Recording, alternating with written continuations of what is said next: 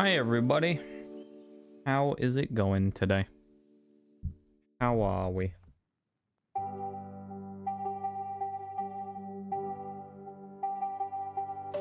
How we doing?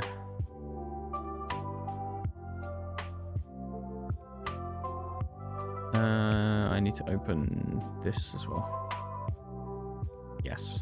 Alright, I need to open my sheet in the background so I know what we've got going on. No, that's typical fashion of when I don't have the thing open, someone redeems Noxcat again, but whenever I have it closed, like, I swear you guys literally know. When I forget to open it, someone literally always redeems Noxcat and Chaos, and every single day when I remember to actually open it, someone redeems it. You guys know, I swear.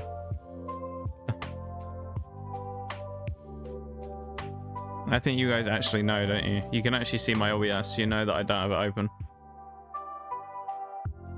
It's so strange though, it's literally every time as well. That's so weird. You'd think I'd have got used to this by now, but... there we go. I'll manually add them. That'll be okay. Thank you for the redeems, Dragon. How has it gone? Welcome in. Hi, too. Now, let me scroll up real quick, because I know there's a few of you who came in before, like, while things were starting out. Cassidy, welcome in. Maximum, welcome in. I hope you're doing good. War, welcome in. Shaylay with the silent lurk. Thank you very much as well. As always, I appreciate the lurk, my dude. And I hope you're having a good one. And War with the 7-stream streak. It's always nice to see, you know, a situation like that, War. I know this is going to sound kind of strange, really, but it's nice to see a new person build up a stream streak, you know. It's kind of cool to know that you enjoyed your time here enough to want to come back, you know, because yeah, I don't know. Yeah, it's just a weird feeling. I think it's one of those things that's kind of hard to describe, you know. It's a strange feeling knowing that someone new came in, enjoyed the time here, and wanted to keep coming back. So, I appreciate it. Thank you so much, man. And hopefully you'll enjoy your time here again going forward. And we'll see that stream streak keep going. Who knows how far you could go with it. Yeah, thanks so much for that. Yeah, welcome in, everybody. How am I doing? I'm doing okay. You know, I think okay is the way to describe it. I'm kind of a bit all over the place. As a lot of you know, I talked about like some stuff during the week, some personal stuff to me that's kind of gone on, and you know, I'm still a little you know, I need a bit of time to kind of come back from that, but I think the last couple of days kind of hit hard a little bit, particularly Friday, Saturday.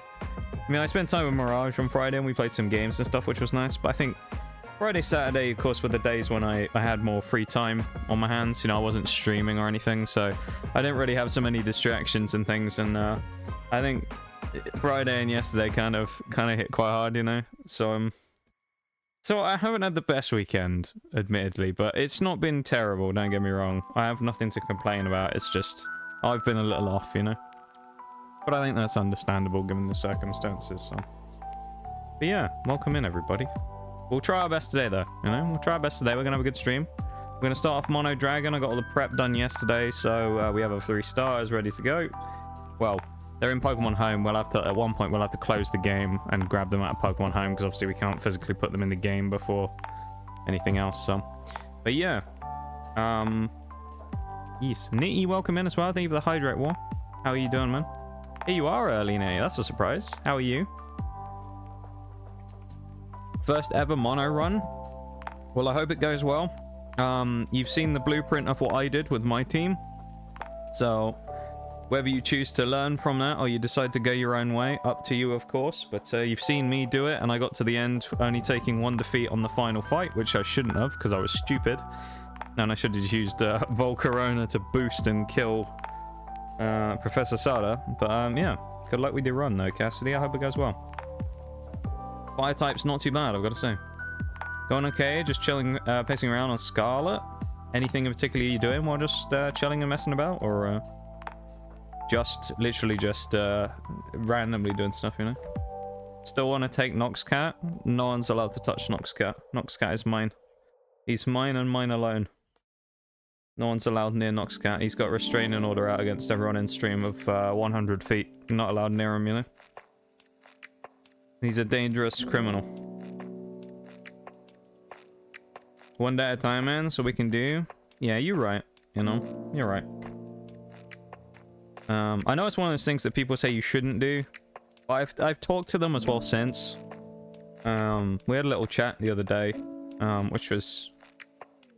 It was quite nice, to be honest. I think it helped things a little. It kind of helped to, like, settle things a little. You know? And put some things to bed, which was quite nice. So I know people say that's not a good thing that you should actually do. Remind me to bring you along the next time I feel like brawling. Okay. We've been raided and we haven't even got into the game yet. Nail the coffin oh my god. But you lot Vampire just Rainer, welcome in. This is yours now. I swear to, if you're something to do with this. Welcome in, Raiders. How's it going? How are you? Welcome into stream. You wouldn't happen to know 1-2, would you? Swear if this is 2 again, or someone. Has someone guided you to raid here, or did you just randomly raid us? I'm always suspicious these days that it was 2. Oh my god. See, I know it's so predictable too. You've become too predictable at doing this. Anytime I get a raid now from someone I don't recognize, I'm like, this is 2 again, isn't it? He's got me again. Welcome in, folks. How you doing? Hello, hello. We haven't really got started yet today. We're only just on the sort of just chatting screen right at the start of stream, but we are going to be playing some Pokemon in a little bit. But welcome in. How are you? How was your stream? What were you up to? Let me give you a little shout out there. I can't forget to do that. That would be very very bad, wouldn't it? Let me give you a cheeky little shout out. Shall I even do the double? Oh, you know what? I'll even do the double bit of Elden Ring, eh? Elden Ring. Good stuff right there. Was it the DLC or base game Elden Ring?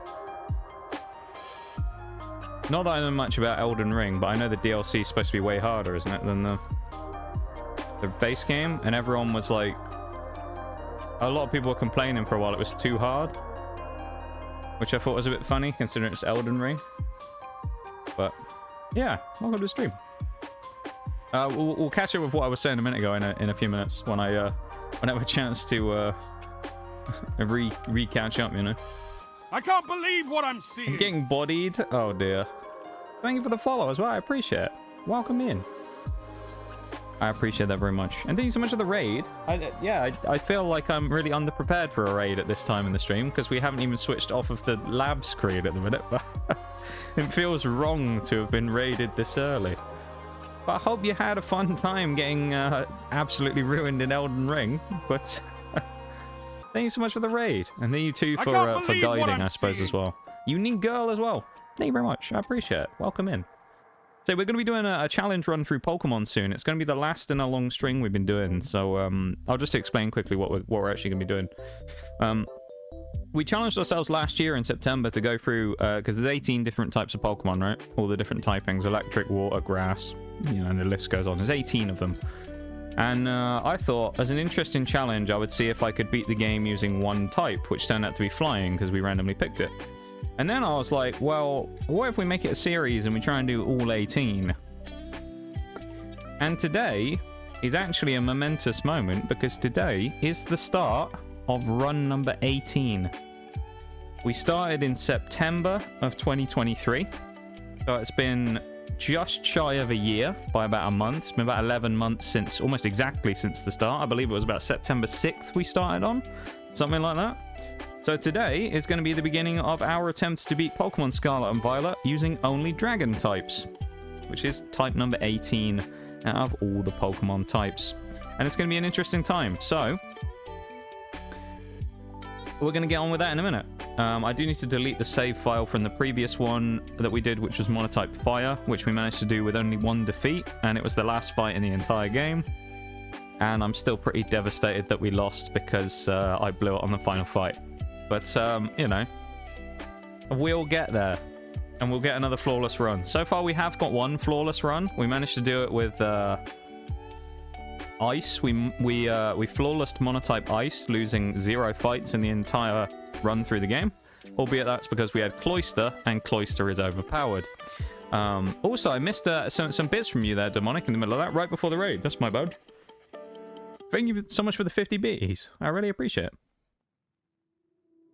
Noxcat disappearing. He won't be bought off so easily, alright? He won't be bought off like that. You can't pay him off. He's not going to leave. I took him in, you know, I gave him a home. Noxcat wouldn't betray me like that. Being alive is kind of nice, to be honest. I'm just catching up on some of the stuff from right before the raid as well. If anyone's wondering where I'm just randomly bringing this stuff from. Yeah.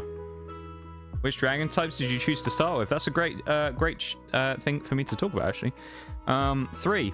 So we have 3 choices. We thought it would be fair to bring 3 Pokemon in, as most typings usually get 3 around the start. So the 3 Pokemon that we selected, all of them will be at level 1. Okay. The first one is actually one you're going to be quite happy to hear, I think, Dragon.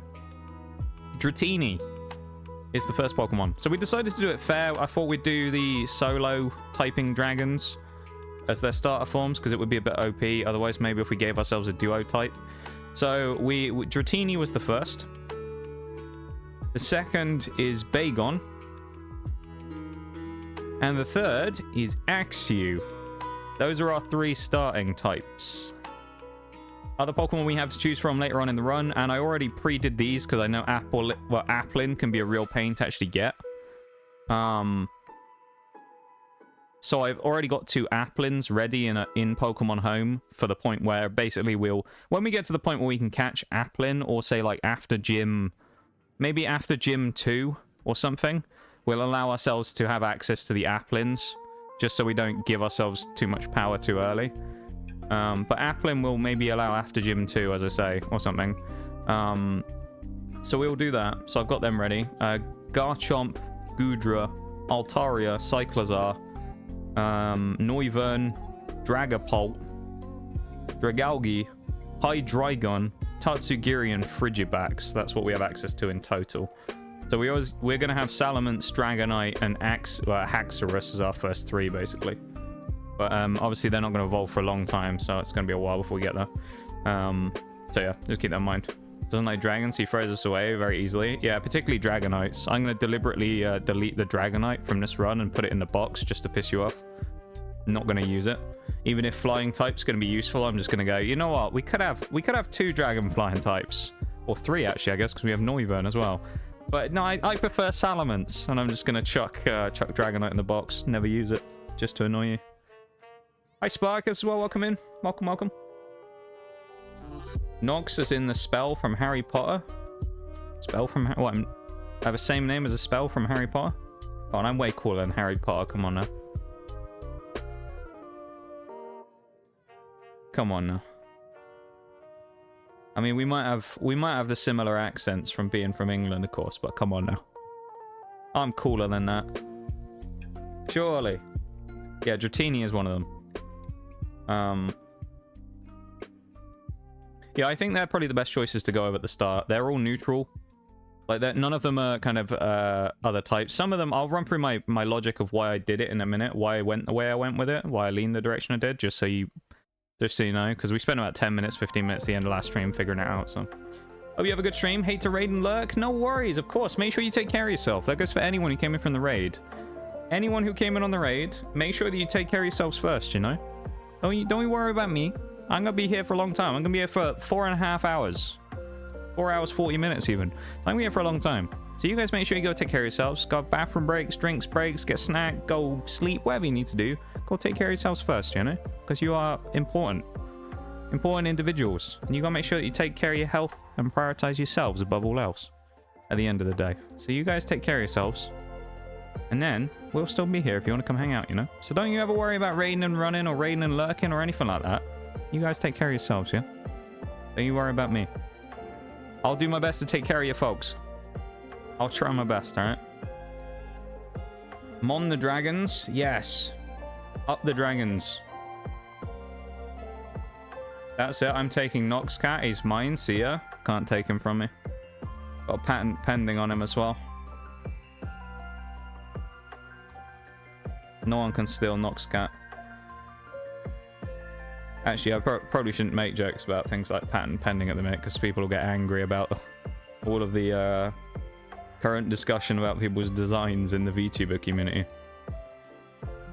People will get annoyed at me if I make jokes about things like that, I suspect.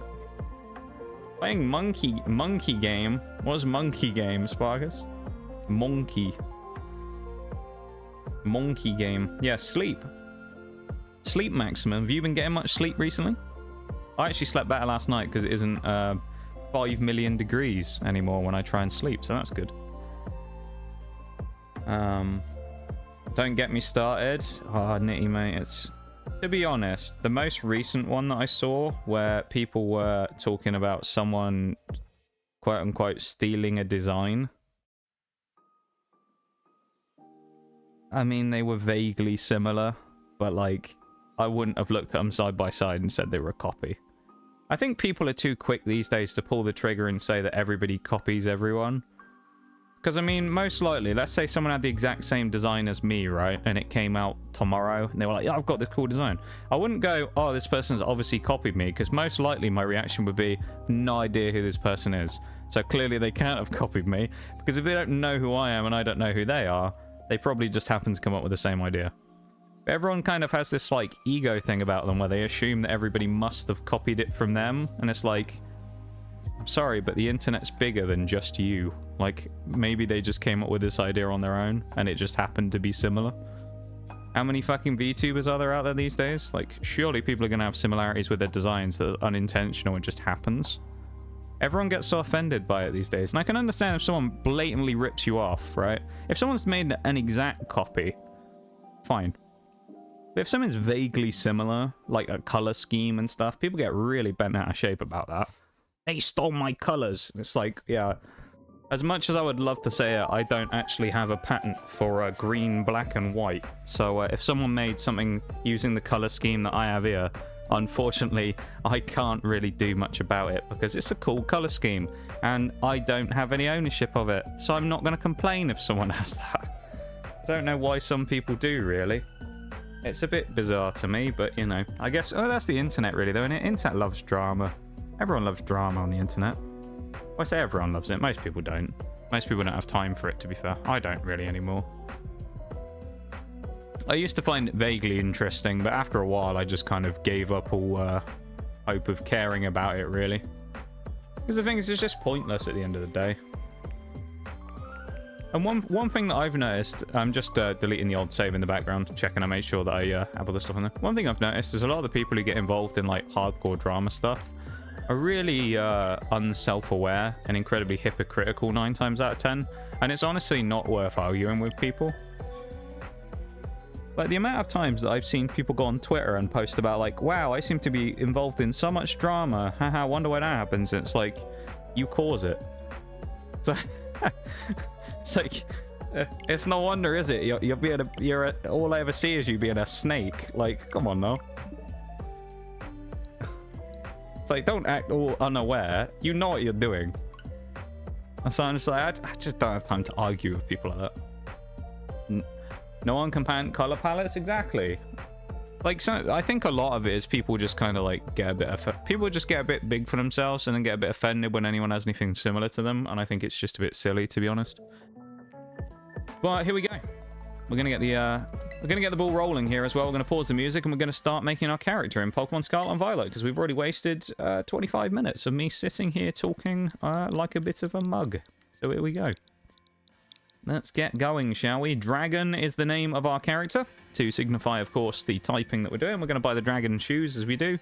I think color-wise for this one, dragon tends to be like an indigo color, doesn't it? So I guess we'll go for a purple or an indigo kind of color. Purpley blue, I think is what we'll go for. Like a dark blue or a purple. So let's see what we can get, shall we? How close can we get?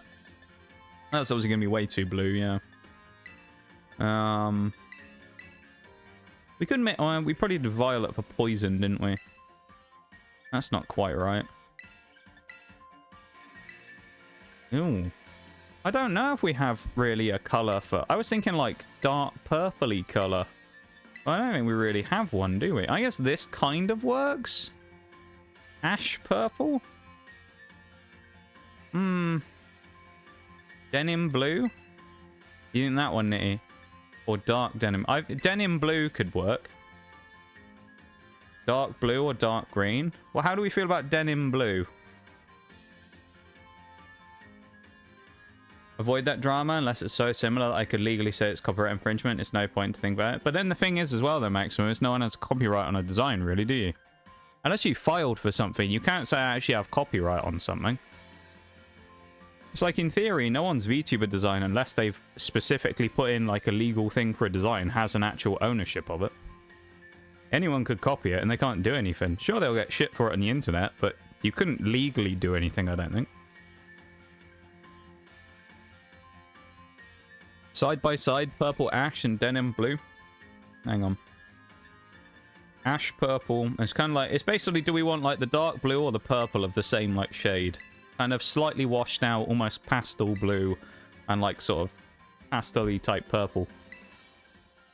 Hey for the silent look, Shags, and welcome in, my dude. Enjoy your studying or whatever it is you're up to, of course.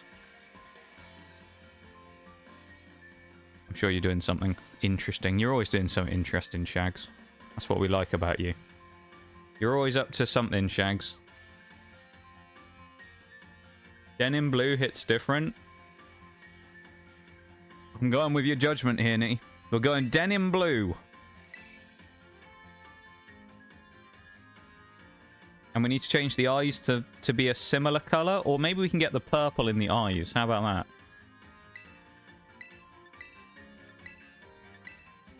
Let's see, what's...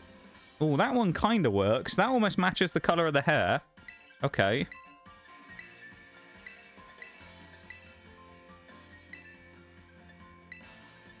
Kind of like... I mean, that's sort of more fairy color, though, isn't it? In terms of Pokemon typings. Oh, that kind of works. The lavender.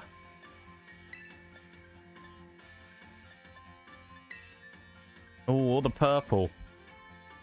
There's a lot of eye options. Ooh. There's a lot of options here for the eye. What are we thinking on the eyes? Do we have a preference on the eyes? We want to go matching with blue, or do we want to go for a slightly like different shade, like with the purple? Like the golden purple?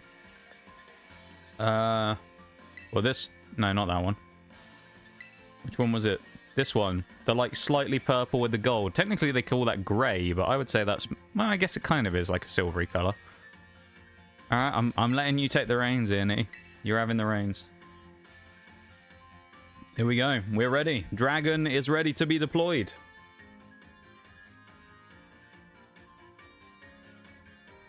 You know, it's kind of weird. It's probably going to sound kind of, like... stupid, almost. It feels really, like, weird now being here at run number 18, because a year ago when I started this, and at first we didn't even really think we were going to do them all. It was just like, let's just try one and see what happens. It's so weird to be sat here a year later and going, wow, this is the end, because I don't know what we're going to do next. I mean, I know we got a few meme runs we're going to do, but the long term, I don't know what we're going to do. And I know Pokemon Scarlet and Violet will probably continue being a game that I play a lot on stream. In another capacity. I don't know how we're going to do it or what we're going to do. But we're going to do something with it.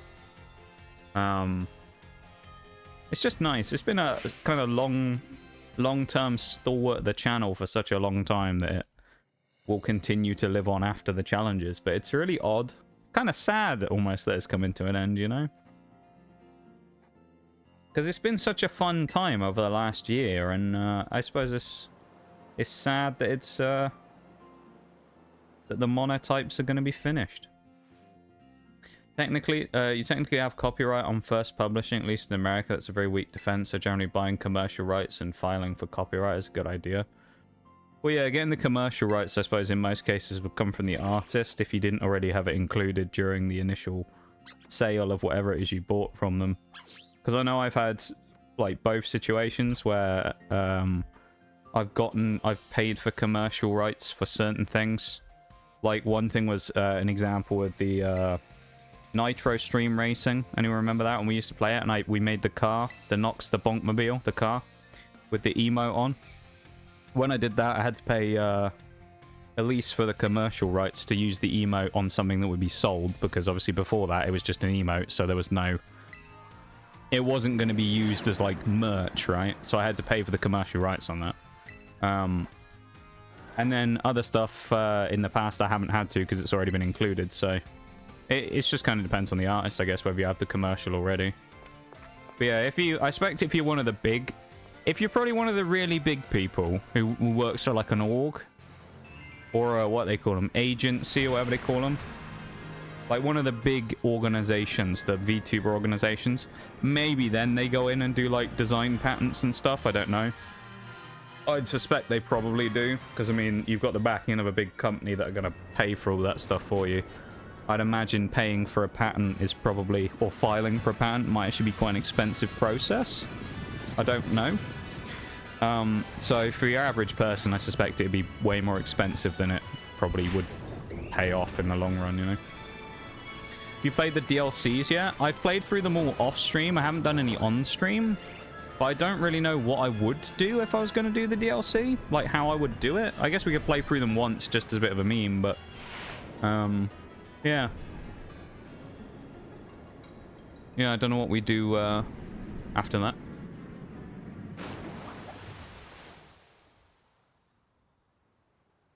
If you have Legends Arceus, you can probably play it on stream. I could. The only thing with that is I've kind of done everything in that game already. I went and 100%ed it, so it's like... There isn't really much for me to do in PLA anymore. Maybe I could do. An absolute vibe, though, through and through. It really has, and it's sad that it's coming to an end. I mean, we've still got, you know, some runs to keep it alive, as I say. Like, we're doing some meme runs and stuff, but... Yeah, it's definitely, a bit sad that it's the end of the monotypes, really. There's part of me that's kind of like, I would be interested. I wouldn't ever do it on stream. But I'd be interested in going back maybe off stream and doing some of them again. Some of the ones that were not that successful, some of the older ones, and just kind of giving them another go. Hi, Bevan. Welcome in as well. How are you, Bevan? Of course, you picked Dragon as the first one. Yeah, OP, dude. Dragon, best type in the game. Yep. You know how it is. And welcome in, I don't know. How you doing? Welcome, welcome. I need to switch screens, actually, because we're chilling here while the ad break clears. And then we get rid of pre-roll ads. Yeah. How are you? If you can hear me, anyway. Yeah, we do have the all-star teams as well, which I think we'll do 6. So basically the way that was going to work is we were going to do like a kind of, as one final celebration of the monotypes and the journey and that, we were going to do the Champion of Champions runs, basically. Which would be that throughout the whole thing, I've screenshotted the 6 Pokemon that we've used for the final runs of each one, where we've actually beaten the Professor, okay? So what we were going to do was put those 6 into a wheel, and we spin it. So one Pokemon goes into Team 1 all the way down to Team 6. And then we basically complete the runs with those Pokemon that made it to the end as the best of the best, as like a all-stars team, basically, and go from there. Now, some of them will be duplicate repeats. So in cases of that, I think we came up with a rule that we were going to use called Wild Card, which would be, say, like Magnezone that appeared for Electric and Steel in the final 6. We end up chucking Magnezone out as the option for one of them, and we randomly spin for one of the other Steel types that didn't make it to the final team as like a wild card last-minute draw. So we've kind of we've come up with that idea already of how we're going to do that for the All-Stars bit, but you know, it needs a bit of messing around and, you know, a bit of finicky stuff going on, but still have life in this dead horse. We do. I feel like we're not beating it yet, you know. Not into Pokemon, but I've enjoyed your mono runs. I appreciate it, you know. I think that's one of the cool things about it, is because it's more of a...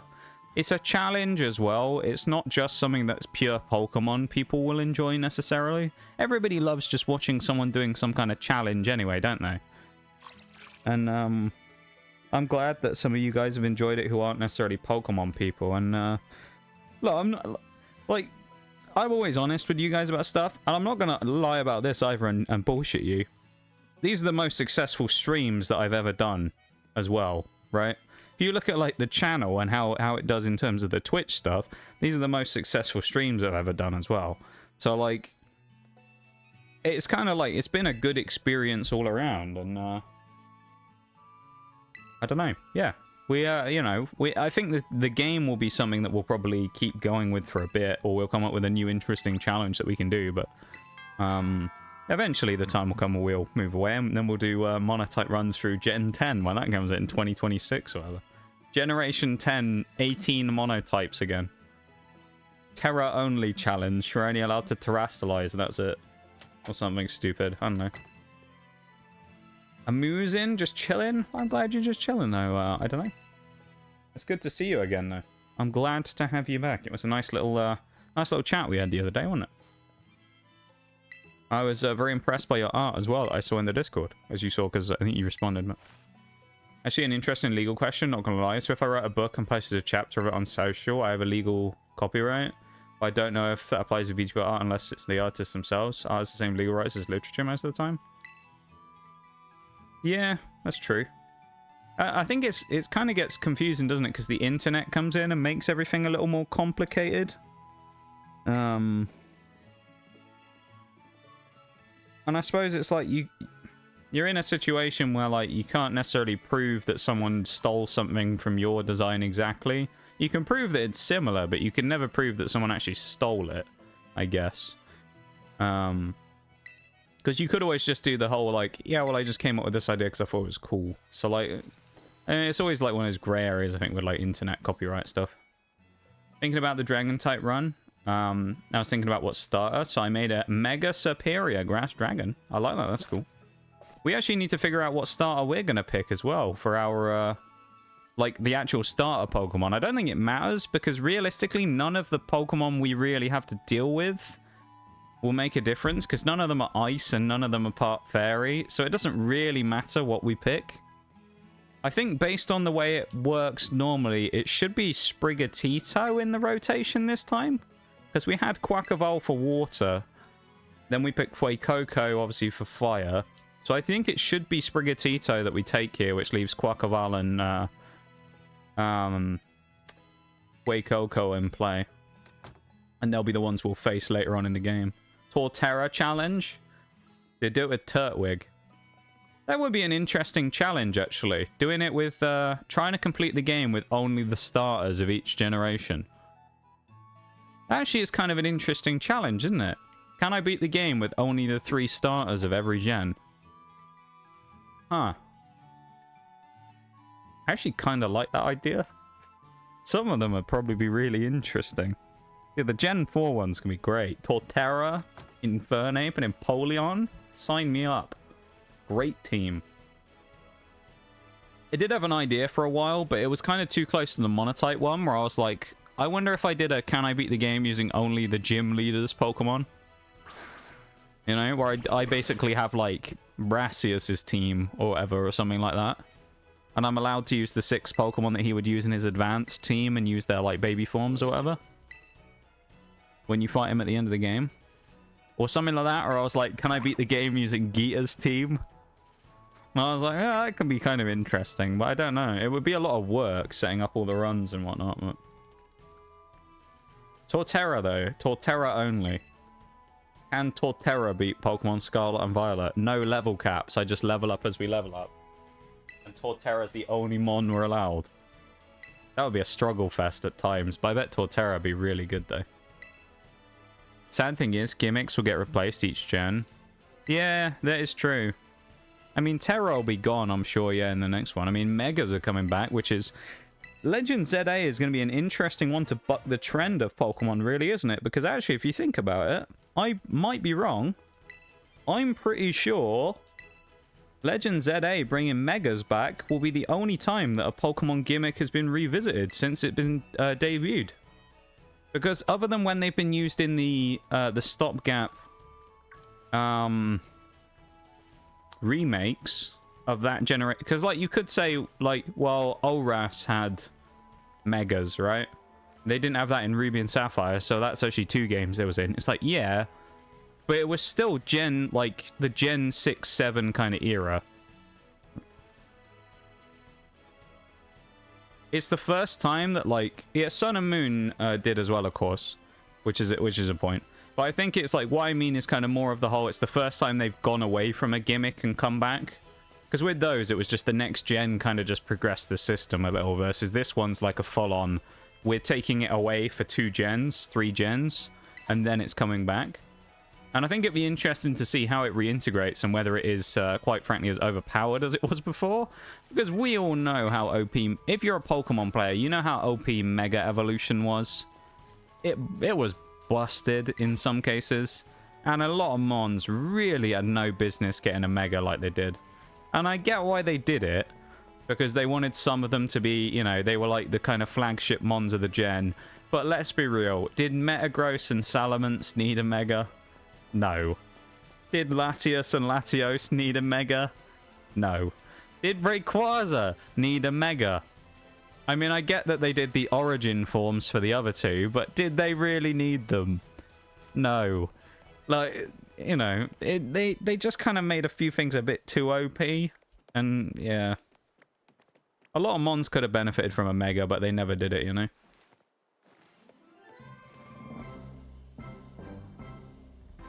We'll see, though, I suppose. Brassius run? The Brassius only would be garbage. Although Sudowoodo is really OP at the early game. Walking Pokemon 2, I didn't care how much of a gimmick it was rather than the quality of life change. Yeah, that was a fun one as well. It's sad that they never really brought that back. From, like, the... Well, they sort of did. I guess they brought it back in BDSP. So they brought it back there, and then you had it in Soul Silver as well, so... Heart Gold, Soul Silver. And I suppose you kind of had it in the Let's Go games, but, like... Yeah, so I suppose they've kind of reused that one before. RS was a separate timeline as well, wasn't it? I think so, yeah. Yeah, Mega's 100% busted. Wish I could say, but I need to get some sleep in a long work stretch with this Tropical Storm thing being even more hectic. Just need to make it through tomorrow, of course. And you're almost on your vacation, Maximum. So you take it easy, mate. Have a good one. Sleep well. We will see you soon, yeah? You legend. Thank you for being here. Thanks for hanging out. You have a good one, yeah? Take it easy, man. Rest up well. Charizard definitely didn't. Yeah, Charizard didn't, let alone having 2 forms. I mean, I get that it's like they wanted to kind of hype them up with the whole Mega system, and we're like, yeah, here's the 3, like, OG Pokemon. I'm surprised they never made, like, a Mega Raichu or something. That would have been kind of interesting. But, I mean, yeah, the other 2, you could argue, I think they were interesting. They didn't necessarily... Did they need them? No. Like, Blastoise and Venusaur didn't need them. But at the same time, they weren't bad, like, as a thing. I think they were fine. It boosted their popularity a bit. But also, if you were going to give it to those 2, you couldn't not give it to Zard. It was unfair, though, that Zard got 2, I think. And both of them were quite competitive, if I remember rightly. Versus the others kind of... Yeah, they only got 1 each. As I say, Salamence absolutely didn't need one. Metagross didn't need one. The Latis didn't. Rayquaza didn't. What else are we looking at? I mean, there were so many things. Some of them were the ones that needed the help that I think they were good, but they got overshadowed. Like Steelix. Steelix is a great idea, because Steelix's Mega made it a lot better. But why would you use Mega Steelix? Like, if you're going to pick a Mega Steel type, you're taking... At the time, what would have been, what, Mega Mawile, I think? Was that Steel Fairy, or was it Pure Fairy? No, I can't remember. But you might have taken Mega Mawile, or you just take Mega Metagross. You're not going to take Mega Steelix. Oh, you're not going to take Mega Aggron. Mega Aggron had, like, 230 base defense. That's insane. But why are you going to pick Mega Aggron? You're not. You're just going to take Metagross, because it can one-shot everything. Like, you know? You'll take, like, that one Pokemon that basically just makes all the rest of them irrelevant. Or you just take Mega Ray, and then Rayquaza uses Dragon Ascent and just destroys everything anyway. Anyway. Almost on vacation? You are. You are almost on vacation. Charizard is such a spoiled child. You are right. Dragon mostly only weak to Dragon. Dragon and Ice, of course. Which does leave us in a bit of a predicament because we're going to take Sprigatito. But the reason it leaves us in a bit of a weird place for that is just because at least 3, just off the top of my head, of our Pokemon are flying dragon. So they're quad weak to ice. And we also have 2 grass dragons. So we're going to have a lot of quad weak to ice going on. And Garchomp, that's 6 Pokemon we have that'll be quad weak to ice. So the only ice resist we'll have, and it's not even a resist, the only neutral ice like resist basically we'll have will be Baxcalibur. That'll be the only one we'll have that won't be super effectively hit by ice, is Baxcalibur, which will be neutral. But everything is going to get absolutely, like, smacked by Fairy, except for Dragalge, I think. And that'll be late game, because we won't get one of those until ages into the game, so... Welcome in, Diablo. How's it going? How are you? You know what rubs me the wrong way about Megas? What, knee? What rubs you the wrong way about Megas? Tell me. Imagine you just find a full odd shiny Gabite. We actually did find a full odd shiny Gibble in one of the other runs. That was in Monotype Water, I think. We just found it right near the end of the game in Area 0. It's in my Pokemon home. Tyranitar's design was one of my favorites. I wasn't too keen on Tyranitar, but it was a cool one, you know. But again, I would say it was a Mon that at the time didn't need it, you know. But it was a cool one. It got overshadowed by a lot of things, because I know a lot of people actually argued that it was better to run regular T-Tar than it was to run the Mega, I think. Because didn't it change abilities or something, so it lost access to Sand, I want to say. I think Mega T-Tar didn't get Sandstream, so it was kind of one of those ones that was viewed as a bit of... It could actually be a bit of a down step on some teams. I might be wrong, though. Mega Altaria? Yeah, I forgot Altaria had one. That's a good shout, actually. Stars of Kalos never got Megas of their own, but no, Rayquaza and Charizard need their Megas. That's true, yeah. They never gave them to the regular starters. What's your first Dragon type going to be? So I have 3 that we're going to use. It's going to be Dratini, Axew, and Bagon are going to be the first 3 that we give ourselves. Otherwise, we'll end up having to play a bunch of the game without any, because I think the first one we can get is Goomy at, like, level 20-something. So, yeah, we're just going to give ourselves 3 from Pokemon Home at level 1 and use them as starters. The logic being that most types you can usually get a couple of Pokemon at the start before the first gym. I think the lowest we've ever had is 2, and the highest we've had is about 10, being bug types, so it would be fair for us to give ourselves a couple of Pokemon at the start just to get the run going like we did with Ice, because otherwise there wouldn't be any point to Mono Dragon, because it would take so long to get a Dragon-type team. And even when you did, you'd have 1 Pokemon. It would be quite difficult to actually adhere to the rules of trying to keep level caps and stuff, because, you know, 1 Goomy on its own is probably not going to solo, like, 3 gyms before we can actually start finding new ones, you know?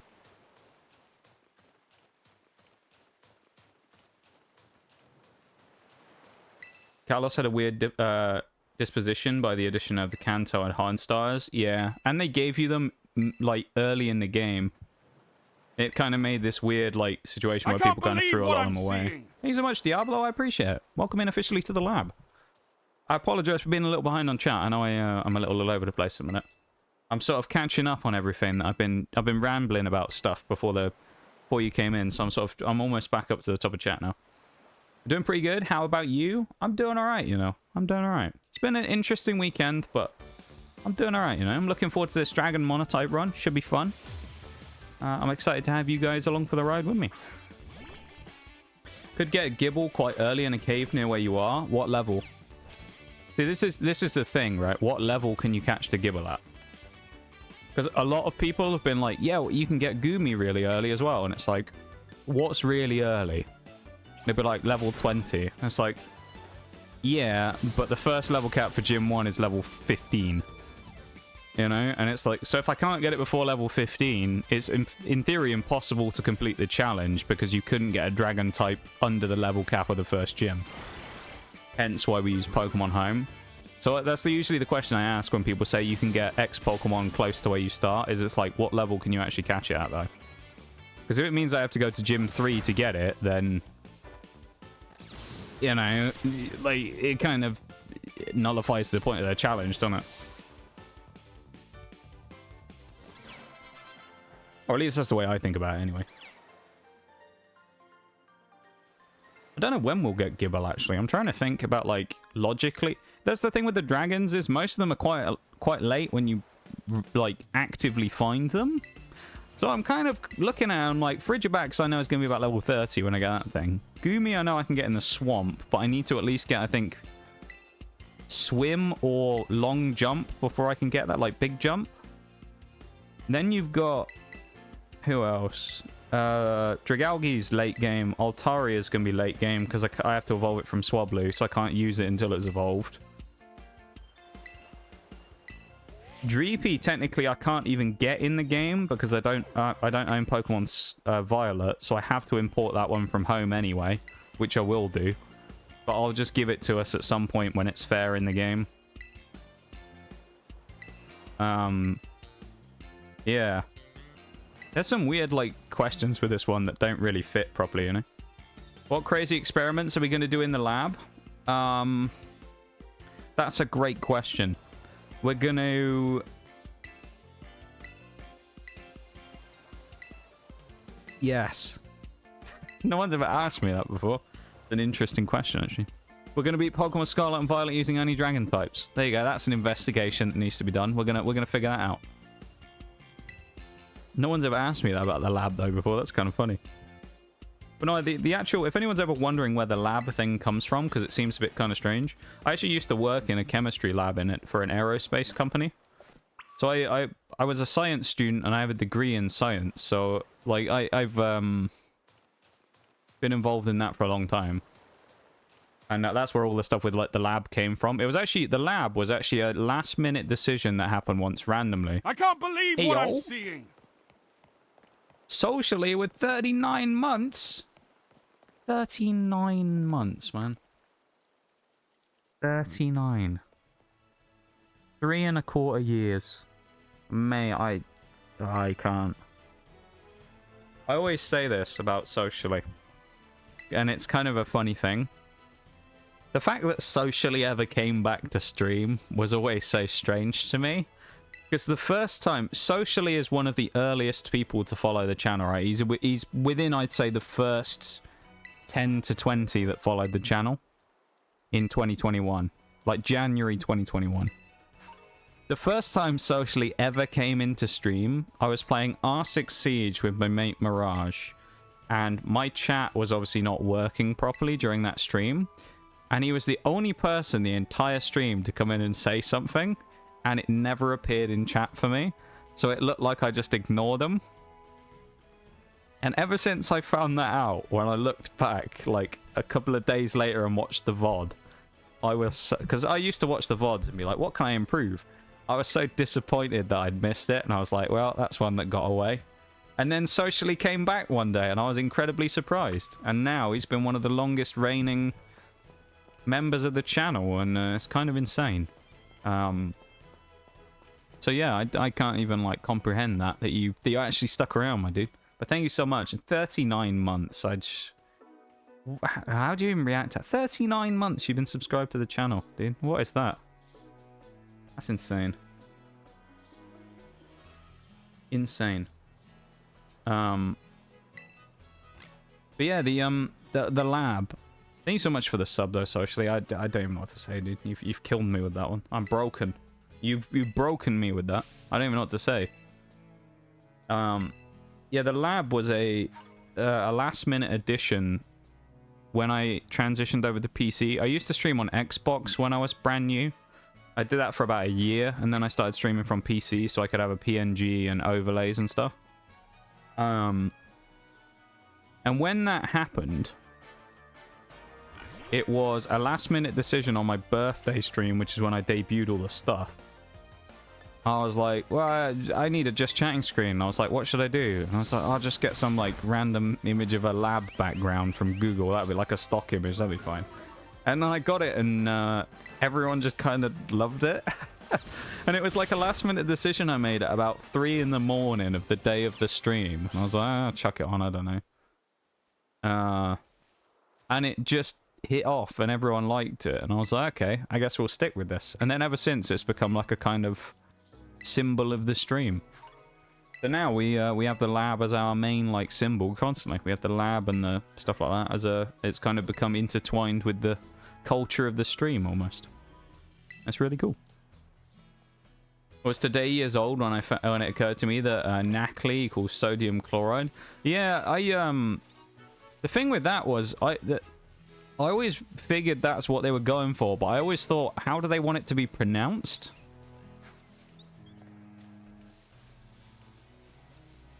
So for a while I was kind of like, is it Nacli or is it something else on the pronunciation? It took me a while to kind of like lock down that, yeah, it was actually Nacli. And then you have Knackle Stack, who's like kind of a weird one as well, and then Garganacle or Garganical or some. It kind of depends. There seems to be two like camps with that. It's Garganical or Garganacle. So I don't know. I just go Garganical. It sounds more natural to me to call it Garganical than Garganacle. Sounds like a word in a foreign language, doesn't it? Garganacle. It sounds a bit sort of German or something. Where does Larvesta spawn? In the desert? Yeah, they spawn kind of anywhere. I tend to have decent luck finding them around that like tower that's kind of sunk in the sand. I would say I find them around there sometimes. It's not like guaranteed spawn, but yeah, I tend to find them usually around that kind of part, somewhere around there. So Gargamel vibes. I feel like I don't understand that reference. Gargamel. Am I being dumb by not realizing this? I feel like I've missed a reference there. Need it because flame bug type? Oh, what for the mono fire? Have you just started it? Just started the mono fire?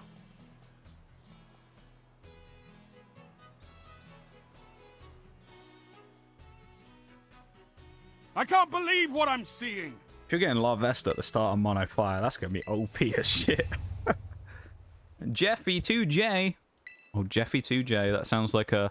It's got a good ring to it, that, doesn't it? Jeffy2J. Welcome in. Hello, welcome to stream. How are you? Welcome in. Welcome to stream. I hope you're doing good today. And welcome to Mono. I almost called it Mono Electric. Why was I thinking electric? Mono Dragon. There we go. Mono Dragon. At the minute, we're currently on pace to break a record of new people coming into the stream in the first hour or something. This is kind of wild. It's very, very odd. We've had a lot of new folks come in today, which is always kind of cool. So yeah, welcome in all the new people. I'm not used to seeing so many new faces around. So yeah, welcome in everybody. Yeah, if you just run around, you'll find them. The Smurfs. Oh, right. Okay. That explains it. I'm not very familiar with my Smurfs lore. That's why. Evil wizard guy is Gargamel. Now you say that, I do. The name rings a bell from somewhere. Maybe I've heard someone reference it. In like 30 minutes, I'm at Quaking Earth. Yeah, they should be around there, yeah. You will be able to find a Larvesta there. I think it does have a low spawn rate, though, is the thing. If you can find a... what was the one I used? I can't remember what the sandwich was. If you make a fire... what they called sandwich, encounter power fire sandwich, you can probably find one quite easily. Because I think it's the only fire type that spawns in the desert. If you can make an encounter power fire sandwich, you'll probably find one really quick. Because that was the problem I was having with Tauros. You remember when I was trying to find fire Tauros? Took me ages, and then eventually I just did a fire encounter power fire sandwich and found one straight away. So welcome in somebody I used to know as well. How are you? Welcome in today. Doing good. That's what we love to see. Jeffy's doing good. That's what we want to see. Somebody is new here. A lot of you guys are new here, actually. I say it's really cool that it is. For those of you that are brand new today, or for those of you that have been in a couple of streams and have come back, I appreciate it very much. You know, it's nice to have some new folks coming in and hanging out with us. You know. But yeah, I appreciate you guys taking the valuable time out of your days, especially on the weekend where you're probably, you know, in relaxing mode and you don't want to do too much. I appreciate you guys taking the time to come and hang out with us, you know. Time's very valuable, and the fact that you choose to share it with us is really fucking cool. So thank you so much for that. And because Twitch recommended you, I was on the recommended, eh? Let's go. It's kind of always interesting to find out where people come from, you know? Because some people come from recommended, some people are looking in Pokemon category, some people find me from other people. Anyway, Some people find me from a raid recommendation from 2, like... So it's always kind of interesting to find out where people come from, you know? Thank you for the redeems. I saw one from Raz in there a minute ago as well. Hi, Raz. How are you? Mono Electric was the one we had quite a bit of trouble with. I think it wasn't terrible. I know we had a few issues here and there. I think that was the one where Magnezone bullshitted that fight against Eri and survived 3 turns in at 4 turns in a row on 1 HP. 1 sturdy and 3 friendship, and it kind of saved at the end of the run. We did have a few problems in Electric, though, I think, but it wasn't as bad as some. Grass was the real... I think Grass is the one that stays in my mind recently, anyway, that was a real stinker. Grass was fine until the end. When we got to the Elite Four with Mono Grass, it just became a train wreck. I essentially wasted almost the whole stream on the Elite Four, which I thought was going to be easy, but I wasted hours trying to do that fight, and I just it was... Yeah. It can only be found the good stuff? What, in stream, you mean? Don't know how to make that sandwich? Well... would you like me to teach you about my very, very valuable resource when it comes to things like that? Shall I let you into my secret of how I find out things like that? Good. How are you? I'm doing all right. I'm doing all right. It's it's some of you guys like who are brand new here weren't here at the start of the week. I've kind of been going through some stuff this week, so I'm not quite at like 100% streaming like capacity, you know, like I'm a little bit off. So all things considered, I think I'm doing all right, you know, doing all right. Even the hydrate spinal rounds, we're hydrating with Coke Zero today for now. Lasagna, oh, I love a lasagna. That's a great choice there, though. Somebody, I love a lasagna. I'll be lurking. No worries, Raz, of course, and leave the K's. Google, yes. Honestly, that's genuinely the thing I do these days. Is it's like it's just faster to do that anyway. Because realistically, right? Let's say you came and asked me, and you went, "Oh, how do I make the fire sandwich?" I might just get it wrong. I might just go, "Yeah, you need this, this, and this," and it'll be the wrong thing, and I don't want to waste your time. That being said, speaking of wasting time, there's an ad break. So in a effort to not waste time, we're going to take a BRB now. I'm going to go make a belter of a coffee or whatever. And we're going to spend the ad break taking a little BRB. We're going to have a stretch. We're going to have a drink. We're going to do all the stuff we need to do so we don't have to watch the ads. And we'll be back in a second, okay? So BRB, everybody. The lo-fi's back on. We'll be back when the ad break is done in just over a minute's time.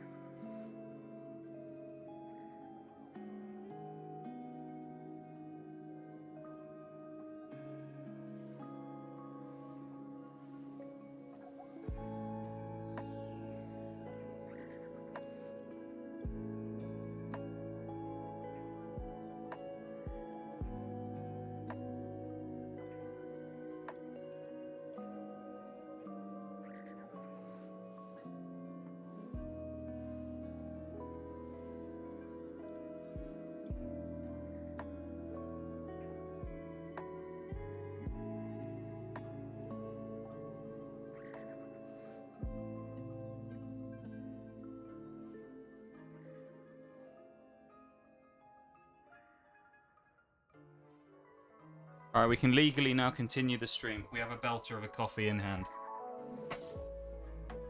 That's what we needed. We've got a belter of a coffee. Now we can continue on.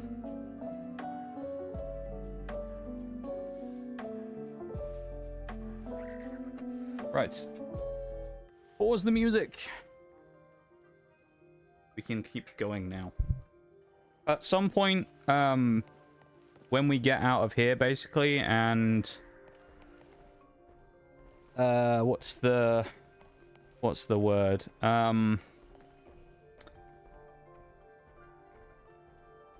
Basically, when we're about to fight Arven, I think we have access to the box. So, right before we fight Arven, we'll bring out the level 1s, and we'll go from there. So basically, when we leave the cave in a minute, I'll quickly switch back to the lab. Then I'll go into Pokemon Home, grab the Pokemon across and put them in the box. And then we will go from there.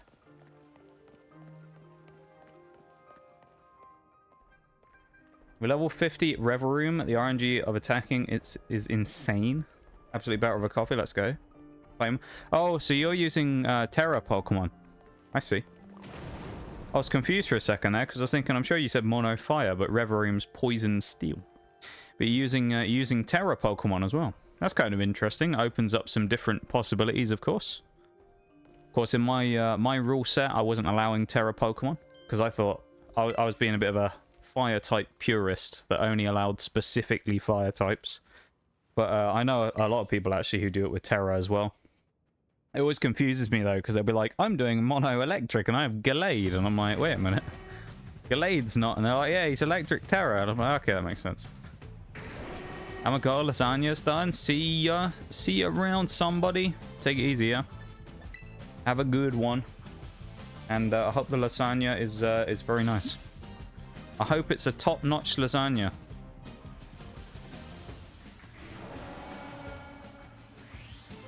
A belter of a lasagna. That's what we want.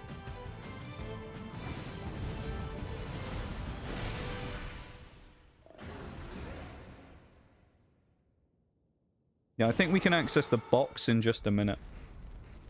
And then I'll grab the dragons. The baby dragons. All 3 of them. Or Dratini. And the other ones.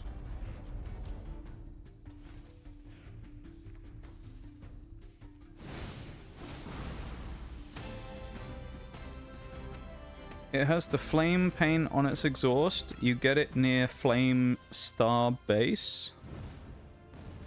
I've never heard of that before. There you go. Is it what? It's not a fire type still though, is it?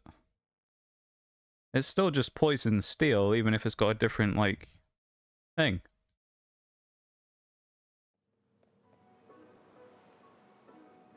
That must be a typo there.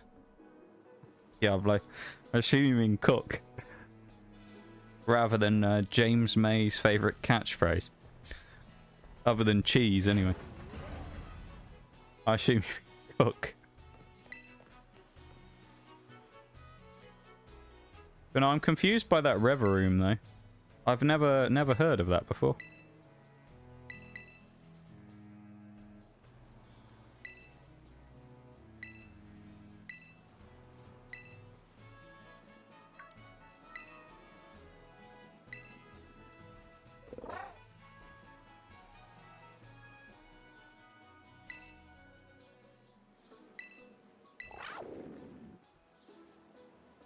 I have my dragon types yet. James May said what now? Oh, it's do you not know about this, Nitty? Yeah, James May is like catchphrase that he used to say whenever anything bad was going to happen, was to say, "Oh cock." That was his like thing. "Oh cock" was like his thing. It was like his word, you know, when he'd say it when something was like bad was about to happen or whatever. We'll drop a save here as well, and I'll go and grab the dragons now. English sucks, so sorry I can't write pretty good. That's okay, don't you worry. Don't you worry at all though, Diablo, you know? Hey, when it comes to Twitch stuff, everybody does typos and stuff all the time, you know? Including me. So I'm used to like reading typos from people who are full English speakers, you know? So I can pretty much pick up what you're trying to say, you know? So don't you worry, it's okay. Remember, at the end of the day, I just switched back to the lab while I'm grabbing the dragon types. Because it's just more interesting than looking at Pokemon Home, to be honest. But yeah, the stream isn't an English exam, you know? So we're not gonna... No one's ever gonna, you know, complain about written English, don't worry. the grammar Gestapo, as I like to like to refer to them. The grammar Gestapo. One for the World War II, the World War II fans there. The grammar Gestapo. Right, I'm going to put both the Applins in the box as well, but they'll be sleepers that aren't allowed to be used until the time is right. But Bagon, Dratini, so these are just the first ones that hatched, so as you'll see, it's not like you can accuse me of being like, well, you just got ones with good natures. I can assure you, because I did look at the natures they've got, they aren't. Most of them are about as backwards as you could get when it comes to the natures that you'd want on them. I think maybe one was semi-decent. I can't remember. I want to say it was Axew's was okay, but the rest of them and the natures was awful. I think Salamence is like minus speed or something. And like, or it's... Was it minus speed and increased defense or something? And then one of them's minus attack, increase something else, and it's like a physical attack. I think it was Dragonite or something. Yeah. Maybe a bit cheating, because it's not a flame type, technically, but still. Well, I mean, hey, at the end of the day, you can do the run however you'd like to, because it's your run, and you're the one who makes the rules. Just because, this is like what I like to say, this is a good example. Just because I wouldn't allow it, because I wouldn't let the Reverie go in my run, doesn't mean that you have to or you don't have to. Because as I always like to say, you don't have to, you know, like, copy what I do when you do these things. You do what you want to do, you do your own run, and you enjoy how you want to play the game. And if that involves going away from the sort of letter of the law rule set, then that's absolutely fine. Can 3 of these be a level 5? You know what? Just for the first fight, I think we'll just for the first fight, because they are level 1, I think we'll let them fight against Arven with Sprigatito on the team, just to make it fair, because I'm not convinced that 3 level 1s are actually going to beat Arven. So I think for fairness sake, because they are literally level 1 fresh hatched Pokemon, I think we will let Sprigatito help them in this first fight, and then Sprigatito's off the team. So as you can see, these were gotten by fire. All 3 of these were hatched by the previous one. And then these are the things that we have on them. So we have, yeah, increased speed minus special defense on the Dragonite. So that maybe that was one of the better ones. I can't remember, with Shed Skin currently. We have Rockhead Bagon with increased attack minus speed, which is... The increased attack's nice in Salamence, but minus speed is not great. And increased special attack Haxorus with minus defense. Exactly what you want on Haxorus, right? Increased special attack. Yep, that's what we want. Could grind them. Oh, that's true, actually. We can actually grind them, yeah. No, I forgot about that. That's a good point, though. These are the 2 what will become Fruit Boys. These are the 2 Fruit Boys. They aren't available yet. One's a special attack increase, the other one's special defense. So they're just there because Applin can be a bit annoying to get. So there you go. Dratini lost. Okay.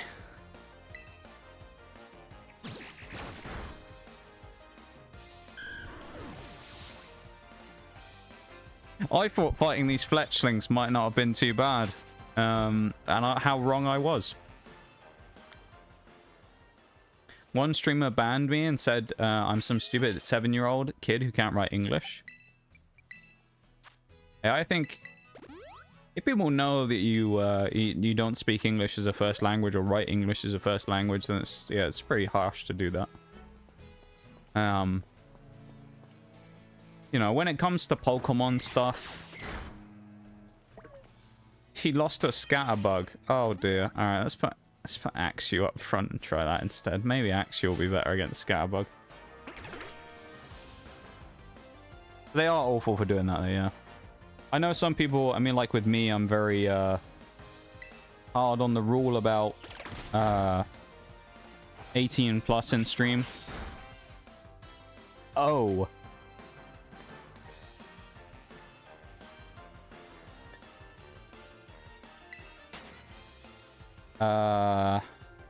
Okay, so we're not gonna grind them on the bug types because apparently they can't even beat a level 4 Scatterbug. So we're gonna keep Sprigatito right now. Actually, we'll use Sprigatito to fight the Lechonks for them and get them up a couple of levels. That's a good idea. Then they're still not directly fighting.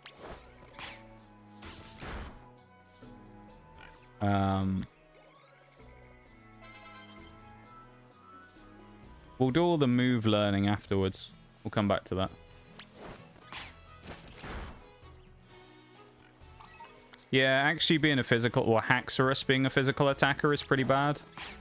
I mean, there's no way we're going to make use of special attacking Haxorus. Like, realistically, if you want to look at what's a special attacker on the team that we're going to have eventually, the only one that really comes to mind is going to be Hydreigon.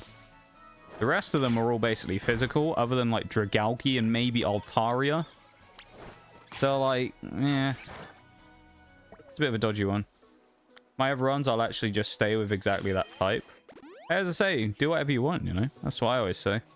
Whatever you find fun, whatever you want to do for your rule set, that's fine. Just because I might not do it like that myself doesn't mean it's wrong or bad or anything, you know? Need sweet and tart apple. Maybe even syrupy if you have the DLC. I know. I'm well aware of what I need for the two Pokemon. I'm up to date on my information on Applin and Flapple, as they are mascots for the stream by the name of Fruit Boy. They're not allowed yet. The DLC is also banned for the rules of the run because the DLC came out after the run had already started. Or the runs through the monotypes had already started, so Hydrapple and Dipplin are kind of banned anyway, but yeah. Already know where I can get the apples for the other two, though. I can go and get them in Lagtree Thicket. English is my third? If it's your third language, that's pretty cool, though. The fact that you have two other languages that you can speak. Lithuanian, Russian, eh? That's pretty impressive. Two complicated languages to to people on the outside. I mean, basically all of the Eastern European languages are particularly difficult for anyone who tends not to speak them naturally, so fair play though. Trade ban too. Trade ban indeed. Yeah, no trades available in this one. We're not allowed to do that. The only exception would be either in-game trades with NPCs or trading specifically with someone to get an evolution, but in the case of Dragon, we don't need that. So say like I needed to get a Scizor, I could trade with someone with a Scyther so I could get a Scizor. I would have to get the Scyther myself and the Metal Coat. I would just have to trade it to someone to evolve it, you know? Thank you for the Wii Sports as well, War. Enjoy it in the background. But yeah, trades are banned. Trades in general in stream at this point, asking me to trade is kind of just a no-no. But that's more so just because... Remind me to bring you along the next time I feel like brawling. Lord Shank's going off again. Thank you, Demonic Dragon. That's the one I need to call you. Never mind. I'm still getting used to it. Thank you so much, Dragon, for the 50 bits. I really appreciate it. It's very kind of you. Thank you, thank you. You didn't have to do that. I appreciate it very much.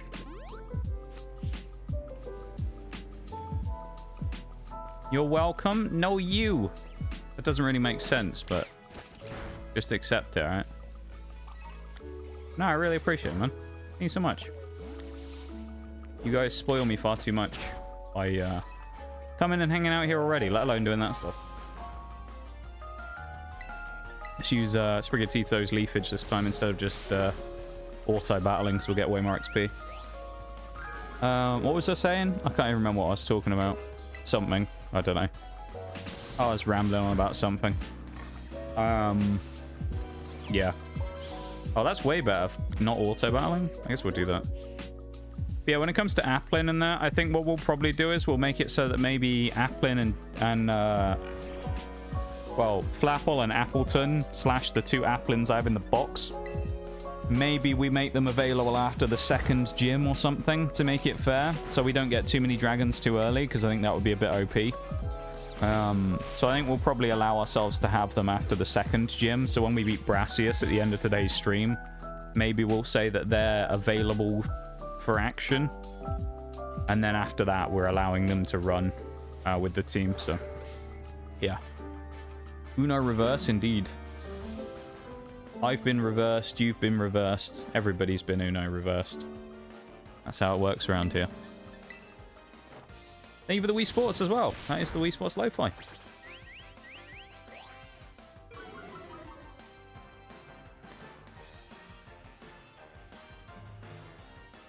I've queued up the next bit for the next bit of Lo-Fi as well.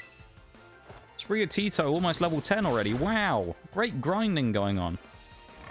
Not that it matters, of course, because it's going out the window any second now that we've got 3 level 5s. Bagon learning Bite. Dratini learning Twister. We have our first Dragon-type move at level 5. Wow. They also learned some other moves, so we'll have to figure that out, what they got. Let's do some move relearning, shall we?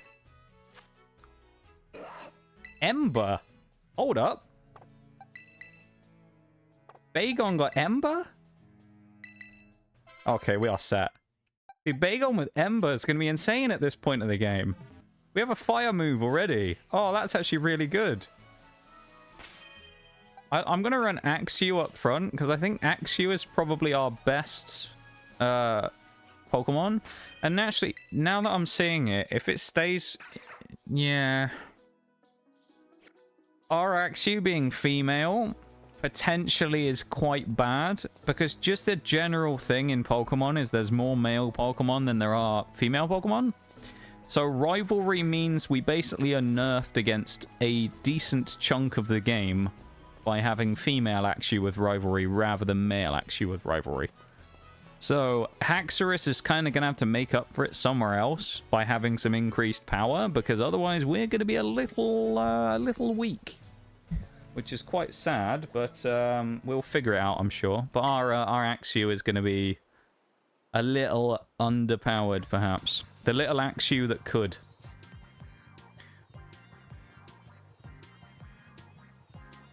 I believe in it, though. I believe in Axew.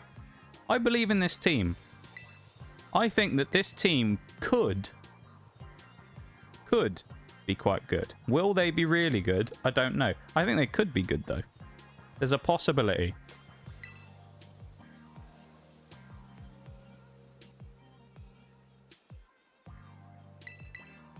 Certainly a possibility. But likely, I don't know. It's going to take a while before they get powerful anyway. If you look realistically, what? When... By the time most of them will evolve to their third forms. I said that with a TH then. Third forms. Third forms. Yeah, we're going to be at, like, probably at the end of the gyms. So, unless a lot of them evolve quite early, we're going to have, like, a bit of an issue with only having stage 2s by the time we get to the end of the game, really? So, like, I don't think we're really going to have anyone particularly powerful until, like, the Elite Four stage. So, like, Stream 4. And strangely, I think one of the earliest Pokemon we're going to get is Garchomp. Because Garchomp's actually not that high level for its evolution, if I remember rightly. It's only in the 40s, isn't it? Not like 46 for Garchomp. Nice start there with a flinch onto the Squovet. Well, see, we don't resist anything really this early in the game. That's part of the reason we didn't allow Dreepy, actually. We decided that Dreepy might be a bit OP with it being part Ghost this early in the game, because it might allow us to negate most of the damage from normal type attacks. So that's part of the reason why we didn't allow Dreepy as one of our 3 starters. Because being a ghost type, it kind of made the start of the game a little irrelevant. But there you go, our first win under our belt with Mono Dragon. Successful win against Arvin Squo Vet. We got critted. We won by the skin of our teeth with a 1v1 with Axew.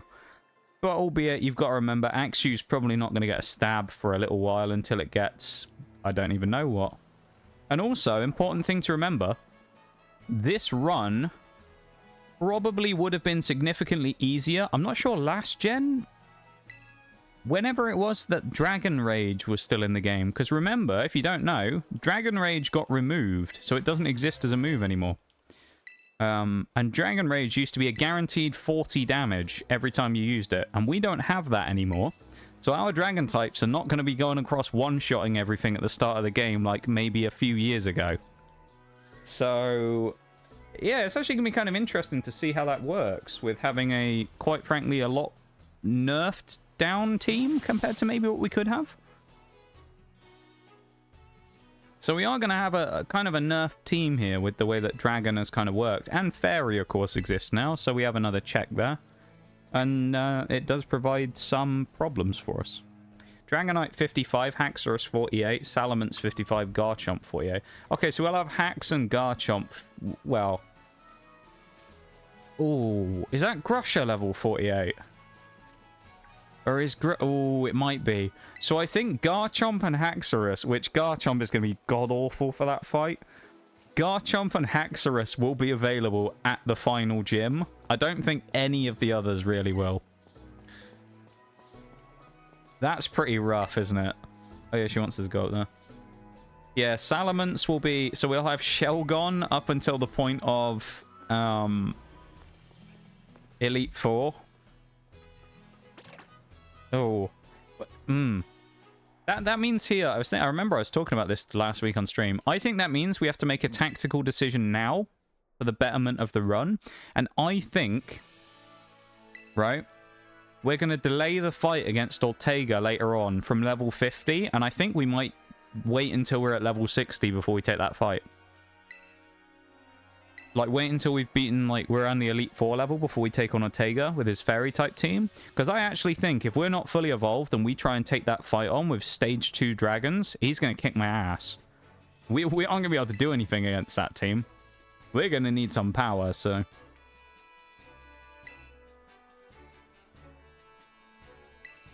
yeah, I think if we're going to fight the Fairy types, we're going to need a really, really strong team. And I think we're going to need to wait on that and delay the fight. So, Gen 7. Okay, there you go. Wagwan Jihu Luk Leng. When you heading over to get a kebab, mate? I'm feeling rather a bit peckish. I haven't had a kebab for years, Bevan. I'm not the biggest fan of kebabs. They're not too bad, but you have to be in the mood for a kebab. I'd say a kebab isn't something I would actively go out and get because I was feeling hungry, you know? Kebab is like... for me, personally, kebab is the type of thing I would get if I was hammered at 3 in the morning. I've been out you know, with the lads. We've been to the pub. You know, you can roll in out the door of the pub at whatever, go off somewhere else and have another drink and play pool somewhere or whatever. And then you stumble home at 3 in the morning. I think that's kind of optimal time for a kebab, really. 3 in the morning, 4 in the morning. Get a bit of grub, you know. Hey, oh, there's Socially as well. Yo, Bevan, love that guy. That's what we love to see. I love your interaction, you two. It's always great.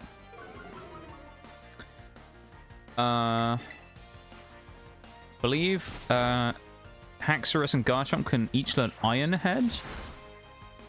Ooh. Yeah, Haxorus definitely can, now that I think about it. Garchomp, I'm not so sure. False Swipe. Oh. Garchomp can get Poison Jab, though. I know that because Cynthia's Garchomp has it. So we can get... if we really needed it, we could put Poison Jab on Garchomp. So that's at least handy. We have options, basically. I think this is... if anyone remembers...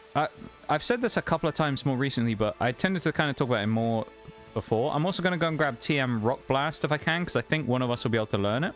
I might be wrong. But I said before that I think Dragon was going to be one of those runs where it was either going to be really one of the easier ones or one of the really difficult ones. And I think for a lot of it, it's going to be quite easy. But I think there are going to be certain fights we're going to walk up to that are just going to have to be full-on strategic. Like, we are actually going to have to go and properly strategize to come up with, like, a way of breaking down. Did my message to socially not send? Don't think so, Bevan. Doesn't look like it. Your Twitch doing you dirty right there. Was Rock Blast the TM we just grabbed? Oh, it's Swift. We need to go get Rock Blast. Yeah, Twitch trying to deny us our love. Yes, they were. Evil Dan Clancy at Twitch trying to deny you guys being together forever. Oh, it does. Okay, it can learn. I assume it's TM it gets Iron Head because it doesn't naturally learn any steel moves. So we have the option of Iron Head then and Poison Jab. If we want it. Poison Jab might be nice actually on Garchomp versus Iron Head being on Haxorus and have them as two separate roles. Just because I think it would be nice to have a grass counter as well.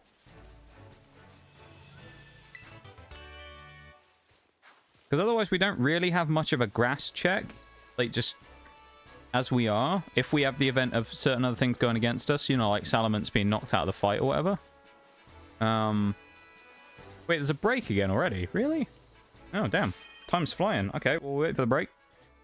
Hey, time's absolutely flying by, yeah? This definitely will speed up a bit later on where we'll get more into things and we'll kind of start cracking on and getting a lot quicker with the actual build-up of power. But,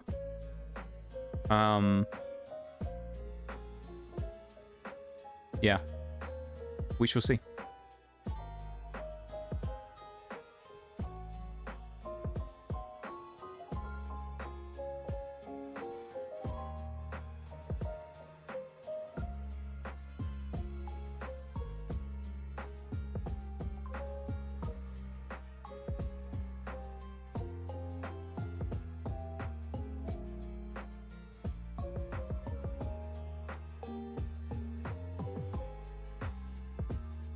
Also pretty excited because I have some Pokemon stuff coming tomorrow.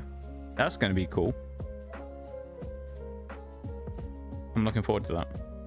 It's not stuff we're gonna do on stream because it's not worth setting all the camera up for or anything like that. But yeah, I do have some Pokemon stuff coming tomorrow, which I treated myself to this week as I was able to get one or two things on sale, which was quite nice. So it's not going to be on stream, but we will have some Pokemon stuff coming in this week that I will post in the Discord. But that one though, the actual stream for Stellar Miracle, will be like the week of September 13th if we do it. So it'll be around that time. So we're going to be there. Be still my beating heart. Don't worry though, Nitty. Just give it like another month and we will be there for another one of those Pokemon opening streams. I'm telling you. It's going to be a brand new booster box. We'll be going fresh. It's going to be great. So like a month time, we probably will be doing in about a month anyway, we'll be doing an opening of Stellar Miracle, which is the Pokemon TCG set that hasn't come out yet. It's still, I think it comes out on the 13th. So about that week, whatever day the 13th is, I don't know what day it is. Sometimes Pokemon releases on a Friday. So it could be just like 2 days afterwards. Yeah, I'm looking forward to it though. I haven't put a pre-order in or anything like that yet, but yeah, it'll be fun though. I think it's going to be really fun to do that again. I really enjoyed it when we did it with Twilight Masquerade, so it should be fun here as well. Albeit in that case we were looking for the Applin cards, so there was kind of an added level of stuff behind it, wasn't there? There was an added level of like looking for what we wanted and everything, but this one is still going to be fun though. We'll have to pick out a chase card from the set and then see what we're, try and hunt it down if we can. I'm sure there'll be something really cool in the set list that I'll like, so there'll be something I'll be chasing, I'm sure.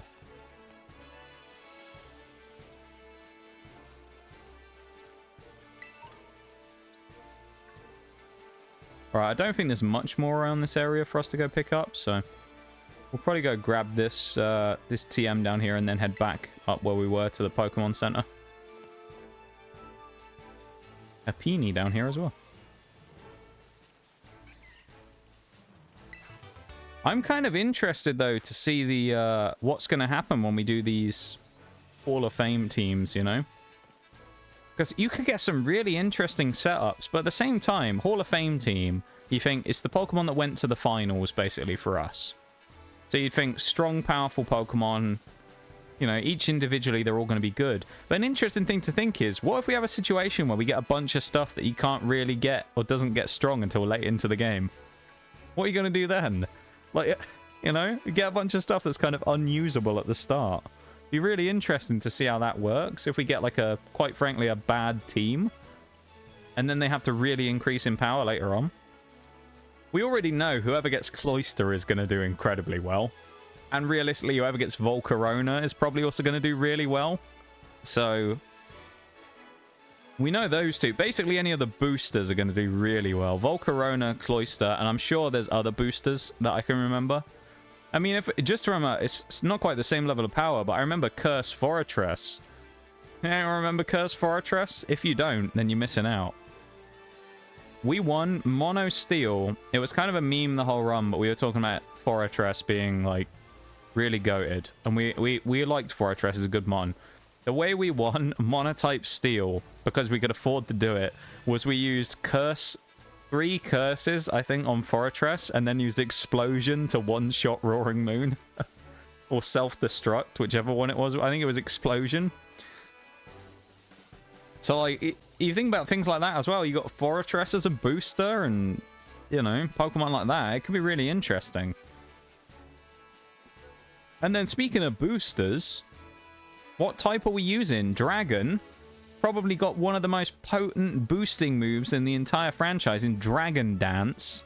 And we're going to have access to it on probably damn near everybody in the team. We could have D-Dance. We could have a whole team of D-Dancers. Just think about that for a second. We could have a whole team, practically, of Dragon Dancers. Garchomp, Haxorus, Dragonite, you know, Baxcalibur, whatever. We could have a whole team, basically, of boosters with Dragon Dance. How scary, how terrifying would that be? You go up against a team that has 6 Dragon Dancers. That'd be awful. Whoever they are will have to earn their stripes. Yeah, they will. Whoever gets Volcarona and Cloyster are really going to have to, like, hope that they get some spotlight time, because we already know that those two are incredibly strong with their boosting potential. So, like, you already know that those teams are going to be really good regardless, just because of having those two on them. Now, it's almost one of those situations where you'd say, I really hope we don't get Volcarona and Cloyster on the same team, because not only would that be the absolute epitome of overkill, it would be the absolute overkill. But, like, yeah, it just wouldn't be that good, because they'd just be fighting for position, you know? It would make one of them look really crap, probably Volcarona, to be honest, because we all know how strong Cloyster was. So, default dancing to the end of the game, yeah. Swords Dance on Haxorus works better than Dragon Dance? Why, because of the double attack boost instead? I mean, I guess. I suppose it depends on the situation, though, doesn't it? And, like, what the Haxorus is like. In the event of us having one that's, like... If we needed the extra speed, Dragon Dance is probably a better fit. If we don't need the speed, then, yeah, Swords Dance is probably the solid choice. There's also a few new Dragon moves and things in there that, I'm not sure whether we get them regularly or if they're TMs, but things like Scale Shot. Something that I'm not familiar with at all, really. I know it's on Koraidon, but it's one of the newer moves in the game, Scale Shot. Which I think is a special attacking dragon move, dare I say. So we could have some interesting stuff there with, like, Scale Shot and things. We don't have any Dragon Switch moves. We don't have any Dragon protecting moves either, like like a baneful bunker type situation or anything like spiky shield, anything like that. I mean, pretty much, I think we've had this on a few runs, and I've explained it as a situation where you tend to get, with these monotype runs, one of two things happens. You have one team, which is either really good synergy. Poison is a great example of this. We have moves and abilities and strategies that really complement one another. So, like, Skuntank Toxapex or something like that is a really good option for that. Because Skuntank can almost guaranteed poison pretty much anything in the game. Because it either has Toxic or something like that, as well as some of its other moves where it's able to poison stuff pretty consistently. And it's able to get rid of the, you know, kind of deal with psychic types to free up a bit of space for Toxapex to actually get in and do something. And then you have Toxapex in our case, which had Baneful Bunkers, poison stuff anyway, and has Merciless. So it's guaranteed a crit on a poison target, and Venoshock, which is guaranteed to double its damage when you hit a poison target. So you can poison someone to boost it to 120 base power and guarantee hit a crit every time with it. So you have one of those synergy teams. Toxicroak was another good one for that, where it was able to quite easily poison a lot of stuff. And it has just some big power. And then you've got the other sort of team, which was more, I guess, like Fire was. Fire didn't have any synergy, but it was a real team of heavy hitters. And Dragon, I think, is the perfect example of one of those teams. Because I think Dragon is just going to be no synergy, everyone out for themselves. There's going to be no, like, setting up to help other people. It's just going to be out and out. One Pokemon goes in, sweeps as much of a fight as it can. Next Pokemon comes in, sweeps as much of a fight as it can. And that's just going to be it. Yeah, it's going to be like... It's just going to be a fight of Powermon after Powermon. There's a few kind of like semi-support mons that we'll have, or at least that can open up options for us. Like Dragalge is an example of that, where it's like, it is a special attacking weapon. It's decent, but more likely than not, we'll probably use it for the purposes of poisoning things if we need them. Like maybe we'll run it as like a toxic spitter or something, just so we can use it to kind of like fuck with stuff that's got toxic on. Or fuck with like poison weak things. We'll use it as like maybe like a poison counter or something. We can also use it to counter poison types by stopping them from really, you know, kind of like resisting them and doing that with them. And it's good fairy counter. I like... Yeah, there's not really that much in terms of utility mons really when it comes to Dragon, is it? Like all of them pretty much are pseudos. There's a few that aren't, like Noivern and things like that. But half of our team is going to be pseudos. And the pseudos are always the powerful boys that are coming in to just wreck people. You know, the big dogs. So it's really going to be interesting to see how well balanced the team is. And whether the team can really kind of like sustain itself almost.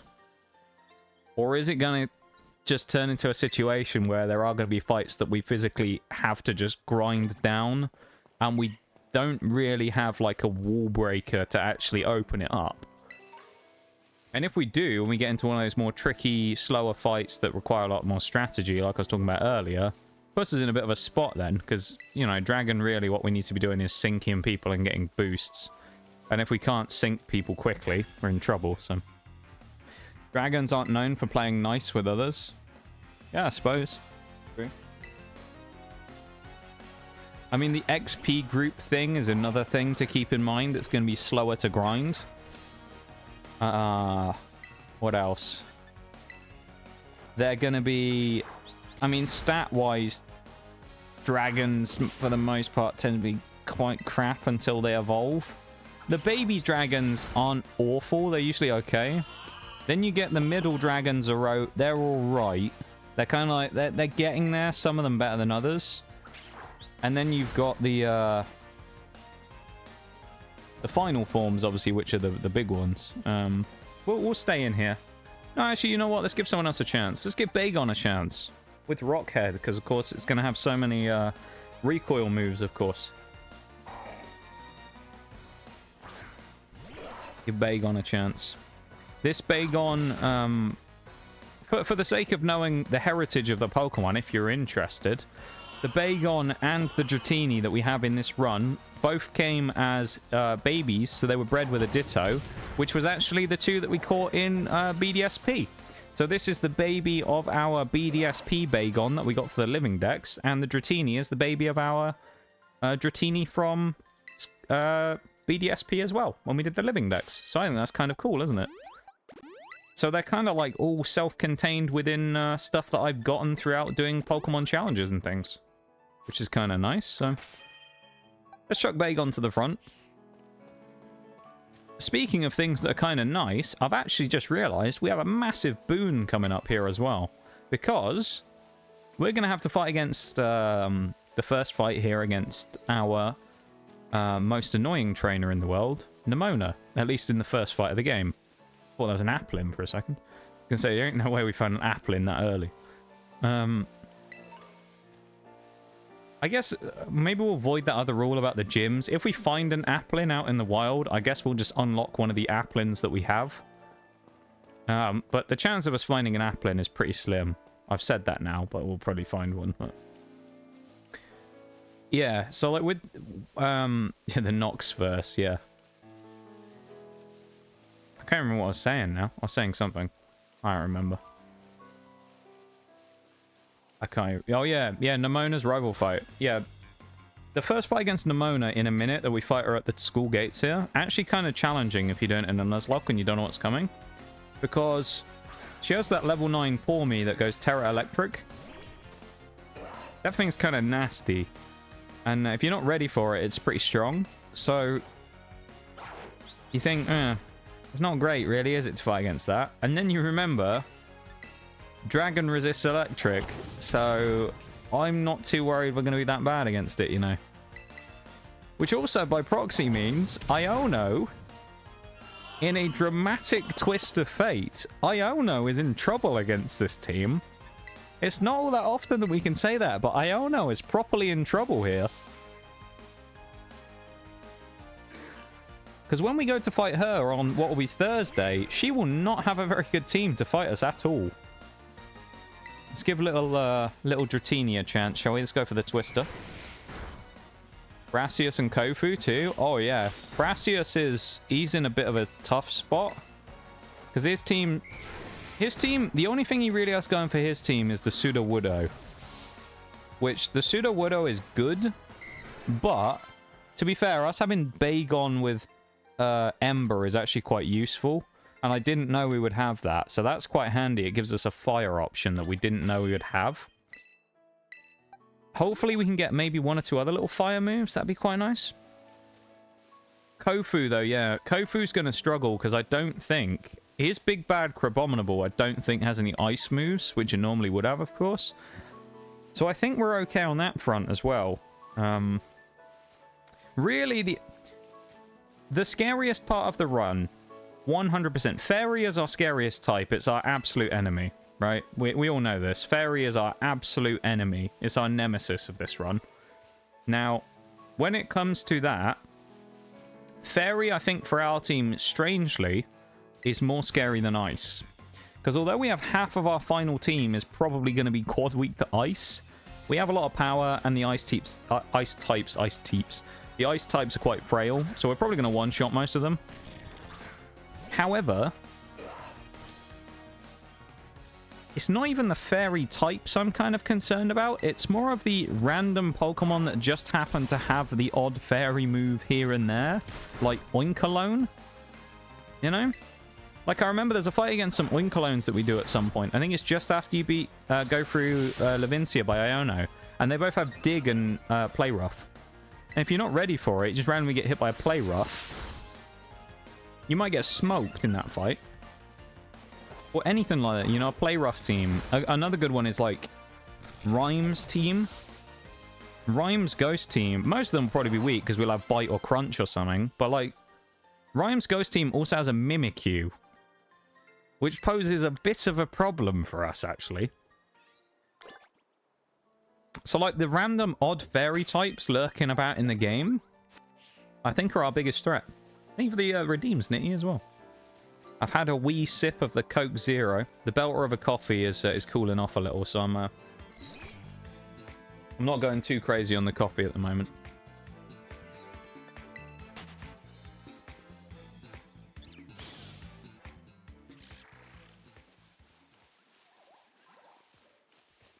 Thanks so much for the redeems, though. And thank you, everyone, for being here again. I really appreciate it, you know? It's been a hard week. And these days where I've been able to come on here and play games on stream and get away from IRL a little bit in the same way that some of you guys might, coming to watch Twitch in the first place. You know, you have your little escape from IRL responsibilities and stuff kind of time. And, yeah, thank you for that. I really needed it this week. And you guys have been amazing, other than that one guy who was a prick. But, that guy's gone now. Well, actually, no, 2 people have been kind of annoying this week. But other than that, everyone else has been great. Right?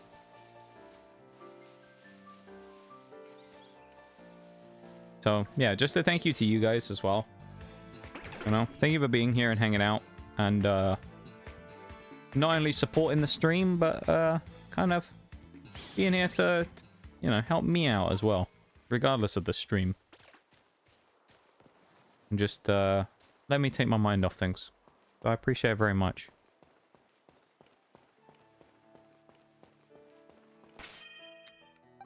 Let's run Dratini up front for this one. I don't remember what this... Oh, this guy's got Rookidee, I remember. You'd think doing this nearly 20 times now, I'd remember every trainer's Pokemon in the entire game. I remember most of them, just not everything.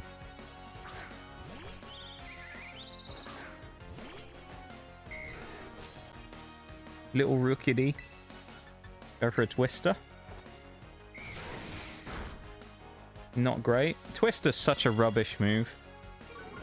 Like, there's just nothing really to say about it. Twister is just such a crap move. It's sad, really, that Dratini's only damaging options at this point in time is Twister and Wrap. It's so bad. Like, oh, we've got such a crap moveset. The only good thing about Wrap is its damage over time, and it stopped, you know, the switch outs thing isn't going to matter, because the AI ain't ever switching out. Nice crit, though, actually, as I'm talking smack about Dratini. But, yeah, like, Dratini's offensive capabilities are shit. And quite frankly, if you look at all the dragon types that we could have, and, like, you know, looking back, I would have said that Dratini would have been one of the ones that became relevant for us because of Dragon Rage. Now, with Dragon Rage gone, Dratini, quite frankly, is probably going to be the weakest of these 3 for a while. Until it evolves to Dragonair, because I think Dragonair is better than Shelgon, and Dragonair actually gets some options. Realistically, before that point, though, if we don't have Dragonair, it's going to be a bit crap. Dratini is going to be rubbish because its moveset is awful. It doesn't really get anything good unless they've drastically buffed it. Now, we never got the chance to use Dratini or Dragonair before in any other mono runs because it only turns to flying when it gets to Dragonite, right? So, maybe I'm wrong and they buffed it and it's a better Pokemon these days than it used to be. But in previous gens, Dragonite has really been let down quite a lot by... Well, Dratini, the Dragonite line, has really been let down quite a lot by having quite a crap moveset. So I'm hoping that maybe things are different and we get some options with certain things that might be good. Metal Claw, actually, is not a terrible move to get early on. That could well be something we could teach on a couple of dragons. So we might have a fairy counter already. That's good, a fairy check. I use that word a lot as well, check, which basically just means counter, if you don't know. Something that checks something else is just something that kind of like, you know, prevents it or counters it, right? So if I ever use that and you don't know what I'm talking about, or I say that's a good check for something, I'm basically saying that's a good counter Pokemon. or that's something that stops this Pokemon from running wild. So like Iron Head earlier, or Poison Jab on the Garchomp when we were talking about that, I probably said that's a good fairy check because it's super effective against fairy types and stops them completely running over our entire team. Let's have a quick look at the timer here to get the whales on, because we have a whales redeem from Dragon there. So let me get that up. I'll tell you what, actually. I'll tell you what. I'm going to hold the whales redeem for a minute, because we are not very far away from the next break. Because I can already see that it's getting towards that time where the next break will be coming up soon. So I will hold the whales until after the break so it doesn't get caught, like, cut short, okay? And we'll do it in one rather than, like, doing it for a bit and then stopping and then doing it again, alright? So I will do the whales after the break so then we can do it, like, in one continuous thing. So I've got the timer up on my phone already. Hello. Twister actually does some good damage, to be fair. Yeah, another problem with dragon types, their move pools are pretty meh in the beginning. I think meh is an understatement, Nitty, quite frankly. They're crap. Dragon types have really crap moves for quite a while, in a lot of cases. Like, planning through the game, I'm thinking about, like, where will we actually get something that will be strong against certain people? And the answer is, in most cases, we won't. We're kind of just gonna... Like, this is what I mean when I said earlier about having a power team versus, like, more of a strategical synergy team. Dragon's answer to everything is like, well, we're dealing with a water type team. What do we have to stop it? Nothing. So what's the counter? One shot everything we're fighting. That's literally that's the strat of Dragon. It's like, well, we don't really have a counter, so I guess we'll just blow through everything. We'll just blast through everything with pure power. That's basically like the strat. Well, we don't have an electric type. We don't have anything really with any electric moves. We might get a thunder punch maybe in there or something. I mean, obviously in our case, water's a bad example because you could say, well, we have Appleton, which Appleton and Flapple actually, I think, strangely are going to be more utility mons on the team. Fruit Boy Appleton, like the legend of Fruit Boy Appleton, is actually going to be really good because I think, I might be wrong, unless we can get Drain Punch on anyone, and I may well be wrong about this, but I'm pretty sure we can't get it on literally anybody. I think Leech Seed is the only form of recovery and healing other than leftovers we will get in the entire run, because I don't think we get any recovery moves on any of our dragons. And I'm pretty confident in the fact of saying I don't think Drain Punch is teachable as a TM on basically anything we have. Maybe Haxorus, but that's a dubious one that I don't really think is gonna work. Like, I don't think that'll allow us. But other than that, I don't think anyone else is getting Drain Punch, if that was possible anyway. So like Appleton and Flapple are gonna be our only like support healers basically via the use of Leech Seed. So it's going to be a really weird one. We're going to have, like, weird Leech Seed support that we're going to need quite a lot, I think, for some of our heavy hitters, our real juggernauts, are going to need some support, and I think those two will have to be our kind of support mons. Picking on dragons tonight, are we? I mean, we're always picking on dragons, particularly when you're here, Dragon, because it's funny. I always deliberately dial it up on picking on the dragons when you're here, because I know you'll react, and it's funny.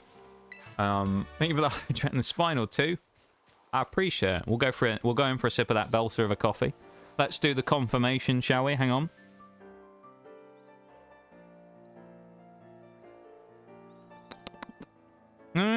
Dare I say it's not quite a belter today? We're a little off there. Yeah, it's a little bit off. A fraction. It's not far off. Something's gone a little wrong there, though, with the belter of a coffee today. I feel like it's not quite as strong as normal. Maybe it's slightly weaker today for some reason. Something's gone wrong with the ratios there, I think. It feels a little... not watery, but it feels a little off, you know? It's not quite as good. Maybe it's just the day. It doesn't hit quite as it doesn't hit different today. Angry emotes, I love it. Not a belter, we're so cooked. Now, if the belter of a coffee is anything to judge our Pokemon skill today, we're screwed, mate. We are fucked. I love how we've managed to spend 2 hours as well, and we haven't even got to the school yet.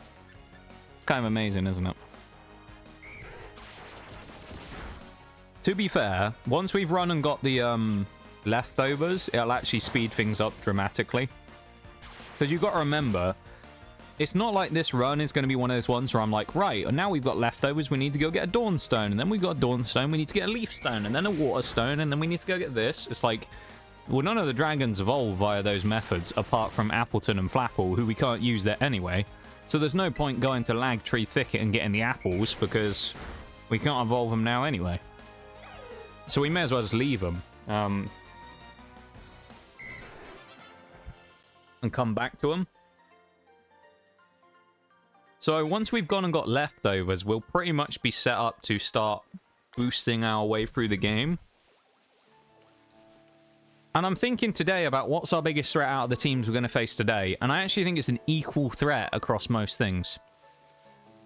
Because Clorf isn't resisted by us. He's a rock type, obviously. And we don't really have anything crazy good against Clorf. So Clorf's just kind of like, he's like a middle, he's an average fight. He's fairly punchy. He doesn't have anything really threatening to us, but he doesn't have anything that's kind of just rubbish against us, right? So the Titan Clorf is like, meh. We're not going to fight a team star today because we usually do, what's his name? Giacomo, the clothing company man. We usually fight him in stream 2, so he's out the window. And then you've got, who else? The third one will be the 2 gyms. Now, I'm a little scared of that Teddy Ursa. Let's switch to the BRB here real quick, and then the whales will come on afterwards. I'm actually a little scared about that Teddy Ursa. Because Summit just gives me this feeling that her team, Katie's team with that Teddy Ursa is kind of just still going to be annoying, even though we have Dragon. Because we don't resist or anything, you know? So it's like, we're still not in much of a dominant position to really go too crazy in that fight. So, yeah, we'll have to think about that. No one can learn Rock Blast. Oh, damn. I was hoping someone could learn Rock Blast. Thunderwave might actually be a bit of a godsend here, though. So I'm actually going to teach that to Dratini. Do that now, because I think it'll be a really good idea to have that on there. We're going to run Dratini up front, and then these 2 in the back, because I think they have, quite frankly, a better chance of beating your boy. So, Bagon and Axew, we're going to run behind, and we're going to run Dratini up front. Because I think they have a better chance of beating me. I don't know. This first 2 hours has absolutely flown by. It's really odd. Absolutely flying by at the minute on the old stream time, you know? Kind of crazy. Hi, Shaggy. Welcome in, man. I'm back. How are we, Dragon? We're doing good. We're doing good. We haven't made a huge amount of progress, admittedly. We're basically still right at the start, but we got the Dragons in place. They're in the team.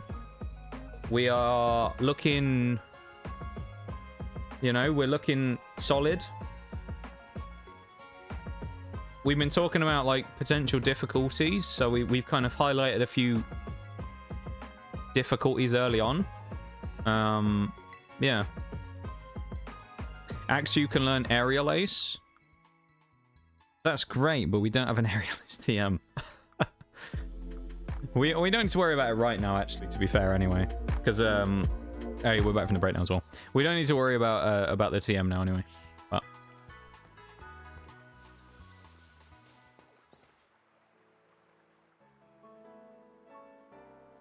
got myself a belter of a coffee. Lovely, Shags. I'm glad you did. Mine's not quite. Which, speaking of, it's not really related to a belter of a coffee, but it's a belter of something else. So here we go. We're going in for our Welsh accent now as well. 5 minutes on the clock. The timer's done. You get about beating 6 trainers on your way to Cortando. Maybe we'll do it anyway. Oh, fair enough. Maybe we'll grab it. But we'll figure it out when we get there, you know. I'll be alright. we'll figure out what we're doing, you know. The Nigel's loose. He is. That means we can't lose, you know. Quaxley coming up here as well. Quaxley and Skeledirge will be the two we deal with later. Just because of the way the rotation works. I don't think it really mattered who we fought either, as the option of the third starter, really. So, yeah, that's actually not great, him getting the attack boost early on with the work up there. That's not amazing. We do land the Thunder Wave from Dratini. We picked it up a minute ago. I was going to teach it to it in the break, which I did.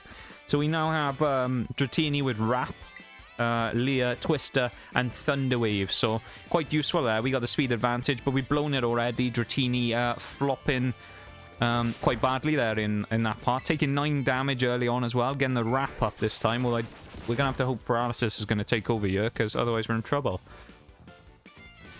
Oh, Jesus. Tell you what, this Quaxley... God, we're going to have to get rid of this guy quick. He's looking dangerous. He got a double workup.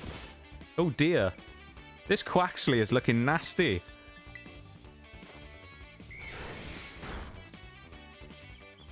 Oh, nice. We flinched. Okay, we got flinch and para. And we got the wrap going. So, let's suck him up nicely, you know, with the wrap. Hit him with the tortilla, and then we'll be alright. Growl. Alright, that's fine. We've survived. I think we've survived Quaxley so far. That's good. I think we're alright. We're okay. We've beaten the Quaxley, which means now the next one coming in is going to be Terra Electric for me. Now, Electric is a type that we resist as dragon types, so we have got the advantage. He only has one move, which is Thunder Wave. He can paralyze us, but in terms of his offensive options and power, Pormy doesn't really have that much going for it. So, ideally, you know, I think we'll probably end up sacking the Dratini here, unless we get unlucky. I don't know. Unless she gets unlucky, I suppose, or we get very lucky. I'm not too convinced we're going to easily win this with Dratini, but you never know, we might. We get a crit or something, you know, see what happens. But most likely, I think Bagon and Axew clean this one up in the background anyway, so let's see how much this does. I reckon it's going to do less than 5. I might be wrong. I'd like to have more than 13 HP left after this Thunder Shock. I did 8. So we can take one more then. So we're going to get one more hit. Embrace democracy, or you will be eradicated. Damage isn't terrible. A crit would be nice. Now, I could switch out if I wanted to into someone else. I only did 7. I could make a switch. I'm almost tempted to, actually.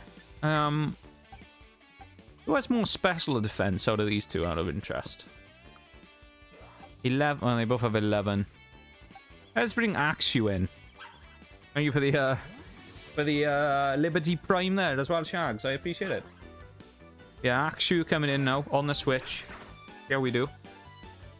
Eats the Thunder Shock. Hopefully this will do similar damage, maybe. 8. They're all doing about the same to us, so we're still taking a bit of damage, but we're laying some damage out on the table as well. In theory, with the damage it was doing, we should be able to survive. No, I critted, didn't I? Yeah. Not great. Oh, actually close there. We're going to have to switch again. I mean, this is not a nuzlocke, obviously, so we could just let one sack, but for the purposes of this, I'd just like to do it cleanly. Because, you know, really, we shouldn't be struggling this much on this bloody thing. Yeah, naming. That's something we haven't thought about yet, of course, because we haven't caught our first Pokemon. But we can rename these guys at any time, as they technically are traded Pokemon. And so we can't rename them. I don't know what we're going to go for a naming theme. So, yeah, we're going to have to just come up with something. I'm amazed we didn't get paralyzed the entire time from that fight. He used, what, 6, maybe 7? I want to say you 7, maybe, yeah, 6 or 7 Thunder Shocks there, and nobody got paralyzed. We also got Assurance on... That's quite a good move. Dare I say, that's quite a strong move, actually. Well, there's the timer done as well, so the Wales is over. That's actually quite a nice... It's quite a good move to get on Axew at that. 60 base power Dark move, that's not bad. I mean, it's not good against Bug, but... You know. Names of heroes from legend. I like that. That's a good, like, yeah. Legends of kind of mythology, yeah. That's a cool naming scheme, Nitty. I like that.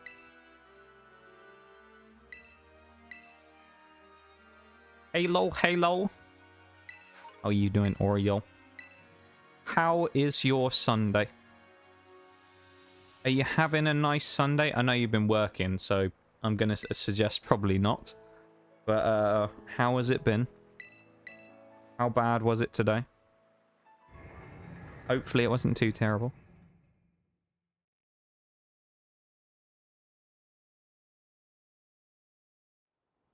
Just got off work, of course. You must have only just got off, though, hadn't you? Isn't it?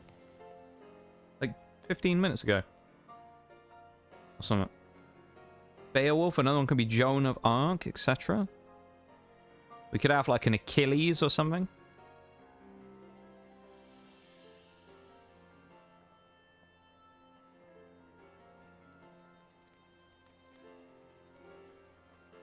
Perseus the dragon.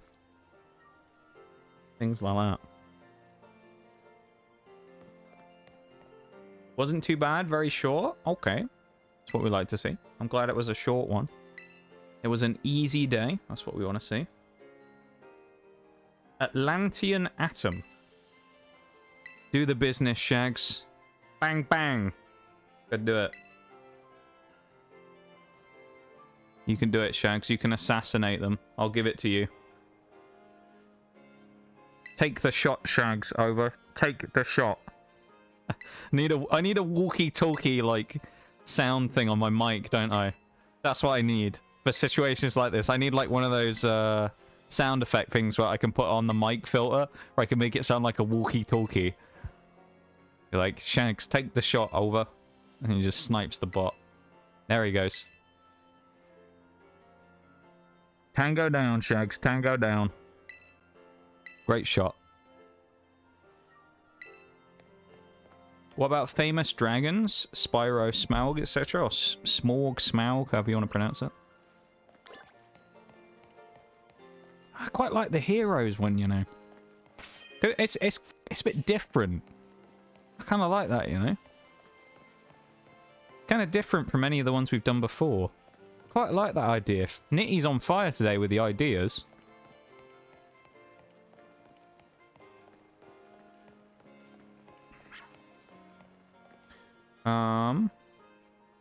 Me and one of my friends are gonna go get pierced on Friday. I'm really excited. Oh. Which, is it the nose piercing you were telling me about? Is that the one you're getting? On Friday as well. Nice. That's cool. I assume it's the nose one that you told me about a while ago. Would be amazing. It would, wouldn't it? That would actually be great if we had like a walkie-talkie sound filter on the mic. Clean kill. Subject is contained. Fire at will. On guard.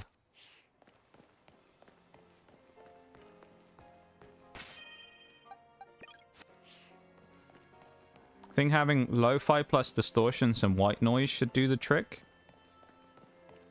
Oh, for the thing you mean.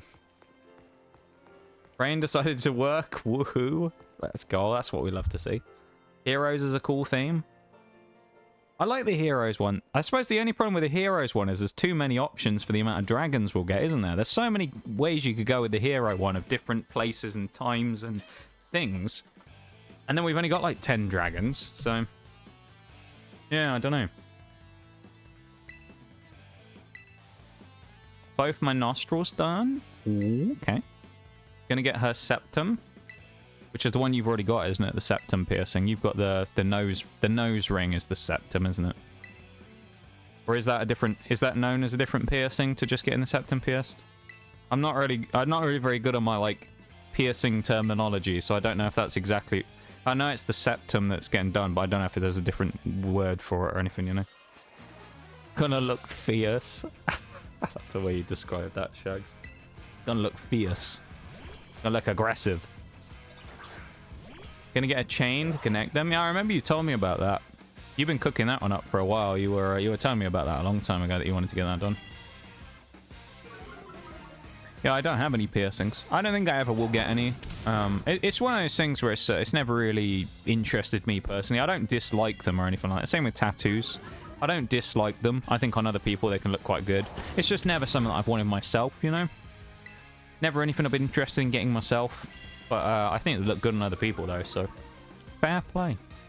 And I know you've been wanting to do it for a while. And just with everything you always have going on and the fact you're moving at the minute and things, I think that it'd be nice to treat yourself and get something like that, you know?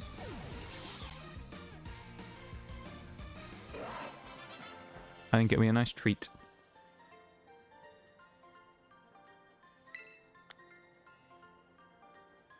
I want to get my ears and my septum done. Do it, Nitty. Mum says the septum will make me look like a bisexual. Little does she know. Screenshotted. Screenshotted, posted everywhere. Nitty exposed on the stream. Your mum, it's been a front since the start, Nitty. Your mum, I'm not just a regular streamer. It's been a 2-year-long plan of me not actually being a streamer. I'm just an undercover agent waiting to get you to confess about that. It's what it's been. I've been waiting for years to finally get you to admit it. And now I have it. This is the last stream ever. You'll never see me ever again after today. The last stream ever. My mission is now complete. Only piercing I've got is the one in my hip. I like that joke's gone over my head though.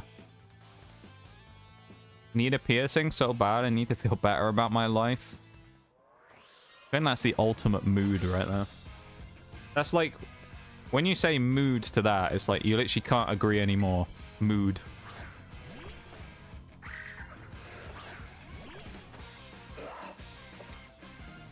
Minus the piercing part, anyway. No, I'm glad you're doing something for yourself, though. It's always nice.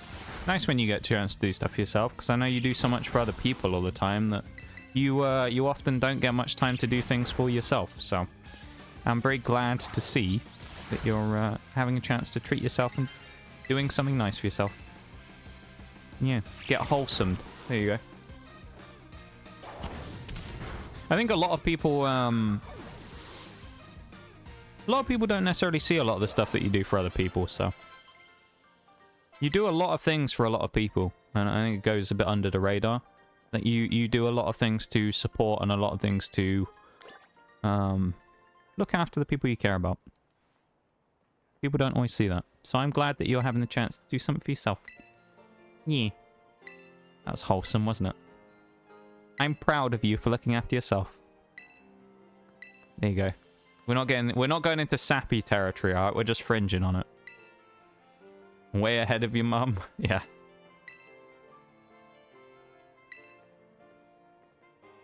Most elaborate confession extraction ever. It would be, wouldn't it? Agent Knox plays the long game. Yeah, it's the long game for the last 2 years since I've known Nitty. I was just biding my time keeping up the act during Nitty's disappearance from the internet for 6 months or whatever it was, you know. I just had to make it look believable, like I wasn't going to disappear as well. At times, I didn't think I'd complete the mission, but we got there in the end. Hip is surgically pinned him. Oh, okay, I wondered if it was something like that, if you'd had some sort of hip operation or whatever, but I wasn't sure. And to pierce the bones to slide the rod in place. I'm a hoot with metal detectors. Yeah, metal detectors and things like that are so annoying in the first place.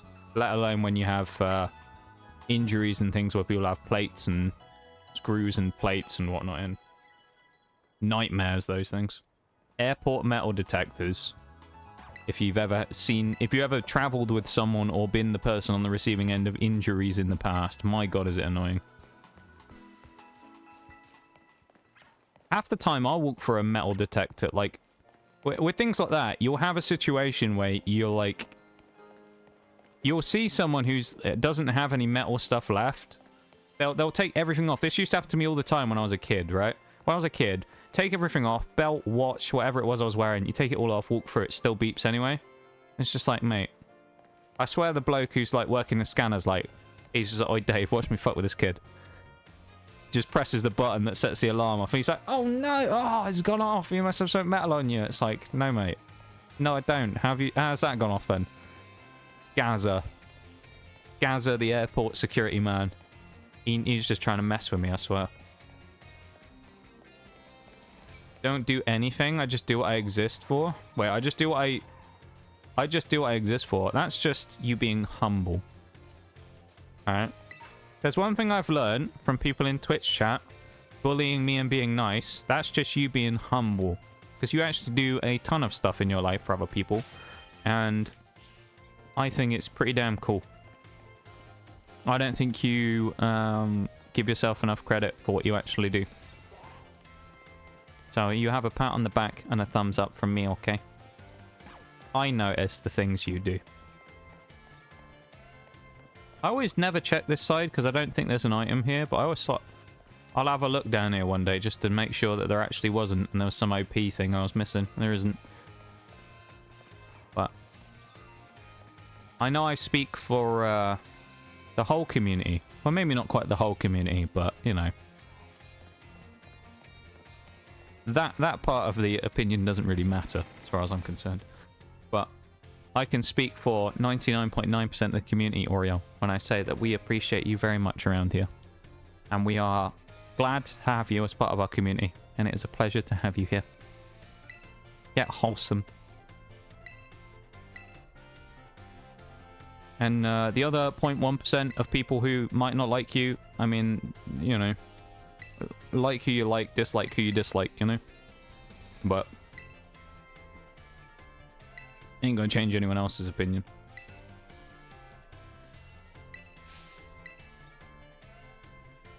That's metal as fuck. Basically a cyborg.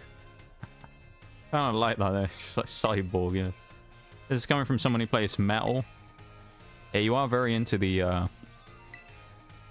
metal side of music, aren't you? Well, of course, you're part of a metal band.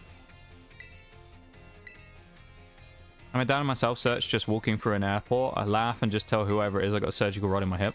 And that's kind of what you do with those. I feel like you always have one of those, like, interactions over things like that, don't you? You always have, like, your little... It's like this very generic interaction you have with people involved in places like that.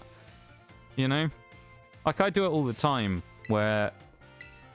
I'm not the most sociable person in the world, but when it's kind of awkward and you have to talk to like passport control or something like that on like a border checkpoint, you always have like the same little mini conversation with them that's just like the most basic small talk you ever had or whatever, or you have like a line ready for them where they're like, "Oh, it's gone off again," and you go, "Oh yeah, it's metal rod."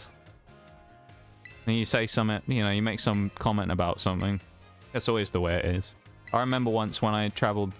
When I was in America and I needed to travel over the border into Canada, I tried to initiate a conversation with the man at 4 in the morning at the Canadian border checkpoint. And let me tell you, he did not give a fuck that I was there. That man just ignored me for 2 minutes. And I was like, I just kind of like walked up and I was like, "Right, mate, here's my passport. There you go." I was like, busy here today? He just stonewalled me. He just did not give a shit. That man he just did not care. He was done with life. I was like, alright then. I was just, you know, tried making small talk with him, but he did not give a fuck. He was dialed in, that guy. Thought I'd offended him, but... No you. No you. I mean it though. I mean what I say though, you know? I know a lot of us here that have known you for a long time are very fond of you. And we're very glad that you've been a part of this community for such a long time, and you know, that we've all had a chance to hang out with you and get to know you properly.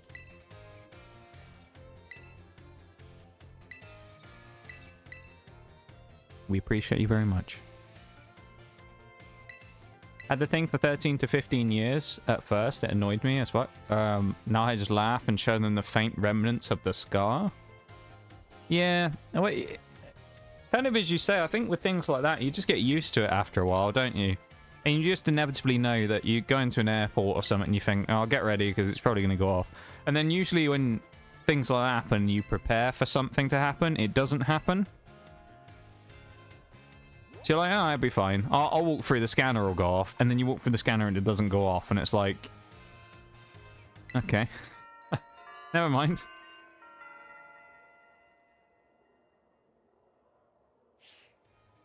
And you deal with people nearly 24/7, I wouldn't be surprised. Maybe. It was quiet, though, Nitty, to be fair. It was quite quiet. Well, but, no, hang on. Now I say that, this is the weird thing, right? This is the weird thing. He talked to the people in front of me in the line. Maybe they were Canadian or something. He wasn't interested in talking to a tourist like me. Well, because I was, you know, I was from the United Kingdom of England land or something, and he didn't like people from over there, I don't know. But he was talking to the Australian people in front of me. He just fucking stonewalled me. Maybe it's because I was younger or something, I don't know. I was only like 18 at the time, I think. Maybe he didn't like me because I was a youth. That might be it. I was a youth and he didn't like it. No you? You can't keep no youing me. No you. No you. I mean it though. No you.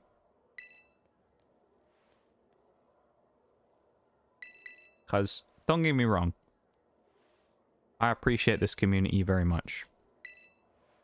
In many, many facets, you know. I appreciate this community very much.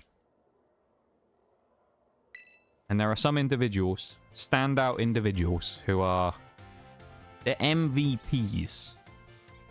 For various reasons over the years. And those MVPs are shining lights in this community. And people that I am very glad to have met over the years and to still have a chance to talk to today. Like the Socialies and the Fawkses and the Bevans and the Oreos and the Nitties and, you know, the Shaggies. And I could go on naming plenty more. There's loads and loads of people. Christoph's another good example. Loads of people. Like the OGs who've been around for a long time and people who've really kind of like been there through it all. And yeah, you guys are the best. Never had it not go off though. Sets everything off. Even when I do a full body scan and they see it, they start cringing because it's, yeah. Well, you'd think though they would have seen that before though, because rods in the bone aren't that uncommon. I suppose it depends what the, well, presumably it was for a break, I'm guessing. You must have broken your hip, I'm assuming, for the rod to be in there in the first place. I suppose in that sense of it being in the hip, it's slightly unusual. But you'd think they'd have seen that before, though. Because putting a rod in isn't that uncommon when it comes to bones.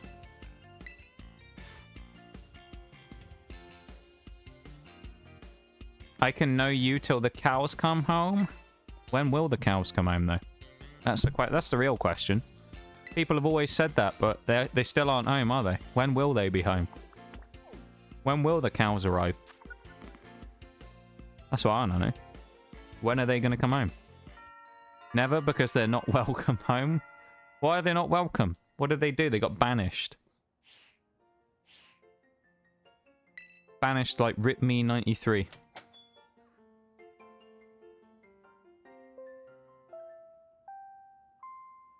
You know why? Well, we accept the cows here. I think I know what you mean, though.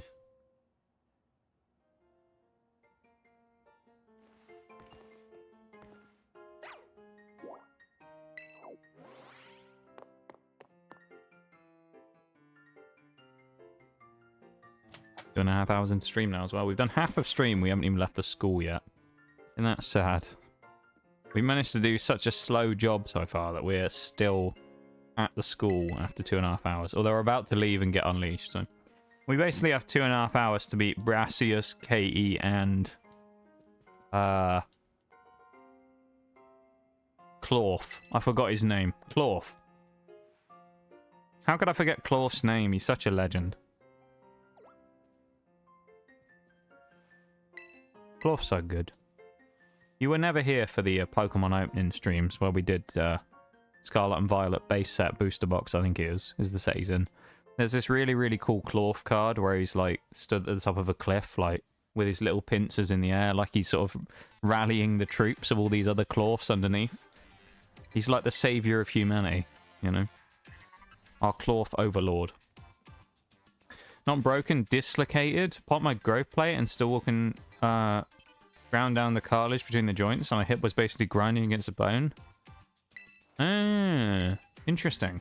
Saying something I would never wish on anyone. That makes sense, yeah. Yeah, I'd say I assumed it would be a break, whether the bone had fractured. I thought it would be more of like the bone's completely fucked situation when they've used the rod rather than anything else. Alright. So the BRB's there. I actually forgot to do this a minute ago, so I'm going to go for a quick bathroom break on this one and refill my water. And by that, I mean get water. So I'll be back in a sec, okay? And then we'll continue on. BRB, everybody.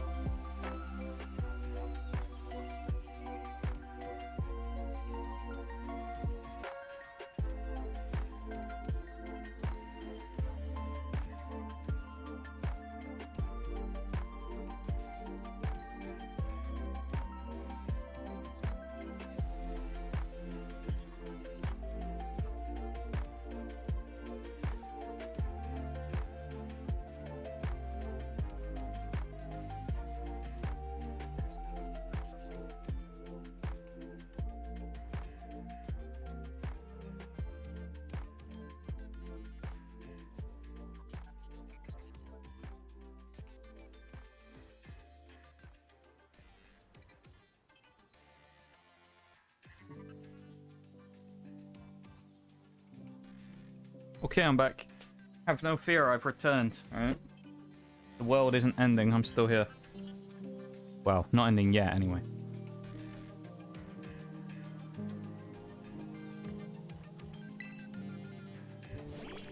Welcome back, everybody, from the break. I hope you went and took the time to do some self-care. And had a little stretch and things.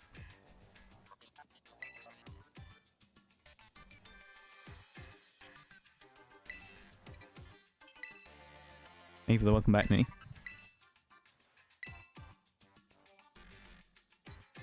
Hip had broken, I'd have had a hip replacement there, and then, but because of the fact that they could pin it, they did that, and hip replacement will come in the future once the pin and bone wear down over time. Yeah, I suppose that's fair enough. Was it? How did something like that happen? Was it like a sports thing or something? We don't need the actual details because, you know, just because I don't want, in case it was anything rather gnarly, I don't want anyone in chat to, if they're squeamish, to, you know. But was it like a sports incident or was it like just from something else? Like, how did you do it? Because I feel like of all the dislocations to get, hip's probably quite a difficult one.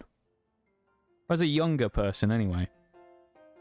I mean, older people, you know, things like that happen quite a lot with falling over and things when they become more frail, but anyone under probably the age of maybe 40, I feel like it'd be quite difficult to actually do, you know? Trampolining. Yeah, that'll do it, yeah. That sounds about right. Trampolining, you landed funny on it. Ooh. Just thinking about how much it hurts when you bop your hip on anything, really. Thinking about landing probably side on a... Ooh.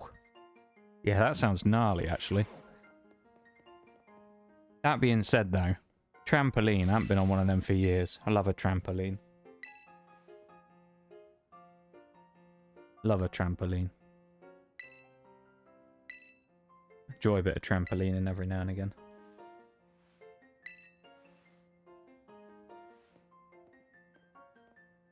Celio and... Oh, no, it's gone. Never mind. Ignore me. Celio's already buggered off. The door handleless door again, of course. Let's continue on here as well so we can go and get out into the world. I landed on both feet, just didn't land properly on both. Interesting. Huh. I would have assumed you landed on your side or something, and that's what did it. Huh. Well, there you go. It's an interesting way of injuring yourself. Well, there you go. Learn something new every day. Watch out on them trampolines.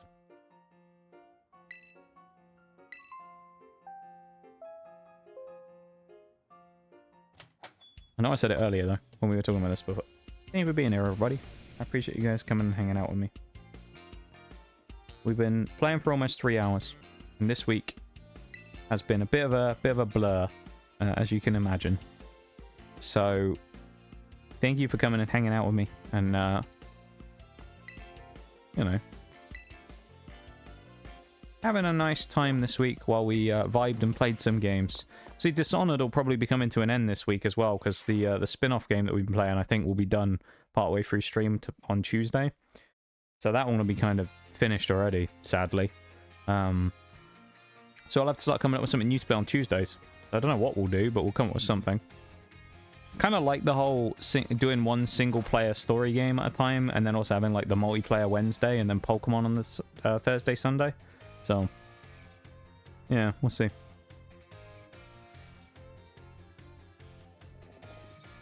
Let this be a lesson. Trampolines are out to get everyone. Yeah, death traps. That's what they're out there for. They're out there to get us. The trampolines will rise up one day. They'll rise against us. An army of sentient trampolines are going to come get us. Getting jumped on to jumping people when they least expect it. Yeah, right.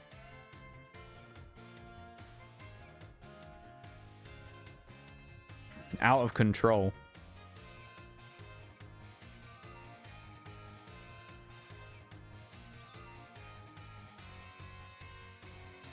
And that's the second bot of the day.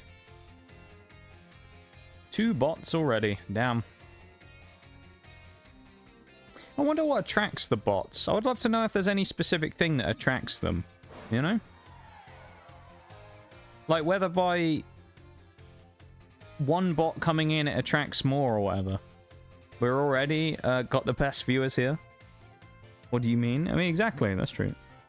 See, I say that and it sounds like one of those sappy, like, streamer just says it things. We have got the best viewers here. No offense to any other streamers in the chat. Alright. We got a pretty damn good group here. I mean, that Bagon guy, I don't know about him, but the rest of you.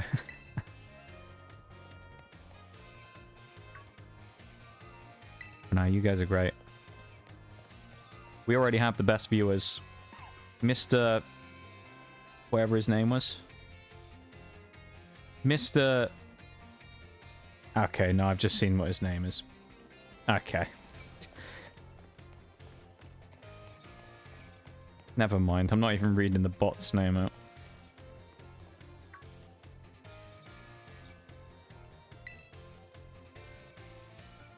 Maybe they want metal.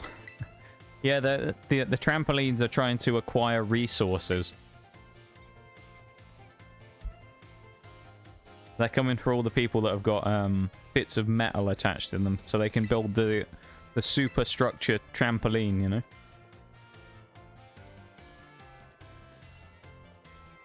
They'll make themselves as powerful as possible. Soon we'll be bowing down to the trampoline overlords. They will rule us from above.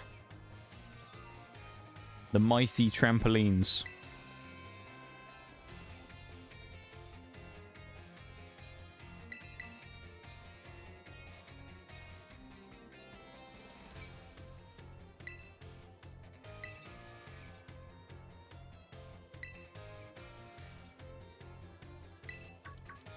I can hobble and limp, I can't run. Getaway van it is then. The getaway van, yeah. They can't get... Hang on. They can't get us on the water, though, can they, the trampolines? Maybe we need to get away in small inflatable dinghies. That's what we need.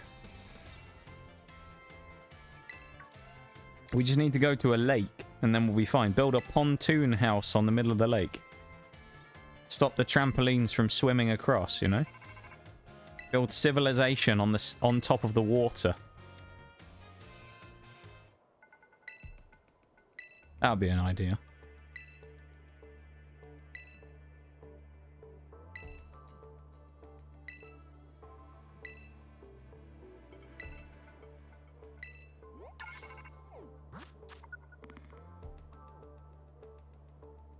Yeah, they won't be able to get us there now, will they?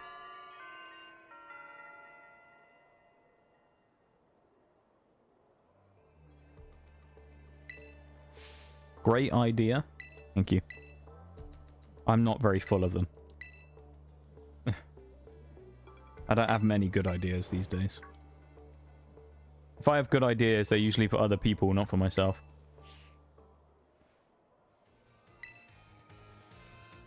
I'm trying to think of an example of a good idea I've come up with for someone else, but I can't think of one off the top of my head. I know I've come up with good ideas for people in the past, though. Should head off. Might have a bit to do tomorrow. Have a good one. Yeah, no worries, Nee. We'll see you when we see you. You have a good one, my dude. Take it easy. Sleep well. Have a good rest of your night, and we will see you soon, my dude. You take it easy, yeah? Give it a hydrate. I'll have a sip of Coke Zero while I still have a tiny bit left.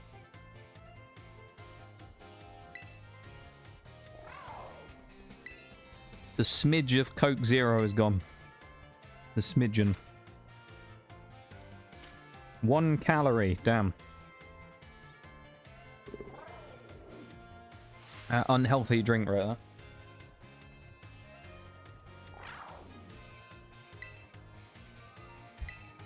I actually exclusively drink practically 0 sugar things now. 0 sugar in then most meals. I just drink water. So I don't really take many calories in via drinks. It was one of those things years ago when I was I went through a period basically when I was a student at the uni where I was like where I kind of went crazy with like training and stuff. And this is when I was doing like the bike training 4 or 5 times a week constantly, and I was going crazy on it. And yeah, I kind of had this weird switch then about like cutting calories out, and I started drinking like 0 sugar stuff then and drinking water with every meal rather than just consuming like tons of extra stuff from drinking, you know, full sugar fizzy drinks and stuff. So I cut down my consumption of I cut down my consumption of sugar drinks and then went on to the non-sugar stuff, and it was actually quite a nice change. These days I can't really drink the sugary drinks anymore. If I went and had a regular Coke now, I would say it wasn't as nice as a 0 because it's too sweet for me now. I'd struggle to drink a regular Coke now. The 0 though is really good. Fairness. 0 is more like Coke than Diet Coke is. Diet Coke's like a different breed. I'm not a fan of Diet Coke. I can't understand people who choose Diet Coke over Coke Zero. Given the choice. Coke Zero is just so much better. Diet anything is awful tasting. Yeah, I'm inclined to agree. Some of the like diet options of certain things are still decent. Like the Dr. Pepper one. Is it Dr. Pepper Zero or is it Diet Dr. Pepper? The Dr. Pepper ones are good either way though, because it's like the flavor isn't influenced by the sweetness. So those ones are good no matter what, which is one of the rare examples of being a like a good one for that. But yeah, pretty much all of them usually the diet version is crap. Zero's what I had, it was fine, but the diet is gross. Alright, never mind, I take that back. The diet's crap. The zero is good. Or is alright. I don't really know... What is the difference, though, between the diet and the zeros? Is it the sweeteners they use, or what? Never really looked into it.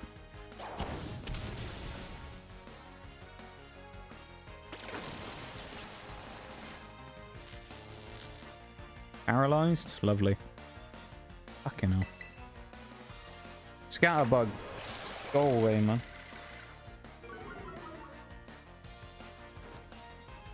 Some phenylalanine.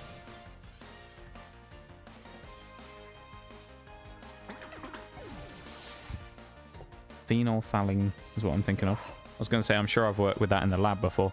There's phenolphthalein and phenolphthalein. That's what I've worked with, not phenylalanine. I'm not actually sure what phenylalanine is or what it does. Oh my god, we got a third one. Turku RL. Cheap viewers now. They've tried the best viewers and it did not work. And now they're trying the cheap viewers. Unbelievable.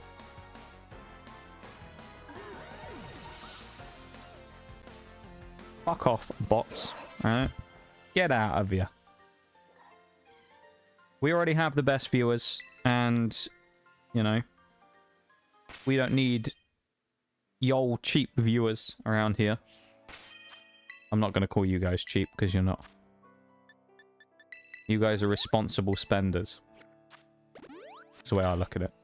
You guys spend responsibly with your money, and that's a good thing. And I always encourage you to do that.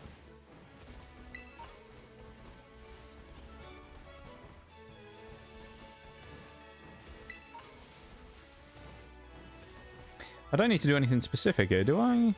No, I don't need any evolution items either. So we're going to run straight up to Medali in a minute then, I guess. What level are we? 10? So we need 5 levels. We're in the slow XP group, so it's going to take a while, but... Can't believe that, though. 3 bans already. We're going for new records today. Saying earlier, we're going for records of, like, new people coming in and following early in stream. We had, like, 4 in the first hour, which was insane. And, going for a new record on bans today, which I think is 5. We're already at 3. We're getting up there, and we're only just halfway through the stream. Just over, so... We're speeding through. The bans record was set last week as well, I think, wasn't it? Or was it last... No, it might have been this week. I don't even remember. We banned a lot of bots this week, though. Diet Coke is sweetened exclusively with aspartame. Whereas Coke Zero also contains a sweetener called asulfame or asulfame, potassium or Ace K. Remind me to sense. bring you along the next time I feel like brawling. Thank you so much for the bitties again, Dragon. I was just talking about responsible spending. I swear to God. No one listens to me. Stop it with the bitties. Save your monies, alright? Use those...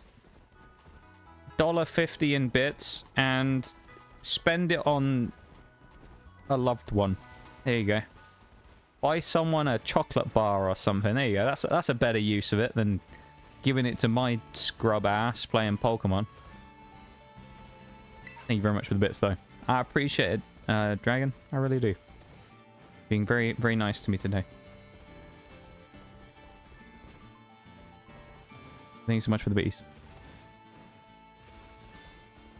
Although, I feel like I should revoke your opinion in stream after saying that you prefer Diet to Zero.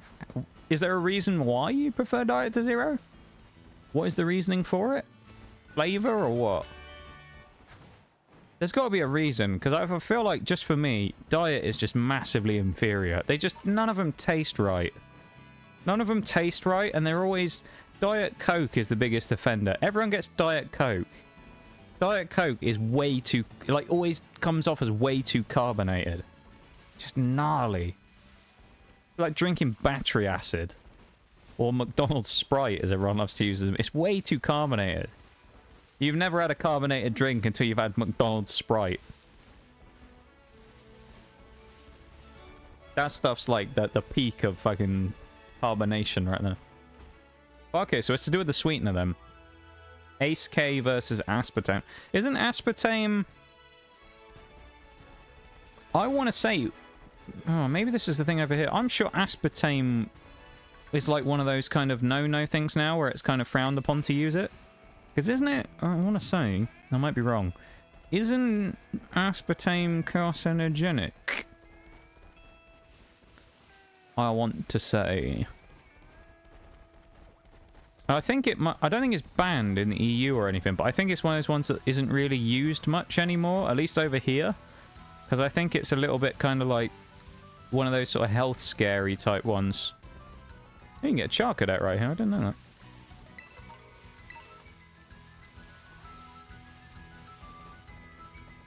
Who said I spent money? I've got leftover bits. Well, you would have done it at some point to have the bits in the first place, though. So, checkmate. There you go. Get yourself out of that one. Checkmate.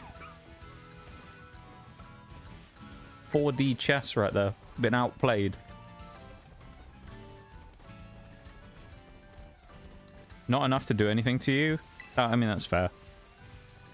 Was it the scale as well? The there's a scale they use for things. I can't remember what it's called now off the top of my head. Something 50. What's it called?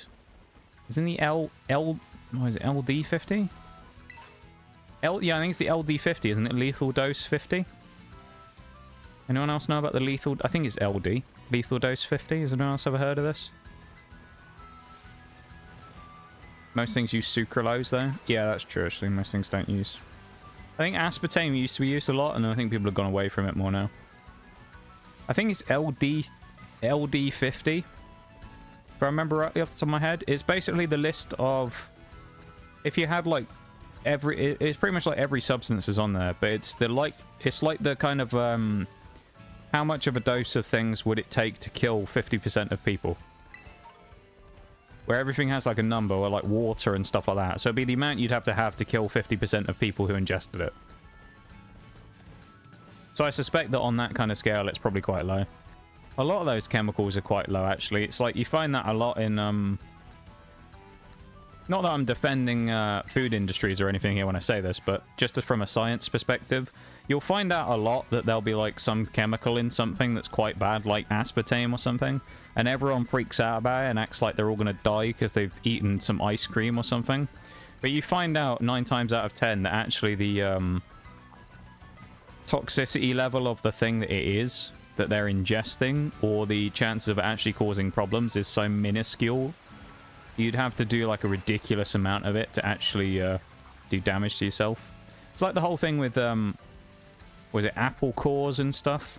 Where people go, well, apple seeds have cyanide in them. And it's like, yeah, but you'd have to eat something like 60 apple cores to give yourself any kind of effect whatsoever.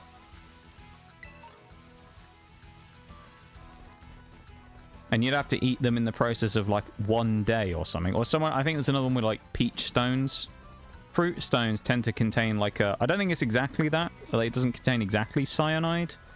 But I think, if I remember rightly, it contains like a precursor chemical to cyanide or something like that. Or that it can create it. Something like that. I can't remember the exact specifics of it. It's been a long time. But we can get Gibble around here somewhere as well, can't we?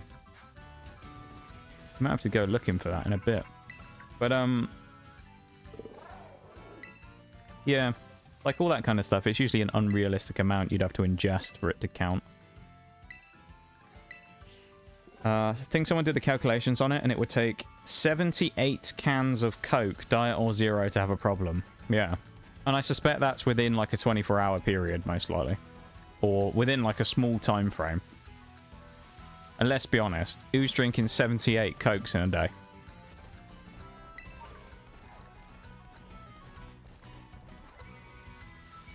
Who could afford to drink that many Cokes in a day? That's the real question. Who's out there able to afford paying for that many Cokes in a day? A lot of Cokes. One sitting. Yeah, it'd be like in one kind of like serving, yeah. which is insane to think about. How anyone has the capacity to have that much is kind of insane, isn't it? Can you just think about that for a second? How, like, how much liquid capacity you would have to ingest to have that many cans of Coke that you've drunk at the same time. Yeah, I don't think you'd be able to drink that much, would you? Well, presumably it would get to a point where you'd be drinking so much that not only would it, you know, I mean, you'd feel so sick from doing it, you probably wouldn't be able to drink much more. Which you'll ever know if you've drank too much water, because you just start feeling terrible most of the way through and you can't drink anymore. But it'd be really gassy, so it'd probably be harder to do anyway. But liquid volume-wise, you'd probably be drinking more. But also you get to the point where you were so, like, full of drink. Presumably you'd be going and peeing really frequently. So you'd probably be peeing out pretty much as you were drinking at that point by the end. I'm guessing? I don't know. Yeah, I don't think you'd be able to handle that much stuff. It'd explode from the gas from the carbonation. Yeah, it probably wouldn't be very good for you, would it? Can't imagine it being a very healthy experience, that. Drinking... Even drinking, like, I don't know, 10 cans of Coke a day is a lot, I suspect. Don't know, how much fizzy drink would I drink on a day? Maybe like 2 max.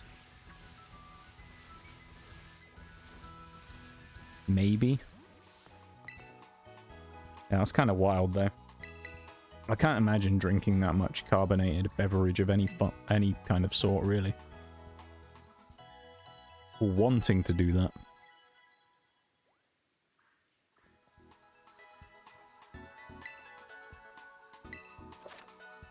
I don't think there's anything in the world that I'd want to drink 78 cans in a row of. But the thing is with that, if you did that and you drank 78 cans of something in one sitting, you'd be sick of it by the end, so you wouldn't ever want to drink it again. So you'd be better off doing it with a drink that you hated, because then you'd never have to experience it ever again. Because if you did it with a drink that you liked, you wouldn't want it anymore, would you? And it would ruin the drink forever for you. What would you pick? That's the question. What would be the drink that I would pick to do it on?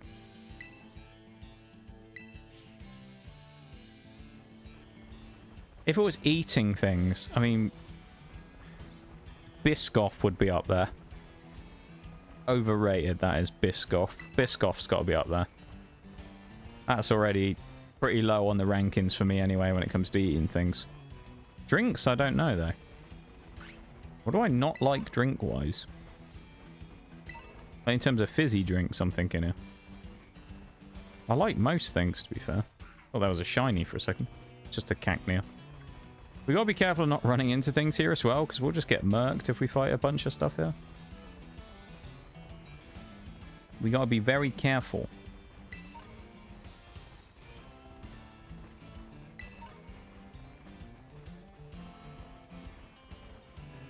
No shiny Relors with that golden ball. That's a little bit sad, isn't it? That was the first shiny I ever found in this game. Was a shiny Relor. I found it once when I went into multiplayer for the first time. I was, I don't remember what I was doing. I think I was going to do some raid battles or something. And I went into multiplayer and, well, we've got some Tauros over there. I went into multiplayer and right as we spawned, I was like, oh, that Relor looks kind of different. I walked up to it and he had his little golden ball. And it was the first shiny I'd found. And I thought that was pretty cool. We've also found a shiny Stunky, like, right around here before as well. Dare I say even where that Stunky spawned right there. We've done quite well on the shiny front recently when we've been playing these monotypes. So I wonder if we'll get another one. I think so far, though, the way that it's been, we found loads of shinies, but we've never found a shiny of the type we're currently doing. So it's never been a situation of us actually being able to use the shiny in the current run. That would be kind of interesting, wouldn't it? Like if we were doing Mono Poison and actually got a shiny Stunky or something. That'd be pretty cool. We're nearly there now, though. Just up there over the way. That's where we're going up to Midali. And then we won't be round here for a long time.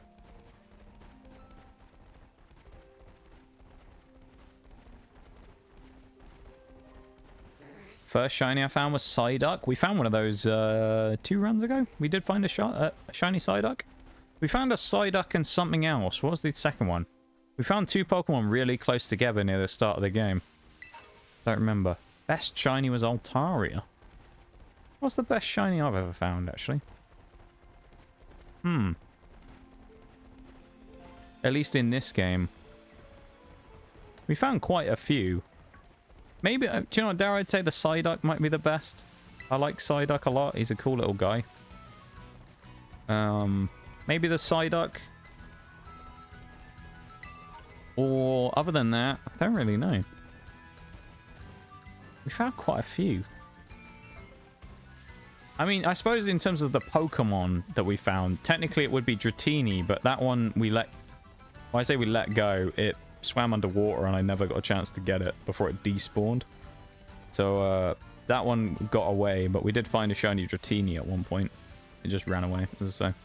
Welcome back, Diablo. Welcome back to stream.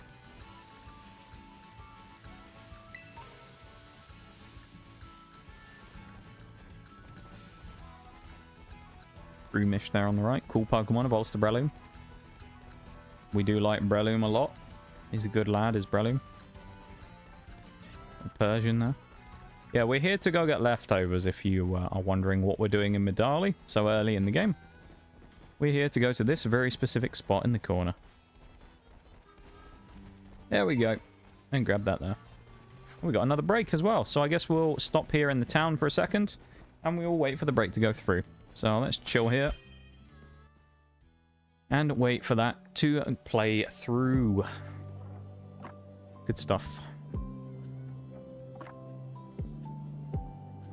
Yeah, we're starting to get into that point now where we can make a bit of progress, because we're kind of getting to the point of grinding and winning battles now. We're going to be doing the first gym pretty soon, so we're going to be getting right into it quite sooner.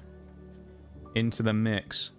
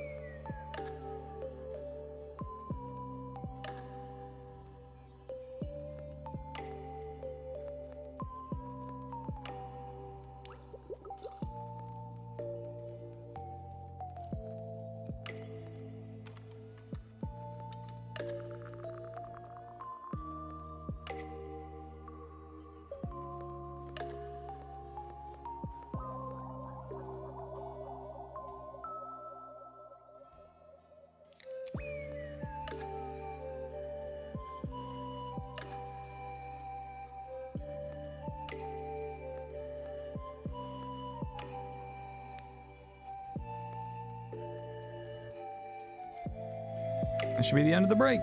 There we go. We can continue on now. Welcome back from the break, everybody. Right, we got leftovers. So now we can kind of start getting going, actually. We'll actually equip that to someone. I think probably Bagon in this case. Chuck it on Bagon, because Bagon is probably our best mon for the first fight in the game. What with having Ember. So the only problem is we will get our special attack knocked down by KE's Pokemon, which is a little annoying. And now let's go fight some trainers, I guess. Welcome in, Mystic. How's it going? I'm doing okay, you know? I'm doing okay. Not doing bad, not doing great, you know? I'm kind of in that just average, middle, normal kind of zone, you know? Nothing great, nothing bad. So I'd say that's okay, you know? We'll take that.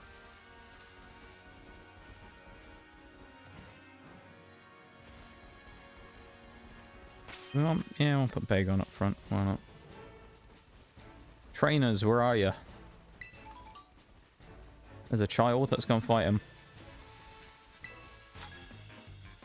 Good, just tired from work. Well, I hope you get the chance to have a nice rest and relax on this Sunday evening. Well, it's not Sunday evening for you, actually, is it? It's Sunday afternoon now. I hope you have a nice chance to relax on this nice Sunday and do some stuff for yourself, you know? To chill out and just do whatever it is you've been wanting to do for the rest of the week. That's what we hope for, anyway. Of course, it's never actually the case, is it? It's like the lie that we always have when it comes to things like that. You're always like, oh yeah, I finally off work on the weekend or whatever, like a chance to actually do something for me, and then you realize you just have to catch up on the stuff during the week you haven't done. Buying groceries and chores and stuff. It's awful. Time off is a lie. What do we run into? Oh, there's a Maku here.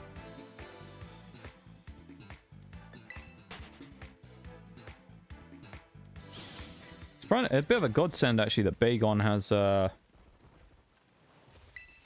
Ember here. Actually, really nice. Because it gives us a like, Pokemon that's actually good against the first gym. And the second gym. At least this early on, a Pokemon that's actually good against them. So, I'm very happy about that.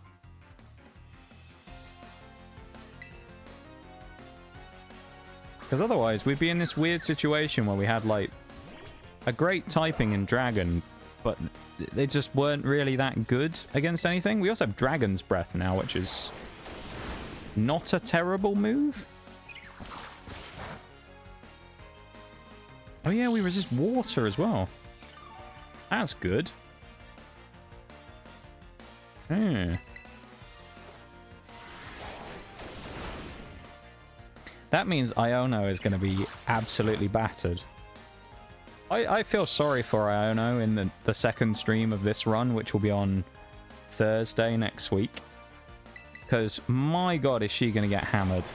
Her whole team is resisted by us, including her Belly Bolt. The only moves, basically, on anyone she'll have that won't be resisted will be, like, Hex on a Miss Magius and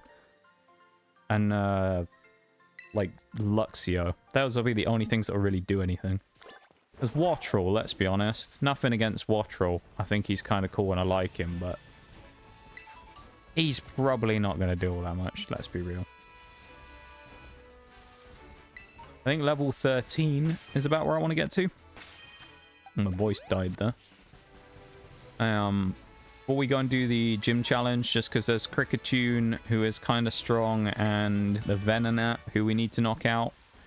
And being a little under-leveled for the gym at that point, we would be 2 under, which would be still a good place to be.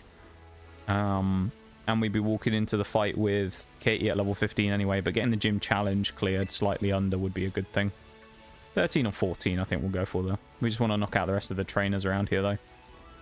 So we can get the XP, really, more than anything. And pick up any TMs while we're around. You never know. Might be something good.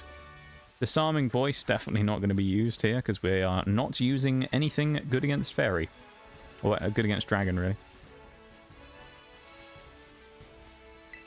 We already have Dragon types that are good enough against Dragon anyway. And I don't think we'd be able to learn a Fairy move either. So, bit of an irrelevant pickup there. Is there not a trainer down here? I thought there was.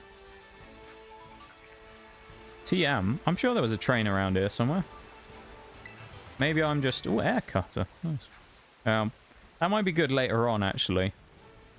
But then, realistically, by the time we get it, are we going to have a better move anyway? Most likely, yes. Because it'll be like Noivern, Salamence, or Dragonite. Maybe can make use of it, but... Where's that? Meowth. Terra Meowth. I'm sure there was a kid down here. Unless it's just the one we fought over here, but... Maybe it is. Maybe it is. Oh well. Let's just move on, I suppose.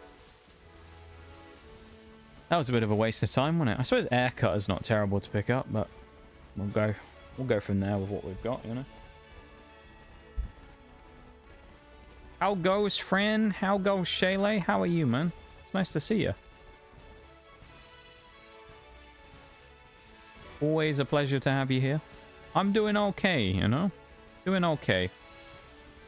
Can't say I'm doing great. but I'm also not doing terribly. You know, I'm in that middle ground. Doing okay.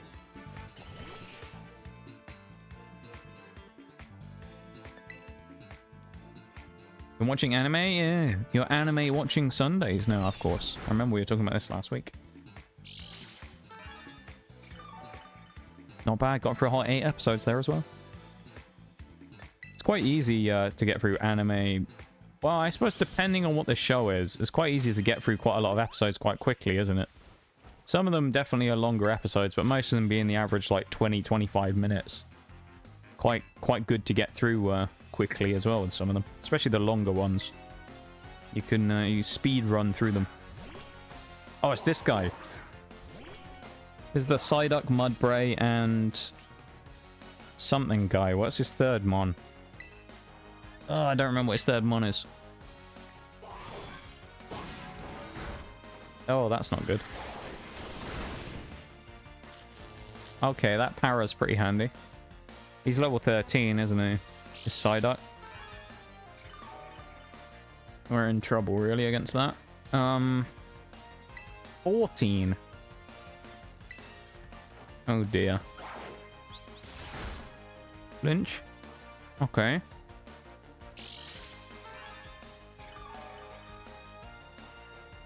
Two back every time on leftovers. Okay. Alright, this is going well against Psyduck. That's good. That's good. Bagon is holding up okay in this particular fight. I don't fancy the probability of, or possibility of fighting anyone else after this guy's Psyduck, though, because he has Mudbray and something else. What's his third? I don't remember what his third mon is. This guy's got a horrible team to fight this early in the game, though. Maskiff, and it has Intimidate. Oh, no. Right, well, this one's a Dragon Breather again. Come on, little Bagon. He's boosting with his own claws. Uh-oh. Para, para, para, para, para, para, para, para, para, para, para, para, para. No, he didn't get him. We are in a difficult situation. Ooh, 24 damage. We flinched. Oh, no. This is a difficult situation to be in. Uh-oh. Lick. Why couldn't you boost again or something? Give me a free chance. I think we're actually going to lose to this trainer. Oh, I can Thunder Wave, though. Maybe that's our only hope, is Thunder Waving with Dratini. Ooh. There's no point in setting up Wrap, though, is there? If I use Wrap, most likely what's going to happen is I'm going to get hit by it. Like, I'm just going to get hit by him anyway and die. So Twister's the best move here, I think. And we push our luck. With Paras and Flinch. Ugh. Come on, Dratini. No, okay. Alright, Axew has to win a 1v2 here now against this thing and Maskiff. This thing and Big Boy. We can't use Bite either because it's a resist. Has to be Scratch or False Swipe. I guess we'll use False Swipe. Well, they're both the same. We might as well just go for Scratch. Oh no. Yeah, we've lost. We get wiped here.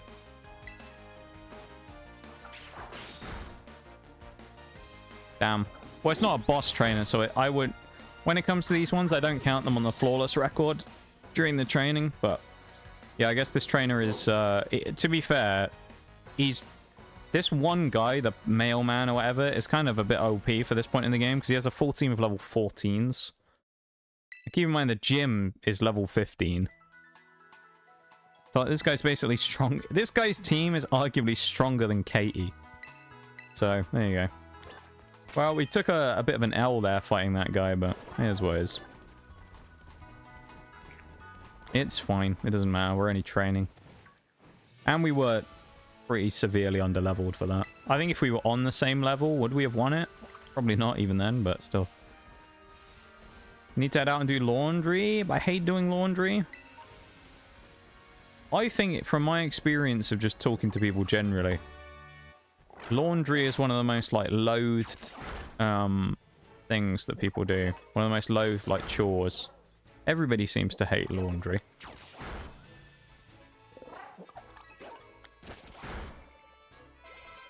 I think there's worse ones out there. But laundry is definitely not very high up on the list of good chores, is it? Come on, Bagon, come back. Level 12. He's doing alright, actually, Bagon now. Bagon's probably going to be the carry in Gym 1, actually, just because of him having a fire move. That's going to be pretty useful.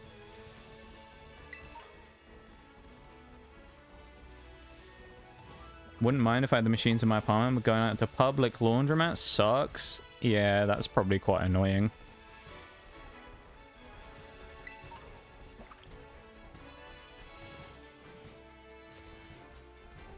That's pretty frustrating, yeah. Welcome in, Cinderfay. How's it going? Public part that bugs me, especially since they don't have any AC. Did recently install AC, but it hardly works at all, especially since they keep the doors open. Yeah, that kind of defeats the point, doesn't it? Because then all the nice cool air that gets built up by the AC just gets released straight through the door again. Not the most helpful thing in the world to do. Harden ain't going to help you there, Spoopy. You're going to get one-shotted. Well, two-shotted. One-shotted from your position of increased defense. Anyway, that's what I mean. God, the XP grinding here is becoming a pain. I'm already feeling the slowness of dragon XP yield. I wonder if we can get any... What did I run into? Oh, it was a Diglett. Mentally preparing to clean my house's shower. Good luck. Never a nice one, that is. Doing the shower. That one's worse than doing the laundry.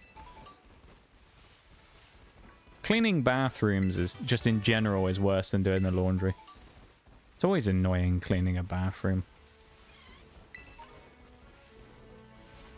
Like, it's not the worst thing. There's worse, like, things you could clean out there, but it's one of those annoying ones. Like if you ever clean an oven or something like that. Pain in the arse, that is.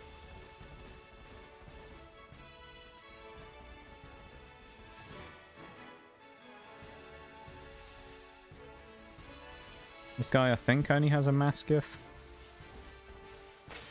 I don't remember. Fight him anyway. Cleaning the shower, the one you absolutely hate. I don't mind it. I mean, like... I think the thing is, like...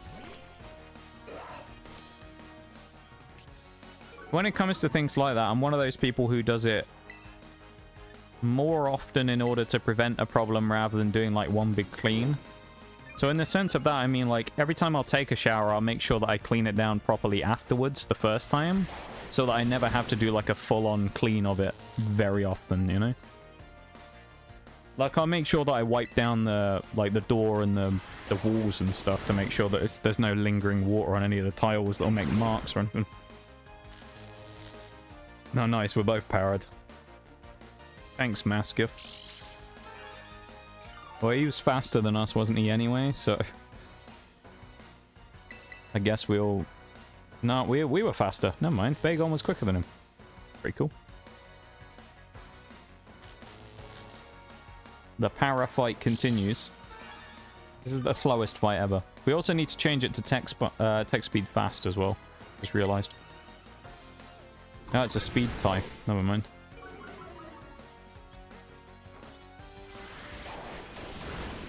Yeah, I tend to be, like, quite good about keeping things up together so that I don't have to do, like, a big clean, you know? It's like with laundry. Like, I tend to kind of if I have any laundry that I need to put away, I'll tend to do it in like small doses when I need to, rather than wait until I have a huge pile and then do it all at once. Because although it's technically more efficient, it's like, it's more annoying of a task to do if you have a giant pile of laundry as big as the same size as you stood up, you know? So I usually just make sure I do it frequently and fairly often.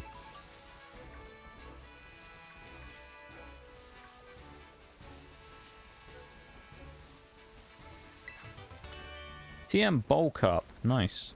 Actually, I was going to say that's pretty useless, but to be honest, I think Axew might be able to use that. I probably won't, but I feel like Axew could probably learn bulk up, actually. Bagon's getting close to where we want him as well. There's an Eevee, though. There you go. Handy to have, I suppose. There was an item here a second ago, and it's disappeared. That's weird. We all saw that. There was an item there up against the wall, and it's just dipped. Another Eevee as well. You imagine if we found a shiny Eevee? How jealous some people would be if we found a shiny Eevee randomly running around. As someone who doesn't even really like Eevee as well. People will probably lose it over that. Well, there was a shiny, but it's just a bunch of other Pokemon stood in the middle of that gang of Mareep. A flock over there.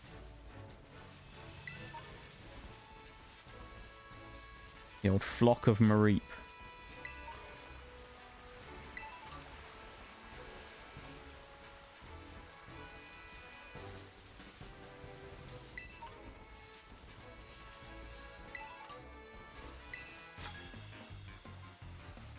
Beat the chef as well. I think there's not many more trainers around here other than that mailman who already kicked my ass, so we probably won't challenge him again.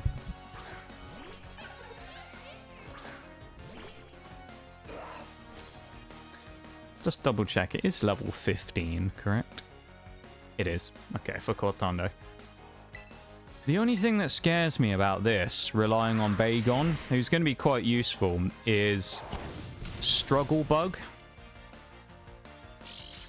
Because I know that Nimble is going to go for Struggle Bug. And it's going to knock my special attack down. And Bagon right now has Ember and Dragon Breath as its two main attacks, really. So, like, we're in this awkward spot where we're kind of going to get nerfed by fighting him. And it might not work out very well. That's Struggle Bug, speak of the devil. I did a lot of damage as well from a random Combi. Hi Mirage, how you doing, mate? How are we? How have you been?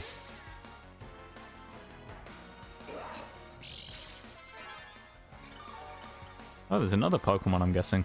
Because we got leftovers recovery. What else have they got? Smoliv! Hey! Smoliv's such a cool little guy. Look at his little face! I love Smoliv. Smoliv's one of my favourite Pokemon, I think, out of the new gen. I really like it. Some people say things like Smoliv are dumb. I think they're dumb. I like Smoliv. He's cool. Been lurking. Came back from making some nudes. What nudes did you get? What did you make? What did you put in it, I suppose?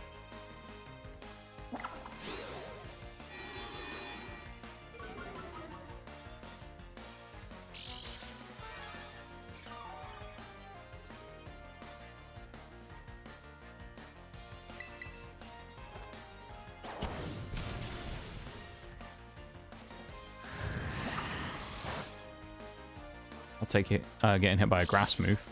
We'll always take that. Grass move's kind of trash. Chicken, just plain old instant noodles? I see. Okay. I do like... There's something about an instant noodle, though.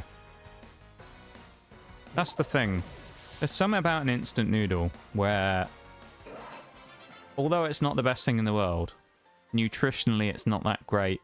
You know, it's like, it's certainly not very fancy. It's like struggle meal, basically, isn't it? Having an instant noodle for the most part. It's like cheap student meal food. There's something about an instant noodle every now and then that's just very nice. Just to have. You know? Just to remember that you're human. You just have a nice little instant noodle.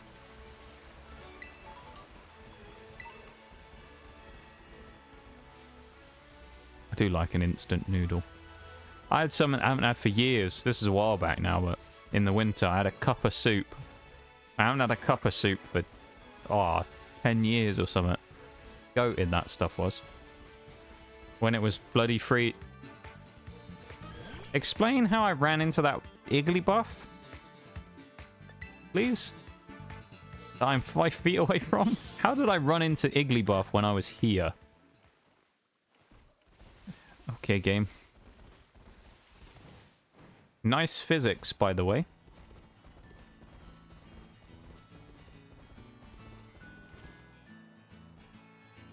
Can we actually buy stuff here?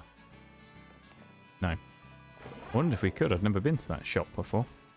Half the stuff in this game, like the shops, I never went and talked to or anything like that, so I didn't know what any of them were for or were about. So, there you go.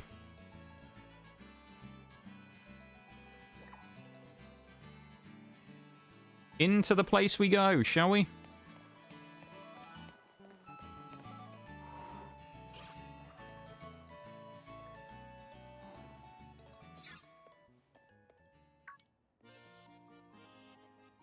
Let's have a chat with this random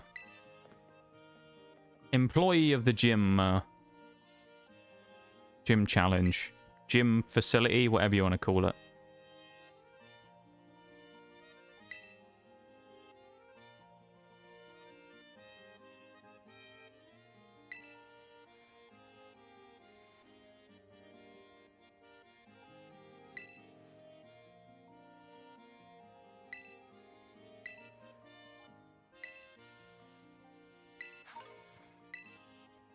Wow, thanks for the super potions, Nimona. I'm sure I haven't picked up 1,500 of them already from running around.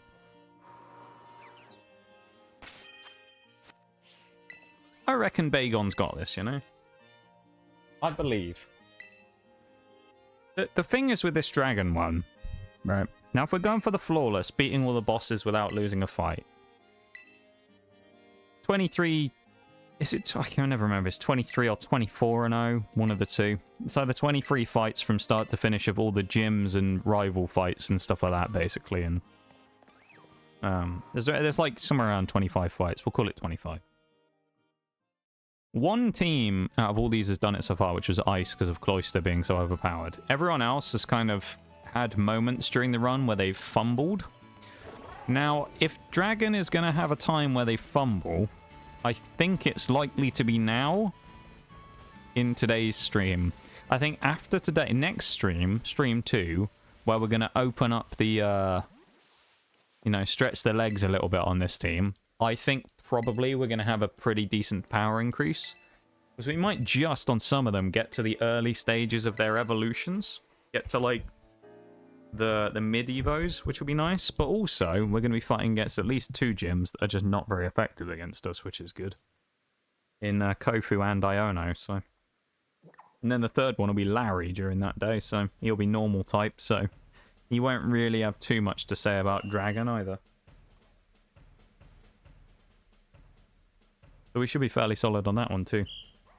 At least as of right now with the 3 we have, they've performed... decently enough. They haven't really had much of a challenge yet, other than the rando guy a minute ago, the postman, old postman Pat, who went crazy on our ass. But let's just pop that over there. I'm pretty sure it's going to TP back over here in a minute, if I remember rightly, when we challenge this person with the cricket tune. If you're wondering why we're fighting them though, because you're thinking why push the ball past them and then go and fight them, it's because they have a cricket tune, and that actually gives us some fairly okay XP. And XP is something we are sorely missing on these dragon types, because slow XP group. So they're going to take forever to level up. Oh, crit, of course.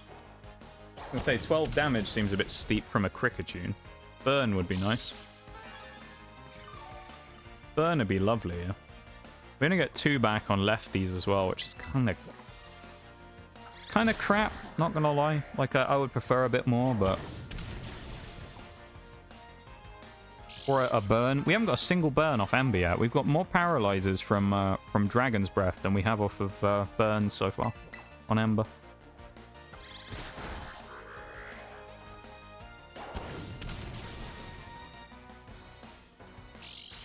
Well, Bagon's going to win the fight against the Cricketune.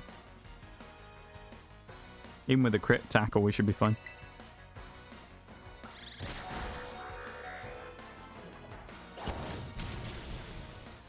Yeah, level 15 is the cap for Gym 1, so as long as we don't go over 15, we're good.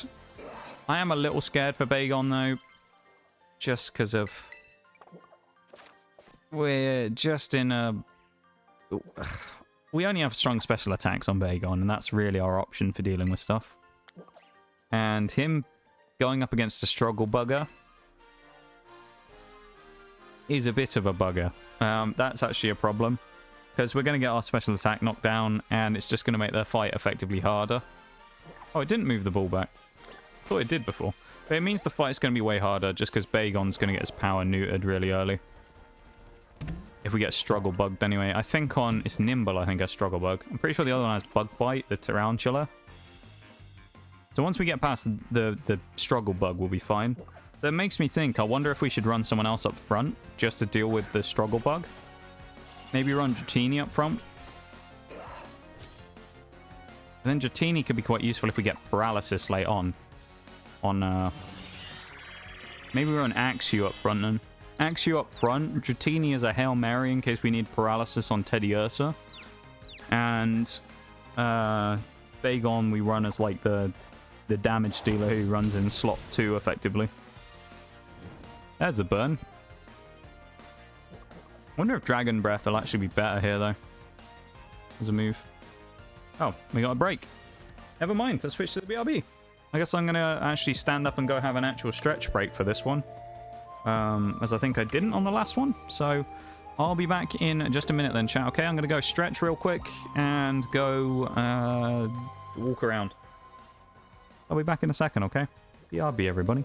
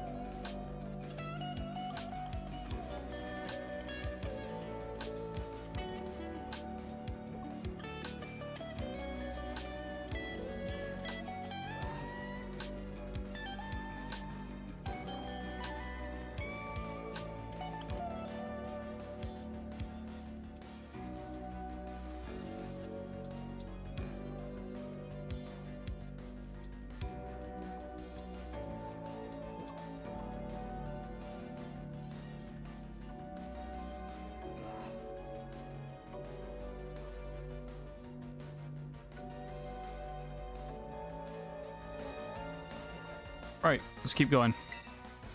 I'm back from stretching my legs and stuff.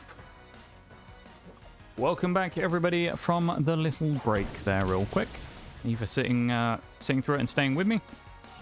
I appreciate it. We will now be continuing on and progressing towards Gym 1. So, we're going to be making some progress, hopefully. Let's try out Dragon Breath and see how much... Or, yeah, Dragon Breath rather than Dragon's Breath. Ember's just been disabled anyway, so I think... Or is it Dragon Breath? No, Ember. Okay. I'm thinking of Dragon's Breath, the Destiny rocket launcher, I think. Dragon's Breath is actually quite an interesting weapon. I was using it a lot last season, actually, but I haven't really played much Destiny this season. I played a lot during the release of the new DLC, Final Shape, but I've kind of fallen off a little bit since. I really enjoyed it, and I thought they did a great job with the expansion, but with all the recent stuff, it's kind of just bad news after bad news for Bungie right now. And I think when it comes to Destiny at this point, it's a dying franchise, I think now, safe to say, officially. It's very much on the decline. And a radical change would be required to bring it back to its former glory. Which I don't think is going to happen, so... Sad, but, you know, I think all game franchises die over time eventually, so... I think it's Destiny's turn. To fade off into obscurity soon. However sad it is. Bagon's level 14, the other two are still level 12, which is a bit frustrating. So, we still need a lot of XP, really, before we can do anything here. Unless I use the XP candies, which I may do, just because we've only got just over an hour left, and we still need to beat Clorf and Brassius, ideally, today. So, yeah, we might need to speed up a little.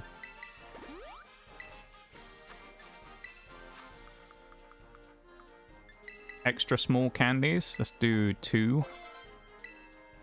On each. Alright, let's do another 1 on Axew. 2 on you. I mean, I could do 1 to get Bagon to 15. I think there's probably no point doing that. I'd rather just use the 3 rare candies on these guys to get them to 15.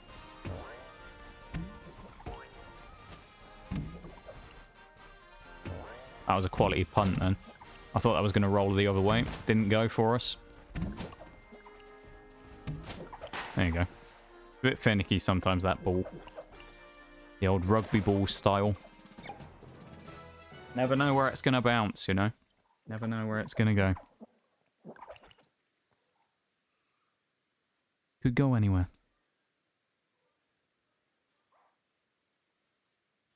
Yeah, Bagon should be easy enough to train up, I think. I'll just go and fight... Well, there's no trainers. I'll go and fight some just crap mobs that I find around. Maybe I fight those Nimbles slightly up the hill. Or the Skiddos, they might be good. The Skiddos, yeah. Yeah, the Skiddos, actually, that's a good shout, I think. I doubt they're that strong, either. If I can find a Skiddo up here that's, like, around level 15. I think that'll be about right. I'm not going to fight the trainer, because I actually don't know what level these people are. I've got a level 15 Nimble, why not? See what he does. What power have you got? Could have done with going to the Pokemon Center first, but here's where it is. It's the 3-shot kill on the level 15. This is actually good, good knowledge, actually, thinking about it for the gym. Okay, so Ember and, I dare I say, Dragon's Breath did a little more damage there. So Dragon's Breath might be the way to go in this one for the gym. Of course, it is stab, so it's not super effective, but it is stab as a dragon move, so... Yeah. Maybe I should put one of the other two up front, actually, to gain a little more XP on them. I think Skiddo is, like, probably the best XP yield here, if I had to guess. Those type of Pokemon tend to have a decent XP yield, so I'm guessing it does anyway. Are we going to be slower? Let's go for Assurance in case we aren't. Okay, well. At least we resist. Have a Bite, that would be the best choice then, realistically. We can flinch now that we know we're faster. 7 damage on average coming out from Skiddo's Razor Leaf there with no crit, so it's going to be about 14 on a crit, so we should be able to survive this fairly. Ooh, double flinch in a row. That could be quite handy if we get some luck like that in the gym. Of course, we're burning our luck a bit early here by getting these flinches before fighting the gym leader. So, yeah, maybe not the greatest thing to happen to us there. Let's get Axew healed up again. Capsicid, I doubt will give us much XP. Or Mankey. And another Skiddo.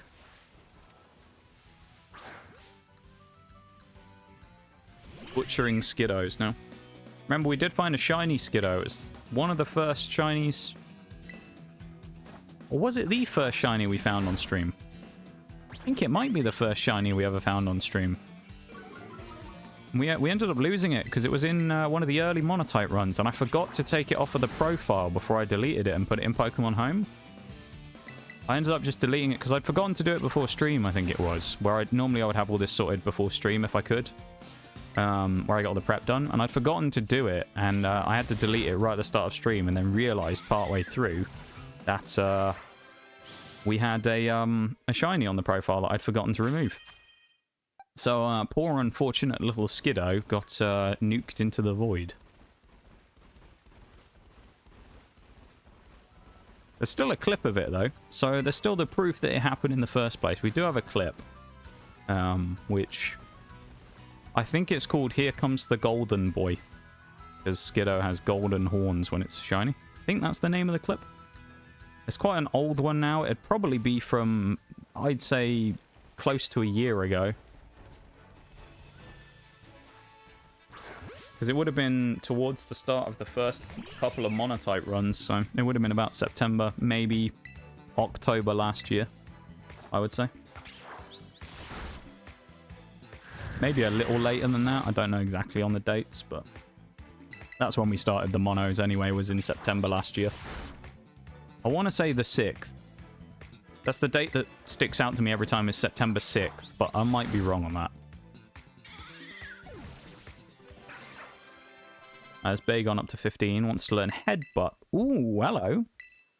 Tell you what, Headbutt, actually, 70 base power move. That's not bad, actually. That is not bad at all. Yeah, I'll take that. That's actually quite good. Yeah. That was a misclick. Also, for reference as well, we have these two in here that we need to name. We haven't done any of the naming yet. We'll have to do that at some point. I know we said we would. We'll wait maybe until next week, because we haven't caught anything yet, and then we'll name everything at once. When we start catching Pokemon, we'll start naming Pokemon as well, maybe. Sounds like a plan. Oh, nice. A group of Skiddo. That's what we wanted. Lovely. Good stuff right there.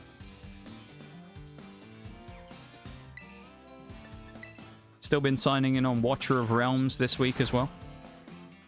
Don't know if anyone else has been keeping it up and playing after the sponsor stuff's done there, but I've been playing in the background still. Playing through the special events, trying to get good summons. I got my 3rd legendary the other day, which was quite nice. Trying to kill the normal guild boss. I can do about 44% plus 45% solo now in my 2 fights, which is quite good.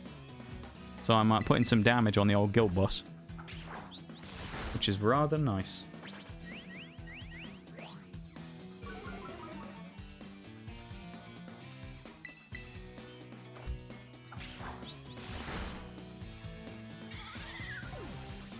Dispatch of Skiddo there as well. I reckon, yeah, we fight one more Skiddo to get Axew done, so I guess we'll put Dratini in. Tag in Dratini and see if it can deal with one of them as well. I think we'll go Wrap turn 1 and then we'll go into Twisters. Just so we can get the residual chip damage on them. It's not going to do a lot, the chip damage, but it'll just do a little bit, you know? A Wrap is a bad move. Okay. Leech Seed. Alright. We're dealing with one of these jokers. So it's going to negate all of the damage that we deal with Wrap now, then, isn't it? Via Leech Seed. Probably gains equal, if not more, back from Leech Seed. I guess we'll switch to Axew then. And then pray it doesn't seed again.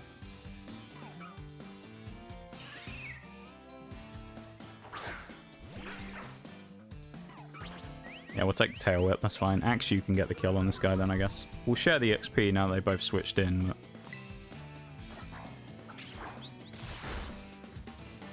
Axew is definitely the stronger out of the two here.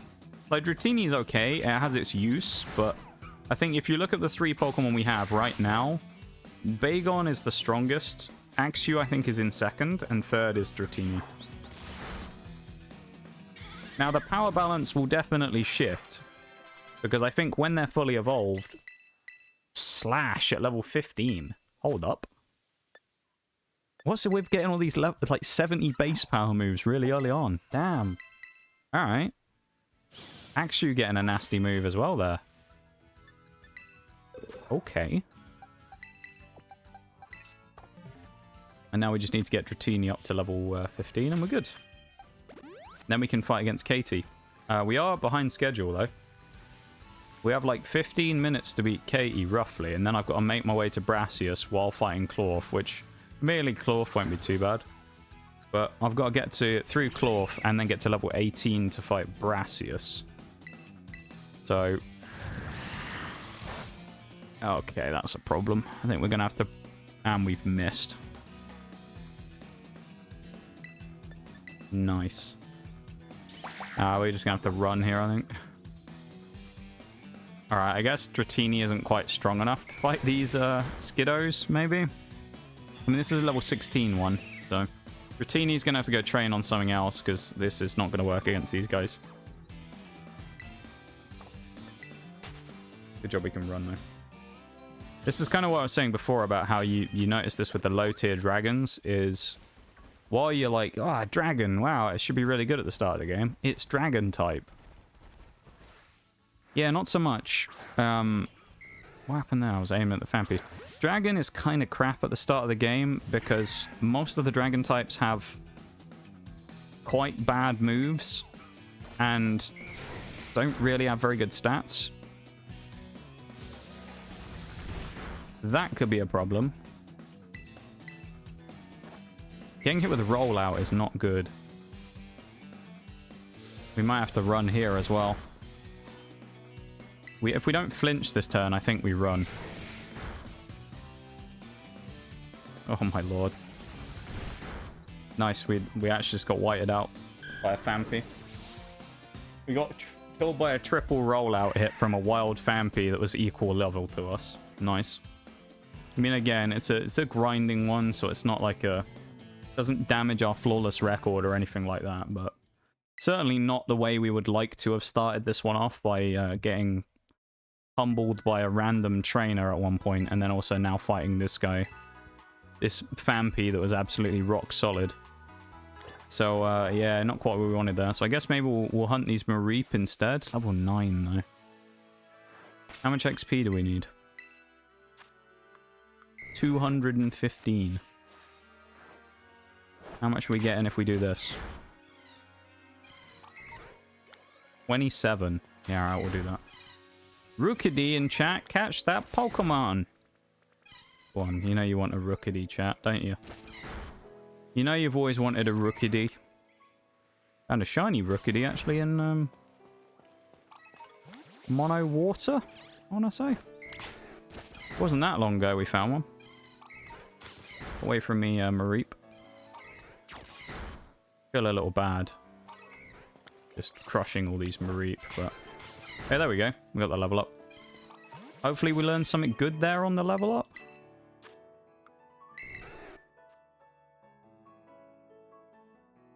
Huh. Dragon Tail.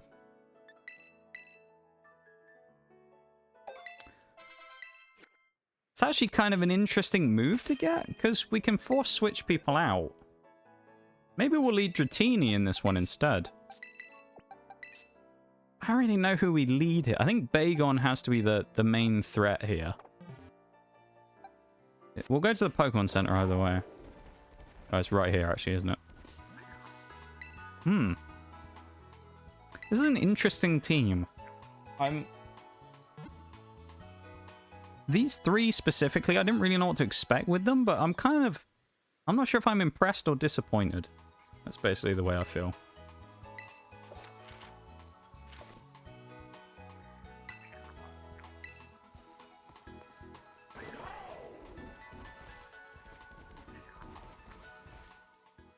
That's not where we want to go later, is it? I'm trying to think about where we're... it's on the other side. We want to take a trip over by that giant pillar later as well.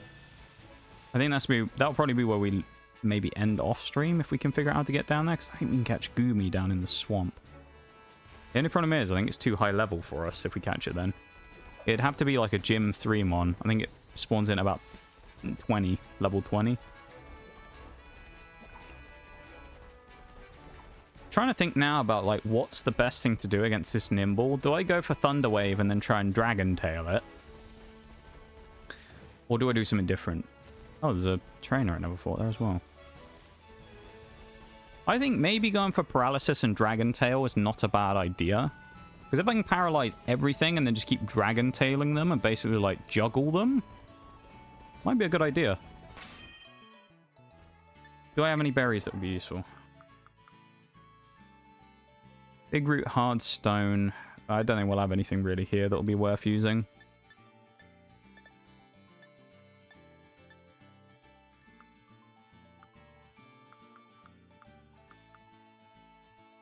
No, I don't have any healing berries anyway. Okay.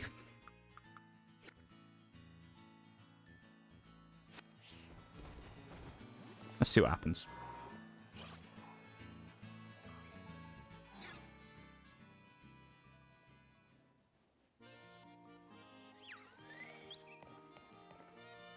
Here we go. Oh my god, the giant emote. The giant sunglasses emote. Even the giant sunglasses emote there too. The Gigantamax emote, as we like to call them. Thank you for the G-Max sip. Gonna give me some hype going into the next fight.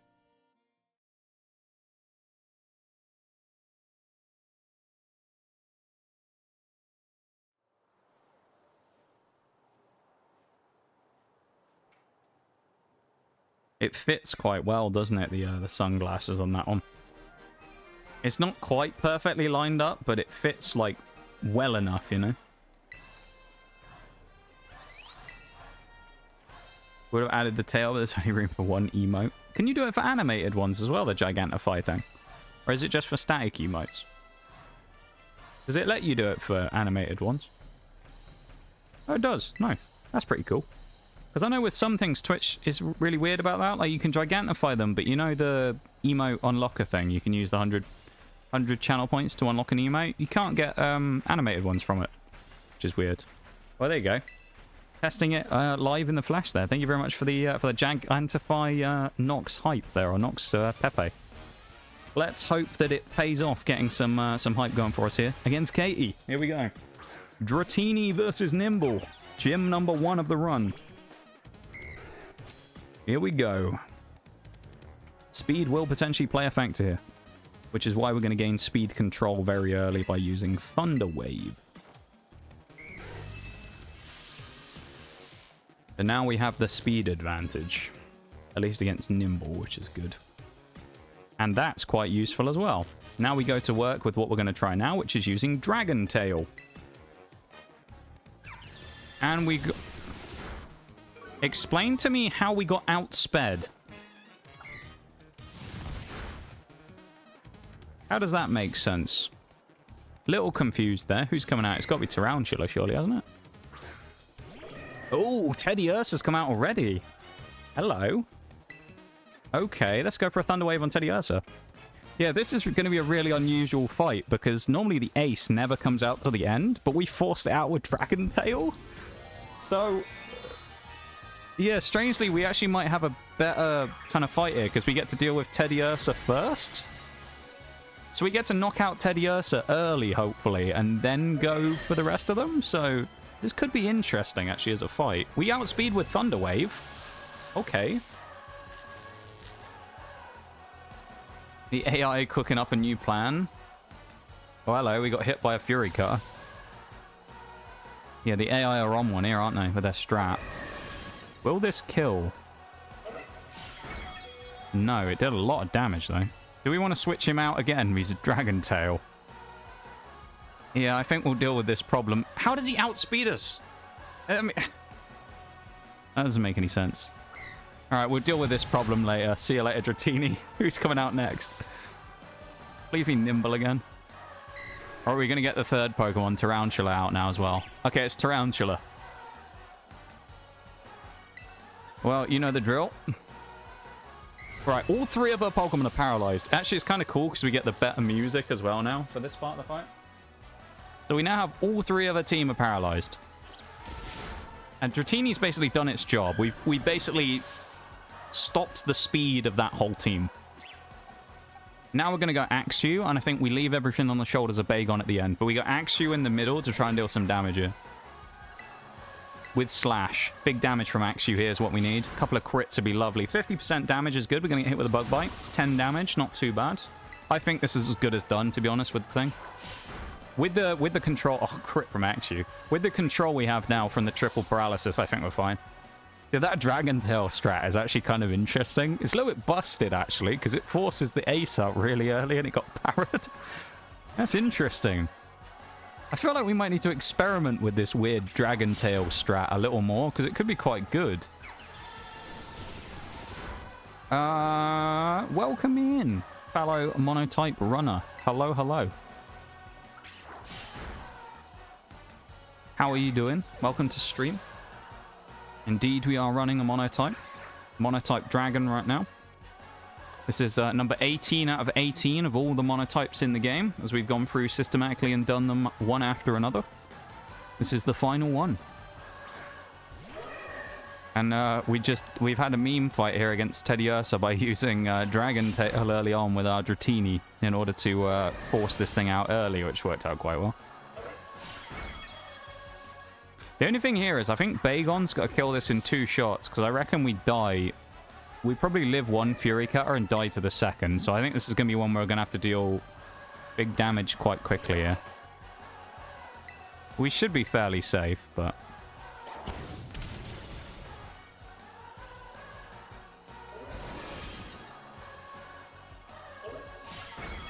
Yeah, we're good. Alright, we're good. I was a little concerned for a minute there, but we are fine. We are fine. Some good stuff in that one. Bagon getting the finishing blow, Axew doing some strong damage in the middle, but the heroicism from Dratini there, very unexpected. Dratini, dare I say, maybe not saved that, but made it a lot easier. So fair play. You know what? That Thunder Wave on Dratini was kind of goated, and the Dragon Tail strat, I kind of like it. Doing good, doing a poison run right now. Okay, how far through the game are we? I remember my poison run very well. It was actually one of the more fun ones, I think. Very synergy heavy team on the poison side of things when we did it. I quite liked it. It was very interesting to see how all the Pokemon kind of worked together, you know? Just started. I think you got an exciting run ahead of you there. There's some really good Mons in Poison, actually, that I think are quite overlooked. And the synergy on that team is really nice as well, particularly if you get the right abilities. So I think you'll get on well with that. It's a good typing for it. In the game as well, it's a good typing in the game, actually, just generally. I mean, it has good matchups against pretty much everything in Scarlet and Violet. Trini's a true soldier doing its job. It did a really good job. I'm surprised, actually, because if I was stuck, like, for strat there, and if that didn't work, I think we were a little stuck, because just from the way that fight went, and I said earlier on, if anyone heard me or was, you know, lurking and listening, I said that realistically if Dragon was going to have a moment where it just kind of like flopped and didn't work as a type, and you know, had its like moment where it was bad, it was probably going to be around here near the start. That fight was kind of it, where like realistically I think if Dratini doesn't get the triple paralysis there, I actually think we're a bit screwed. So Dratini kind of saved our ass a little there. And I'm quite impressed. I've got to say, I'm quite impressed by Dratini saving us there a little bit. I think Dratini made that fight work. And I don't want to say I don't think we win without Dratini getting the triple para, but I think it makes it a lot more difficult. So I think Dratini there actually did us a real solid, and fair play. Looking for a Salandit? That is a great mon. Salandit into Salazzle, just from our experience of when we actually just did Mono Fire as well, just before this one we're doing now, so we had a Salazzle there again for Fire. Salazzle, I think, is... I don't want to say it's underrated. It's really good. Can't find it. Where are you looking? Because I do have a spot where I found them fairly consistently. Sometimes you just have to be a little patient with it, though, because they aren't... I think they're not rare, but like they aren't... You can't find them super quickly. Or caves. If you go to the area where the Orthworm Titan is, by the mines, in a lot of the caves there, you can get them to spawn quite frequently, and there's a lot of caves nearby, so it's quite quick to reset the spawns on them. So I think that's quite a good spot to look for a Salandit. I suppose it depends what rules you're using and things, if you're using level caps and stuff, but obviously, you know, I don't know, because it's not my run, so I don't know what you're doing, but I would say that's probably your best bet for trying to find one if level caps and stuff permit for you to get one from there. If not, I'm not sure, to be honest.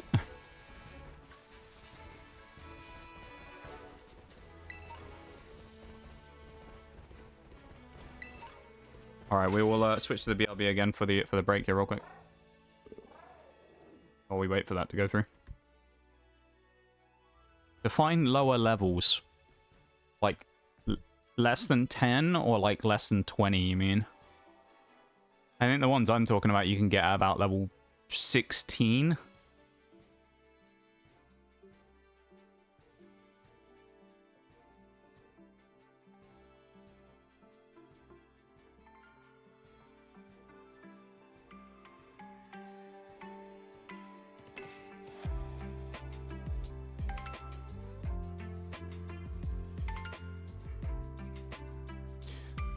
Gonna kill Clawf right now. The OK Bug Lady. Yes.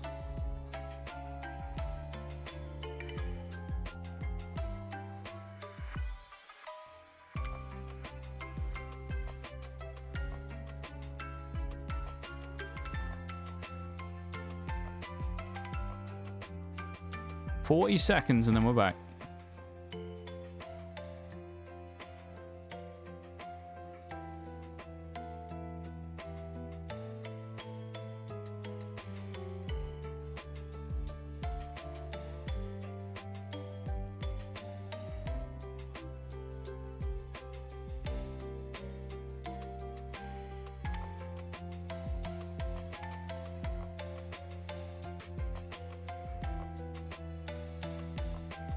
Seconds. I actually think what we might do... Nah, we'll worry about that next stream. Actually, it'll be fine. We won't worry about that now. Okay. Break's over. We're good to be back. We are back once more. Here we go. Let's continue on. We're going to make our way up to Clawf, and then we're going to go and kind of grind up quickly to get ready for Brassius, I think. Which makes me think we should fight some of the trainers here while we are still in the area. So we'll do that quickly. Yeah, good luck in your poison run, though. I hope it goes well. Always nice to see another monotype runner of sorts.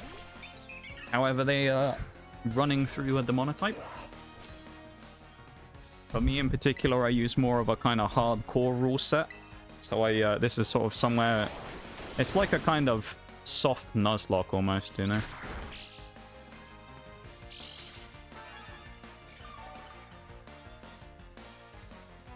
Little behind you. To be fair, I've been going for 4 hours and we're only here, but that's just because the start of the run usually takes a lot of setup, so at least when I do them, it takes a lot of setup, so I'm usually not super quick on the early parts of it, you know?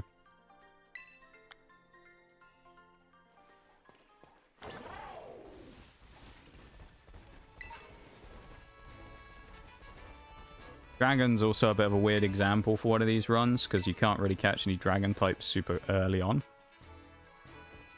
Or at least early enough to not break the rules. So we didn't run into Knackley there, but okay. So we ended up having to get them from Pokemon Home instead. Glorf is dead. Congratulations. We're actually about to... Well, hang on, you say you're behind me, but we haven't beaten Glorf yet. So... Well, I guess we've beaten the gym, but... So you've beaten the Titan and we've beaten the gym. So I guess together we're kind of at like the gym 2. I'm guessing, anyway.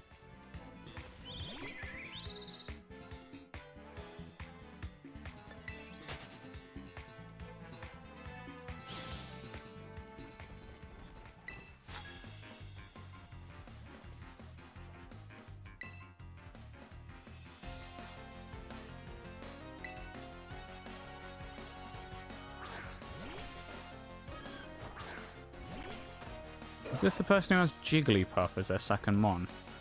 No. Okay, it's a different trainer. I wonder if this... the Jigglypuff's the guy who has the Skiddo, I remember. Oh, and it lands a Sing on 60% chance to hit. Love it.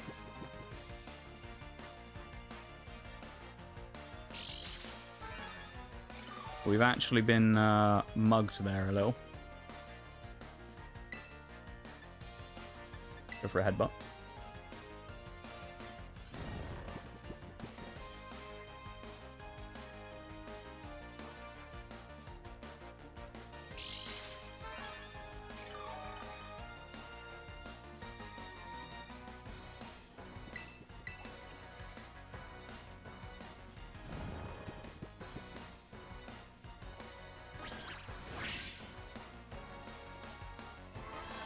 Igglybuff is getting pretty lucky here, I think.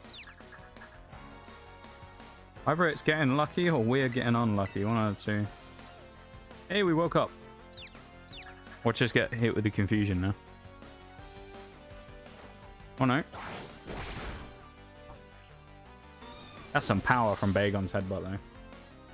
Okay, one of the nice things actually about this next gym, I'm a little worried about Sudowoodo, not gonna lie. Just because it's quite... Sudowoodo this early in the game... I'm sure someone's going to disagree with me, but I think Sudowoodo as early in the game as Brassius has it at like level 18 is kind of busted. Actually really strong. So... yeah, he's kind of a threat actually. We gotta be a bit concerned about that thing. Don't really know how we're going to deal exactly with Brassius's team. I mean, Bagon obviously has Ember, which is good, and then we can get the Paralysis again, but I'm not sure it will save us 2 gyms in a row. The real good thing about this one is at least that Grass is resisted by Dragon, so we at least can take quite a lot of damage here, which will probably force Sudowoodo into using Rock Throw, which if he is paralyzed then gives us like double chance checks pretty much on it, because it'll either have to beat Paralysis and then hit a move, or just hit the move anyway. So our evasion will be quite pivotal in this one. We're not going to fight the Skiddo guy. I think we might just go straight over to the Klorf, to be honest. What level's Klorf? I want to say 16. Yeah, he is. Rock Tombs is worst move for us. We'll fight the trainers on the way to him, because XP is useful here.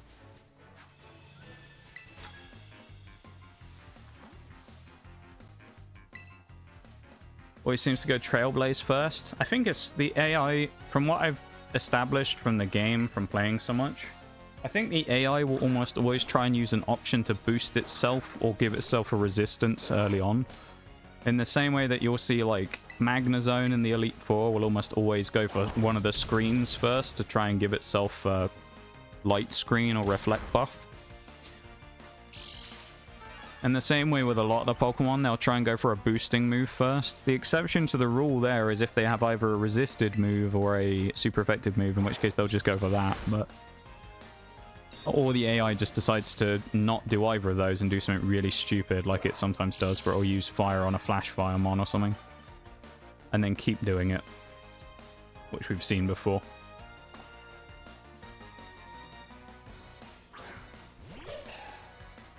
Those ones are always quite comical. You'll get it where I'll use like Flash, you know, use like a fire move constantly on the same thing that's immune to fire. It's quite handy.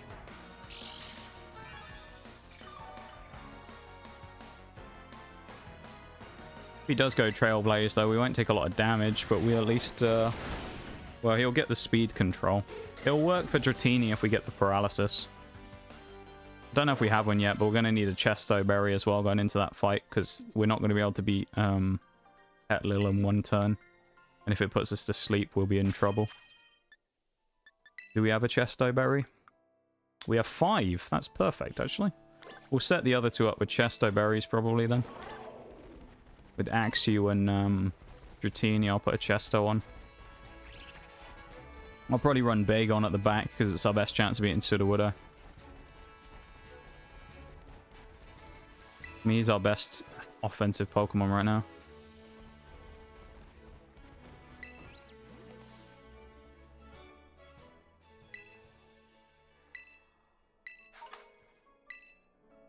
Nice, that's most of the ingredients we need. Actually, there is all the ingredients we need for our sandwich later on. For our ham sandwich. That's handy. Now we can make our XP ham sandwich when we go and do the Chansey farming. Which, that should be quite easy here on Dragon as well, because pretty much all of our stuff is physical attackers, so... I'm not too concerned about XP grinding either, which is nice. Ooh, Vivillon.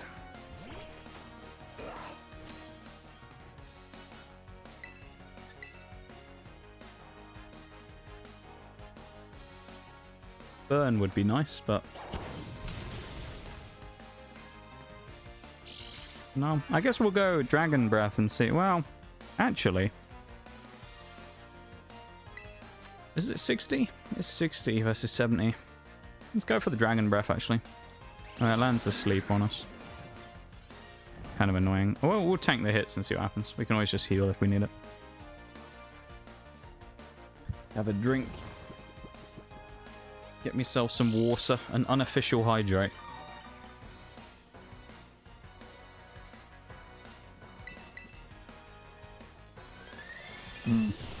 There's the special attack drop. 15 damage as well. That's not great.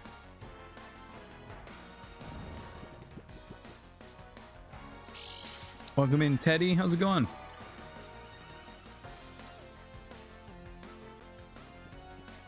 How are you? Welcome to stream. Good, how about you? I'm doing alright, you know. Doing alright. Currently, struggling against this Vivillon that's being really annoying. Because we're asleep. I guess we're going to use Headbutt now because we've got -2 special attack, so... Hopefully we actually land this time. What brings you into stream today, though? We had a number of new people in today. Did you come from the recommended section on Twitch, or did you see us in the Pokemon section? Out of interest. And I completely forgot to ask this of everybody today, as we're doing Monotype Dragon. Does anybody have a favorite dragon type in chat? Do we have a favorite dragon type?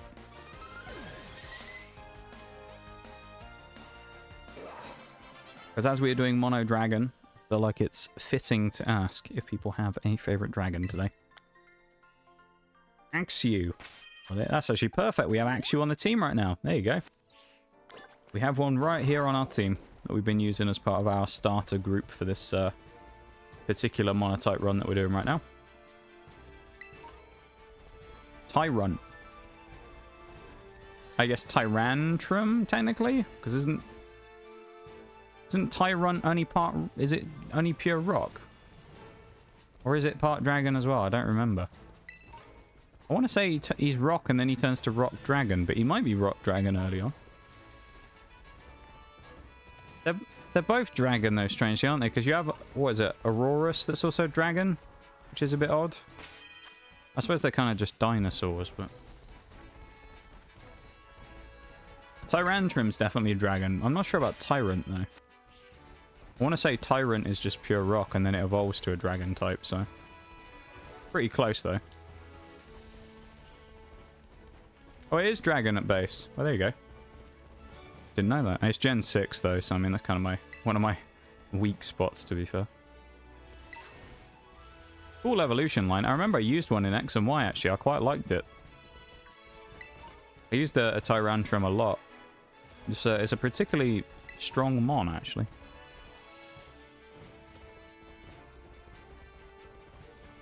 Dare I say, I think it's one of the better fossils out there, actually. Most of the fossils, they're all right, but they're never that great. But I actually think Tyrantrum's pretty strong. Aurorus isn't that great, but I don't really know what other fossils really sort of get up there in terms of power with it. I guess Dracovish. I have no idea how well this fight is going to go either fighting against the Clorf, so we're going to see, I suppose. That's more damage than we wanted to take, but how much is he going to take? Okay, that's quite handy. We'll take that. What's my favorite gen?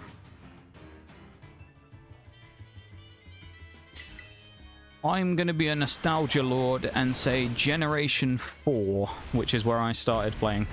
I'm going to say Gen 4, when I first started playing as a youth. When I was 7 years old or whatever.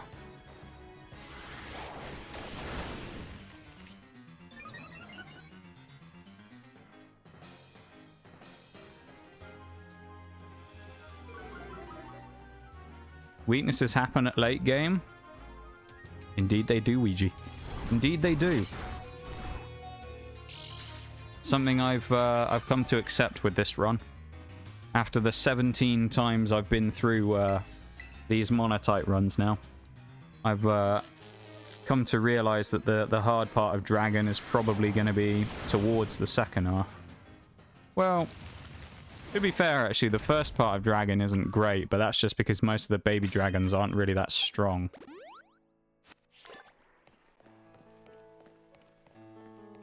I think Arven's going to have to help us out a little bit here with his shoulder, but I think we should be okay, survivability-wise. If we get paralysis, that'd be nice.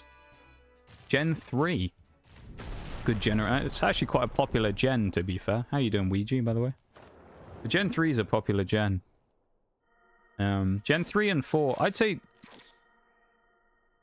Most popular, I'd say, is 3, 4, and 5, I think. It seem to be the most popular gens from what I see as the consensus. I mean, you get some people who prefer Gen 1, but most of that, other than that, I wouldn't say people really prefer most of the older, like the newer gens in comparison. Or at least most of the people who really like the new gens in comparison to the old ones are probably the people who haven't played the older ones. So some people do like Sword and Shield and things like that, but they probably haven't played many of the older ones, I would say. So, I suppose it's slightly skewed, you know. Hot take, I love Gen 7.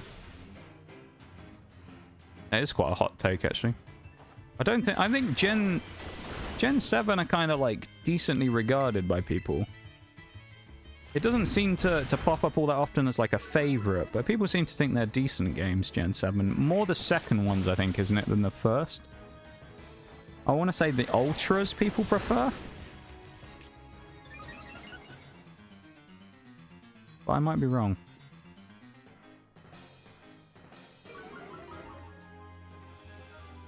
Yeah, see ya, Teddy.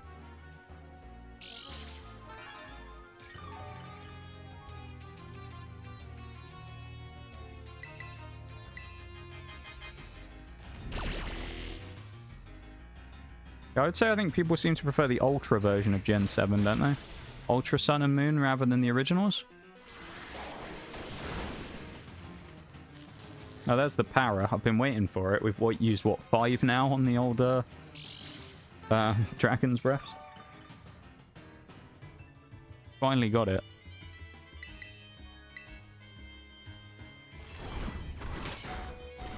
Bagon just surviving. And Arven, as per usual, stealing the kill. What a guy.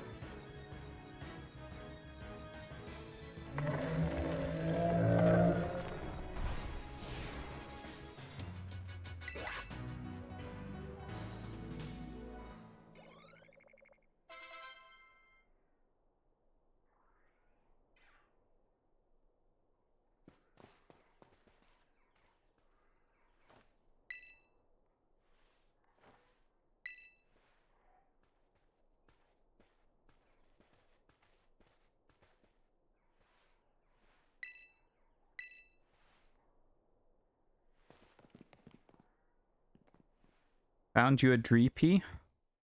What do you mean you found me a dreepy? I'm confused.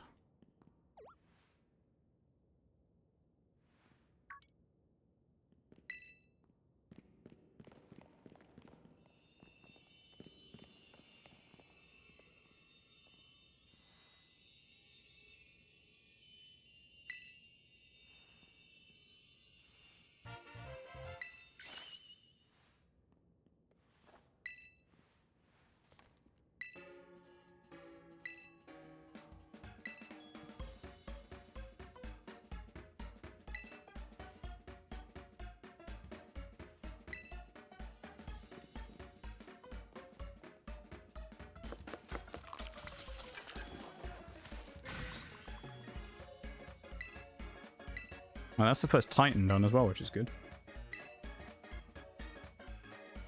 You mean that you've got a dreepy that you want to give me? Is that what you mean?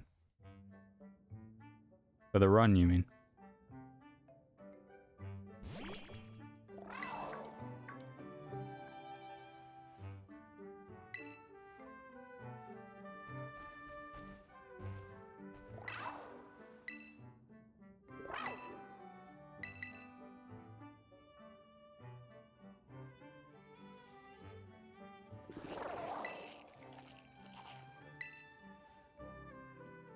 Wish I could. I wouldn't be able to accept it anyway. When it comes to the monotype runs, all the Pokemon have to be sourced by me, so I don't accept any from other people.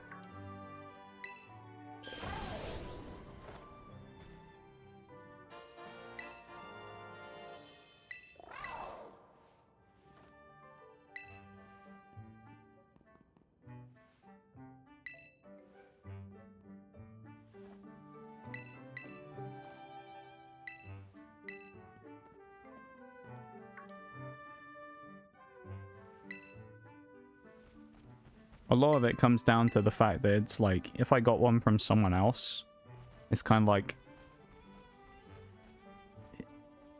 it would be unfair, I think.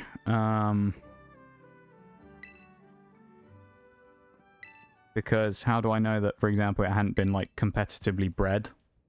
And it was just like a competitive Dragapult that someone had tried to make, and they just had a random baby Dreepy hanging around. And then they gave it to me for the run. It'd be a bit unfair if I had, like, a perfect EVs, IVs, moveset, Dragapult ready to go, or whatever, you know, like Dreepy. Any of the chatters like a Krogunk named after you? Probably not, because I'm not sure there's too many Pokemon fans in the chat. But also, we don't use the Twitch chat to trade, as it mentions in the rules of the stream. So, yeah.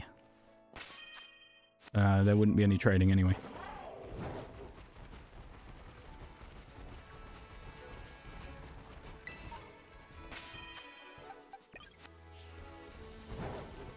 Not to trade? I mean, it's not really the point, though.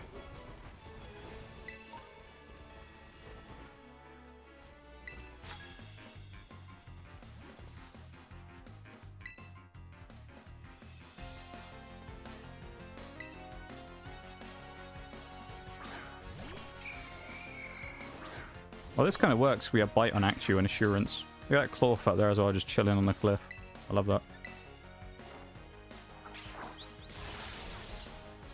One shot the Ghastly, that's good. We'll take that. Looking forward to unlocking Crunch later on a few mons. Actually, it'd be quite useful to have as a tool. Murkrow as well. Yeah, we don't do any form of trading or anything like that in chat.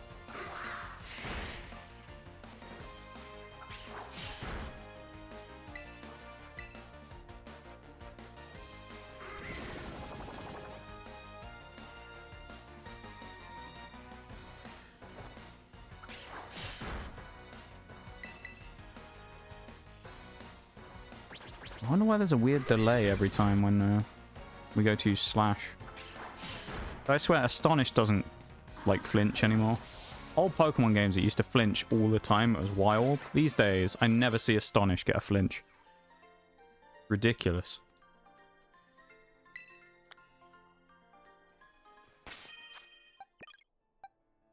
strangely as well, these guys are actually getting pretty close to where they need to be for the next gym. So 18 is the cap, which is quite good that it's only a 3-level difference. So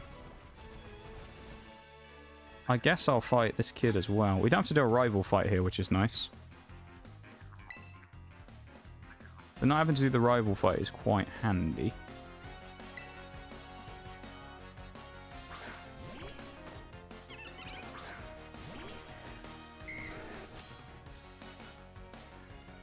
It is 18. Oh, it's 17 is the cap.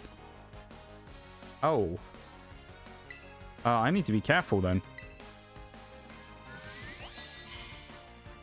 Because I'm going to be in trouble otherwise from over-leveling. Which means I'm going to have to avoid the Sunflora fights.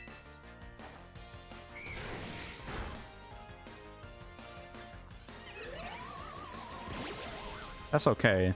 I thought it was 18, not 17. This one always trips me up, I guess. Damn, 17. Well, at least we don't have to do any level grinding, I guess. Alright, we'll have to bring Bagon and Axew out of the team now as well, so we don't overlevel them accidentally.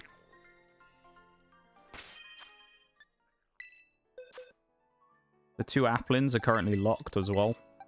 They aren't allowed to be used. They're under what I'm referring to in this as competitive quarantine. So because we already had 3 dragons at the start, which I thought was fair, as most Pokemon types are going to get a couple of options at the start of the game, and it will be fair for us to give ourselves, you know, a little bit of a start with giving us some dragons. We would basically force any of the super early dragon types, such as Applin, which is one we could get really early and abuse by evolving it before Gym 1 if we really wanted to. So instead of doing that, we basically put a competitive quarantine on it, so we aren't allowed to access them until we beat Brassius.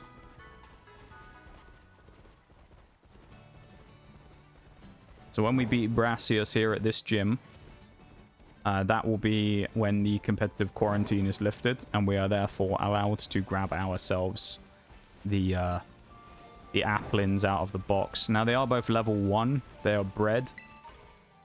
I did them yesterday. So, again, I showed them off on stream earlier, but they aren't competitively bred.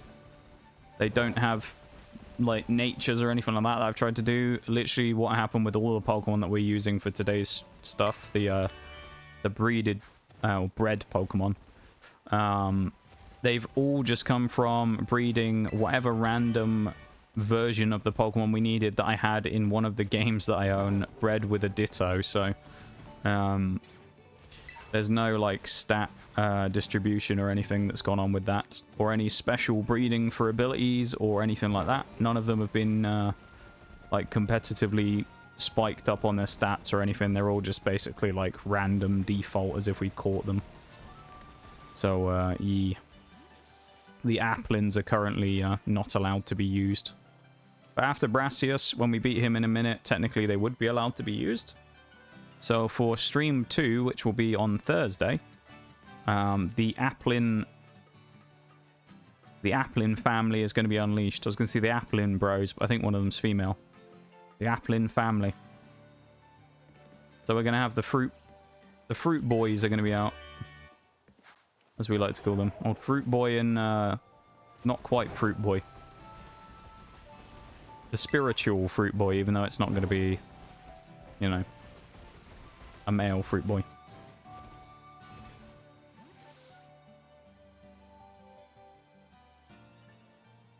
May also try and catch Goomy before the end of stream today. I think Goomy would be a Pokemon that wouldn't be under quarantine, because it would be one we could just go out and catch at a slightly later time, so it would be fair for us to go and grab that. How much does Dratini need as well? 300. There's no fights before the gym either. Do I waste? Oh, do that. 200 XP, and then we can finish it in a minute. Maybe we'll... I don't want to fight the Sunflora, though. Yeah, it's going to be annoying if I fight them. I think we'll just fight some trash outside the town in a minute. Good luck fighting the bug gym.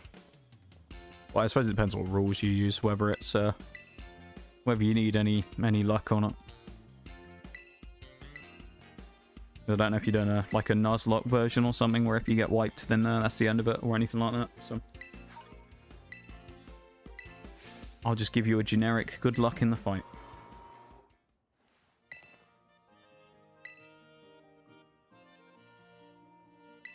I'm getting really hungry as well. I could do with a snack soon. I'll have to take a snack break after stream. I'm hungry, as they say. Alright, 10 Sunflora. I think we can do them without battling them as well. So, I mean, if we do need to fight one, we can. The only reason I don't want to fight them is just because of Leech Seed. Leech Seed, Ingrain, Mega Drain. It's kind of annoying. And if we're only going to have Dratini on the team because of fear of over-leveling, I'd rather not get stuck into a fight that I can't switch out and get rid of the Leech Seed on. So, yes. So that will be a bit annoying. So far, though, other than the few blips that we had fighting Mailman, or Postman Pat, who's really strong, and that one time that, what was it, Wild Pokemon Fampi absolutely mugged off our Dratini.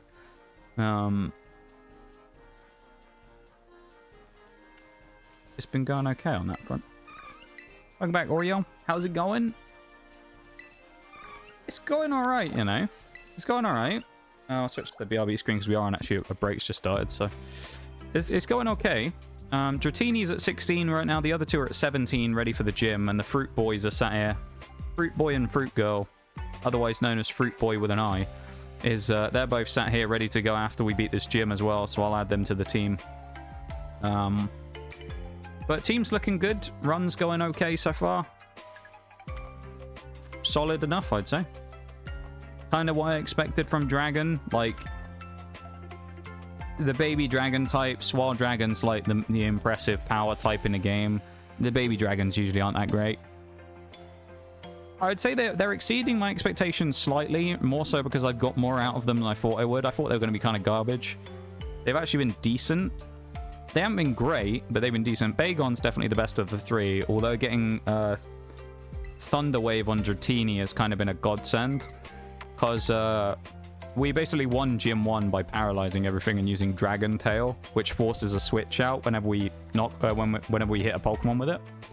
So we basically paralyzed Katie's entire team, including her Teddiursa, which didn't come out last for once.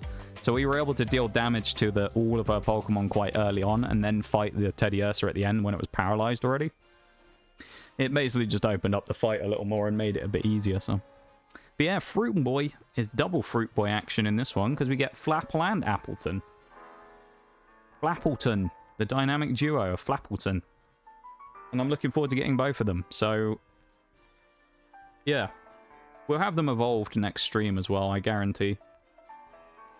Because, I mean, they're one of those Pokemon that uses an item for evolution, so I can just go and kind of cheese it by running up to Lagtree Thicket and picking up an apple straight away. So I can get them both to, from Fruit Boy Mark 1 as an Applin, all the way up to final form, full power Fruit Boys in a matter of minutes next stream, pretty much. Which I think the nice thing about this is, although Dragon's got low XP yield and it's slow to grind, there's not that many Pokemon to grind up, generally. And actually, I think that the Applins won't be too bad to get up. Especially if they're Appleton and Flapple already, you know? Because they're going to be early evolved Pokemon that are going to be a bit more powerful, so we'll actually have some kind of decent power options. We'll also probably get Leech Seed, which, you know, as you've been here for a couple of these runs now, you'll know that I'm always raving about Leech Seed, so talking about how good it is, so... I'm always going on about Leech Seed, so... Yeah, we've got some good options coming in here in this team. I knew you'd be excited for Fruit Boy, though. I was talking earlier about the possibility of maybe... I say maybe possibility. About whether I'm going to do another Pokemon opening stream next month. Maybe. For the release of the brand new Pokemon TCG set. Stellar Miracle. Can't even speak. properly anymore. Can't even pronounce it. I'm getting tongue-tied. Stellar Miracle. Yeah, that's the one. Which I think could be kind of cool. So we might end up doing that. So, yeah. It's been an alright day today, you know? I think there's one by the climbing frame, isn't there? I kind of want to avoid fighting them. Is there one up here? Oh, there's one down there. Perfect. Always going on about it. I always talk about Leech Seed. Leech Seed, Toxapex, Baneful Bunker, all that stuff. I'm usually going on about that quite a lot. What else? What else do I mention a lot? There's a lot of those types of things that I talk about. Leftovers, protect strats. Yeah, all kinds of stuff. All that crap. I'm always all over it.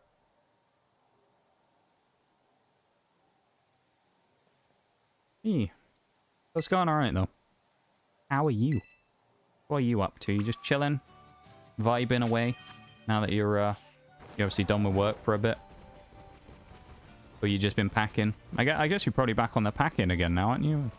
Or have you not heard... Have you heard any news about that stuff yet? About the new place? About the lease? Or are you still waiting? Because I know a couple of days ago we were talking about it, but... And you were hoping that they would do it soon, but... Got done eating? What did you get? You know the rules. What did we have? Probably just a sandwich or something. Won't hear anything over the weekend? Oh, okay, the place is like closed over the weekend or whatever. That'll be tomorrow you'll hear from them then if you do. Okay.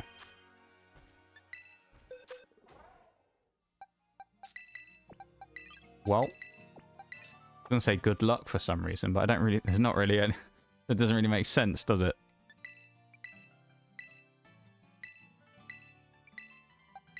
Because it's not like you need luck. You've already found the place. You just need to sign the thing off when they give you the paperwork eventually.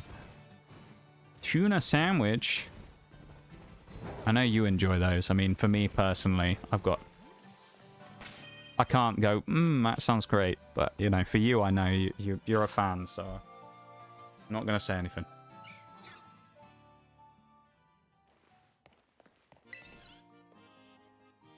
Just going to leave it be.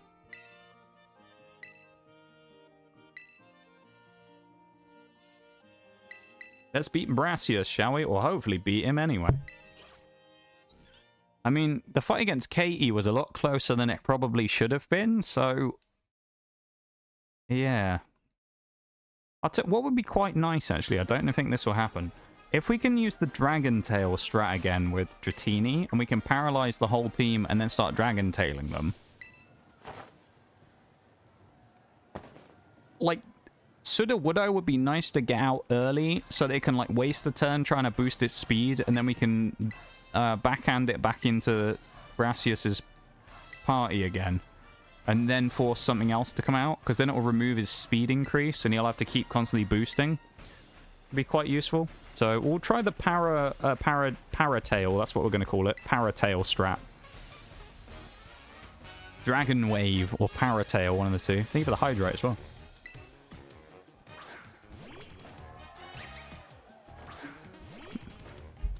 Can't even complain about using cheap, like, status strats here either, because Brassius is going to try and put us to sleep with yawn, so... Or sleep powder, so, like...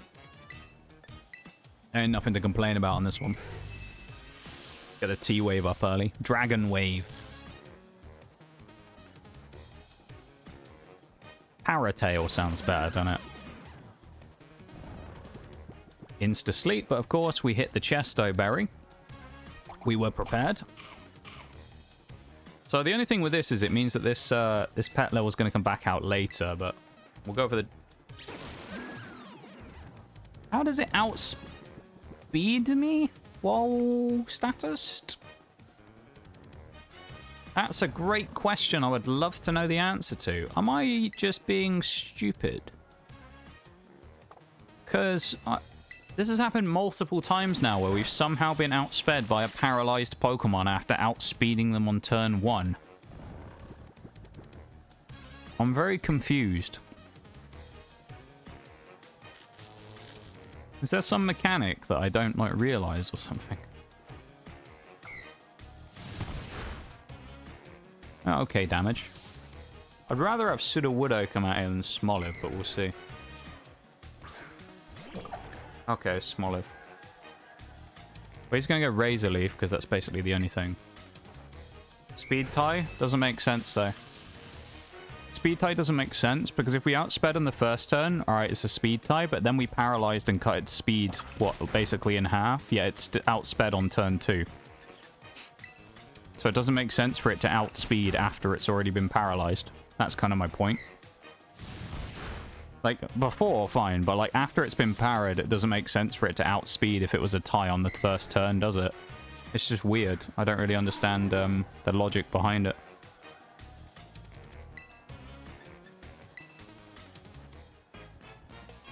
I think we should outspeed Sudowoodo here on turn 1, actually. That would be good. This is kind of the same as before, where we're like setting up everybody being parried, and everyone's kind of half HP. Mine, well, apart from Sudowoodo at the minute.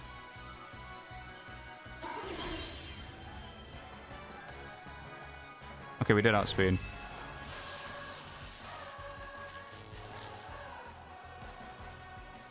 That's good. Alright, we can Dragon Tail that thing now and get it out of here and bring it back in later. Oh, I figured it out. Dragon Tail hits second, doesn't it? That's why. I think Dragon Tail always hits second. That might be why.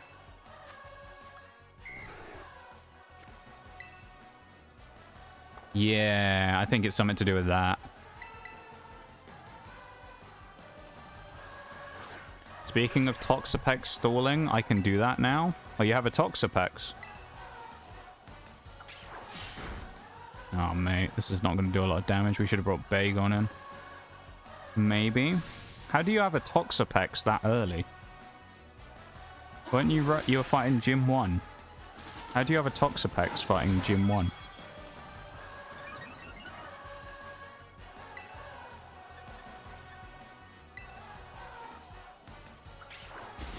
You don't.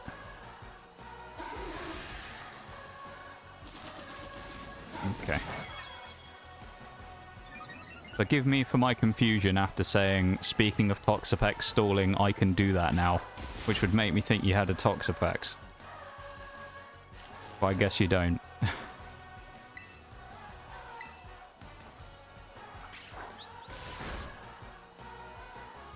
Oh, nice.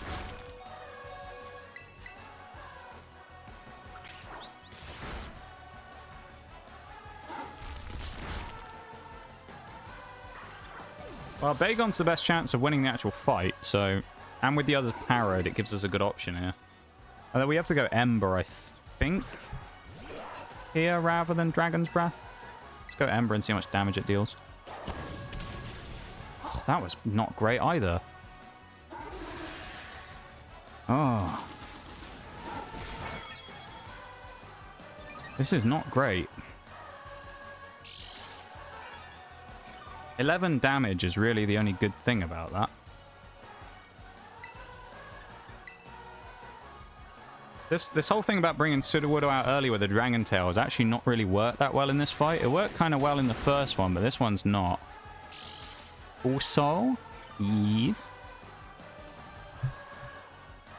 You got some kind of information for me. Okay, we're good there. No flinch. Good. You got to see Bao. Hey, yo. Never seen Bao in my life, but I just know he'd be the best puppet ever. Yee! We love Bao. We went up to level 18 during the fight as well, so no one can go, wow, you broke the level cap, because we were level 17 when we started. I can't help myself from over-leveling during the fight, you know? Just to quench that fire now, because I know some people are really particular about that type of thing. There's nothing I can really do to stop myself over-leveling mid-fight, you know?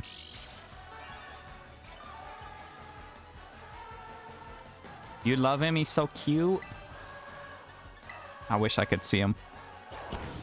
I wish I could see the Bao. He sounds like a cool little guy. Well, not so much little guy, of course. A cool big guy.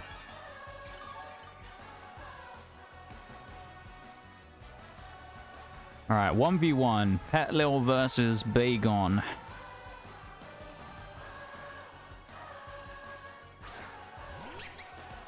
I think, actually, the best choice here is Headbutt, but I might be wrong. Okay.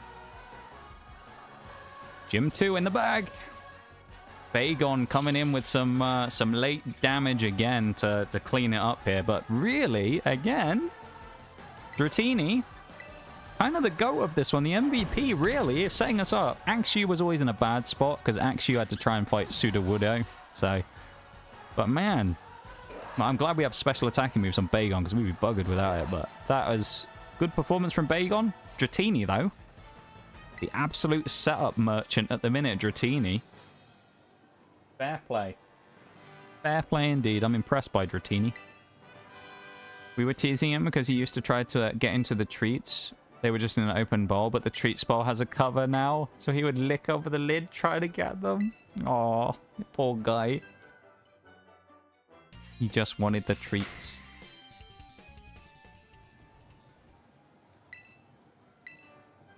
I wish I could beat Bao.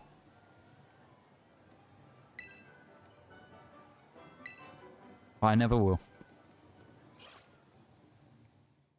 I'm sad I never got to meet Cheese either.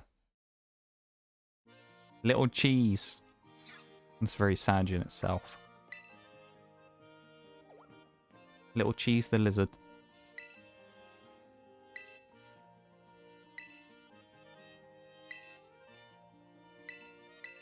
I suppose as well it must be kind of a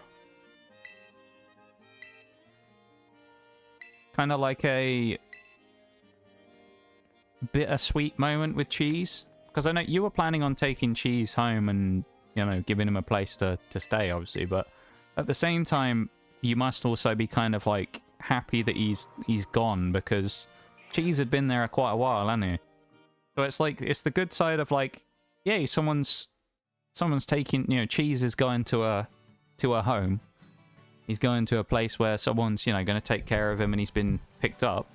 But at the same time, it's like, but you kind of wanted, you were planning on taking Cheese anyway, albeit it was kind of as like a last minute measure because he hadn't been, no one had really shown much interest in getting him. And then the second you're like, all right, I'll get him. And denial right there is what happened. They're like, no Cheese for you.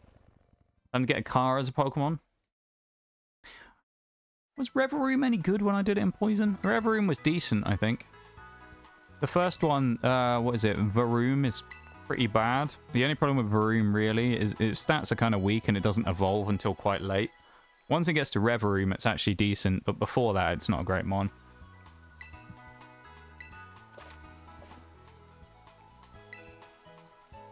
I think what I'm going to do now, because we've only got a few minutes left until we start winding down, really. Oh, we're also going to add the Fruit Boys to the team here. So now our team's about to extend to 5 Pokemon. So we now have 5 Pokemon in the team. Applin 1 and 2 have now entered the fray. As we, you know, we'll be ready for Gym 3 at Iono next stream, so we'll make sure that the Applins get trained up. But I need to go down to the swamp to find Goomy. So I need to get over this bridge, I think.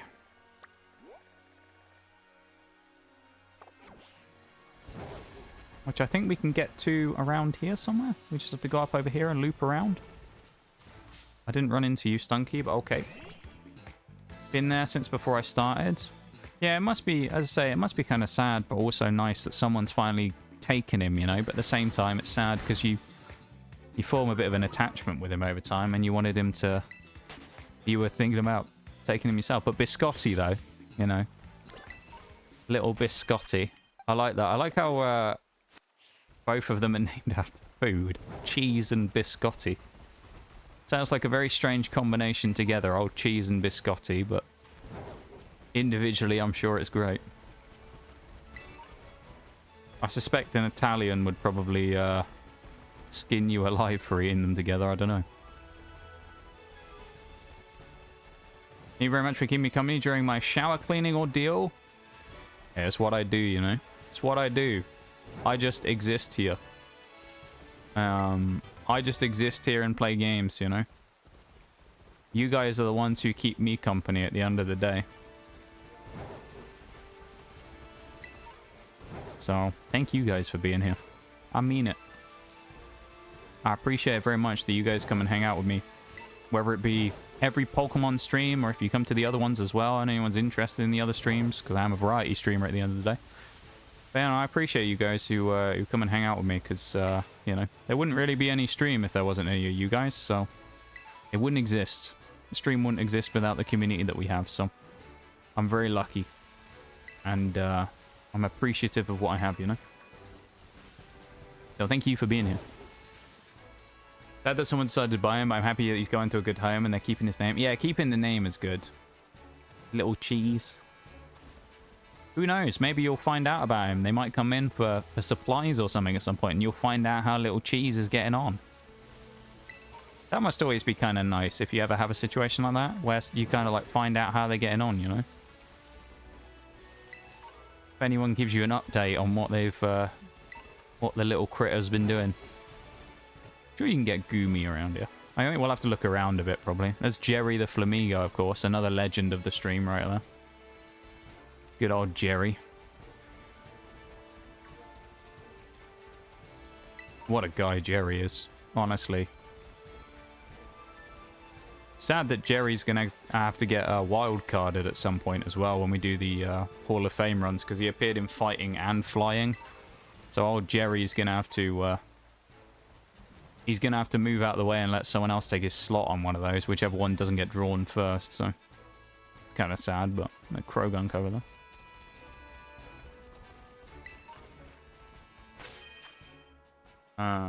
Getting all my options early. It's a good idea. Depends, as I say, like with me, what I'll try and do is kind of catch what I can early. But I also... I don't know, like, as I say earlier, what your rules are or anything. So in my case, I play with a level cap, so... Like, I won't catch anything, usually, that's going to be over the cap, because there's no point wasting time trying to get it, you know? Actually, I just thought of another place where I can get, thingy. Goomy. Sure I can get them over where I was trying to get the Flabebe before.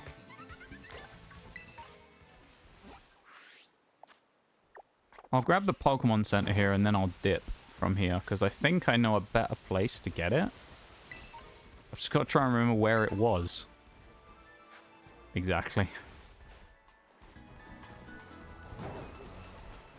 That's the only problem now, is figuring out where that spot is on the map. Because I can't really remember.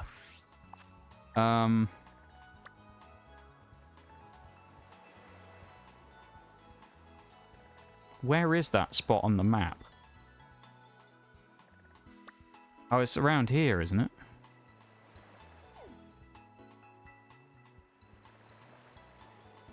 Yeah, I think it's here. This kind of... This bit, maybe? I guess we'll go to Cortondo. Go from there. Why not? Mostly animals that come in and named after food. Hey, it's a good naming scheme, though. We've used it many a time in the monotypes of Pokemon.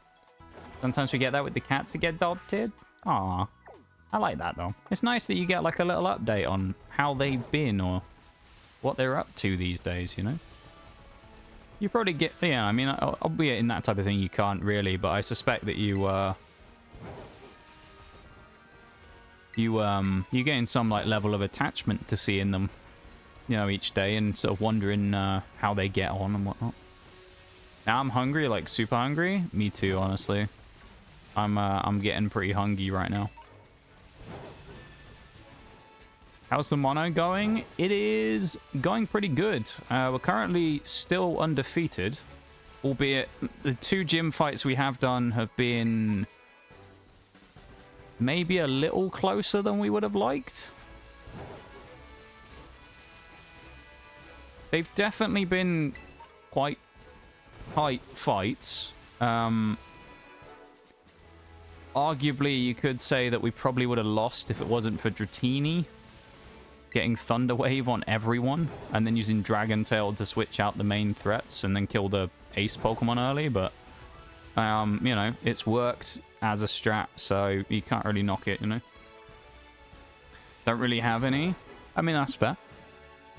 I always say when it comes to these things, you've got to play it whichever way you want to have fun. Whether that be with rules or without rules or whatever, you know? I like, I guess, the slight increased challenge from making it so that I can't catch that many Pokemon super early by the level caps, you know? Just adds a nice layer of challenge for me to have to kind of play around, you know? It's in some cases having quite a weak team that hasn't had a lot of development yet. I think this is where we want to be. Sure, I found Goomies down here before.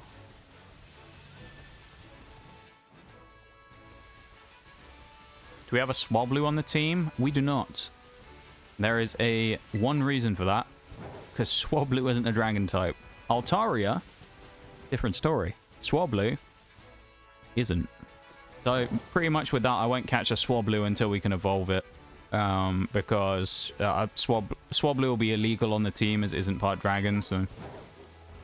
Altaria would be allowed, but Swablu wouldn't be able to be on the team. So I'm not going to bother grabbing one yet. I will get one at some point, though. Because, I mean, to be honest, if I'm looking at what we're going to have, is Altaria actually going to get played?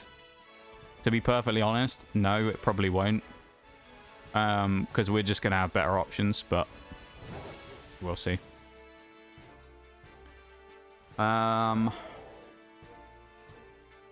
How about naming Pokemon after junk food? Cheeto, Dorito, Jax, granola. Granola's a junk food? I suppose it's kind of marketed as a health food, though, isn't it? We've done quite a few food-named runs before. I mean, this time I think we were kind of going on names of heroes and things like that from mythology and stuff like that we were thinking of. So, we haven't done any naming yet, but I think we'll do it next stream. We'll kind of name all of our Pokemon at once. Oh, there's a Goomy. Level 16. We could have caught him before the next gym, or the previous gym, but we'll take him now instead. Here we go.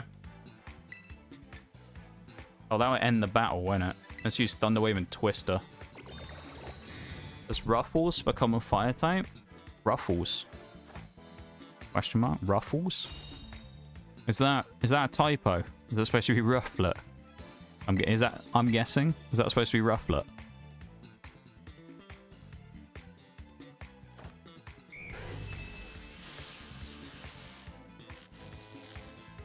If so, Rufflet's a normal flying.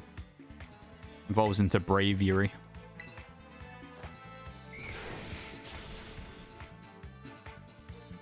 Braviary's not too bad of a Pokemon, actually. It's not insane, but it's not bad, I would say. As a flying, like, stopgap, it's fine. Found a Salandit cave? Where'd you find it? It's taken a while finding that Salandit, though. Been struggling to find it, or you just gave up and went and found something else. But yeah, we've done a lot. We've done alcoholic beverages, we've done soft drinks, we've done food, we've done food about 3 times, I think, on names. We've done different types of food. We've done chemical elements. We've done all kinds of stuff, honestly, with the naming schemes.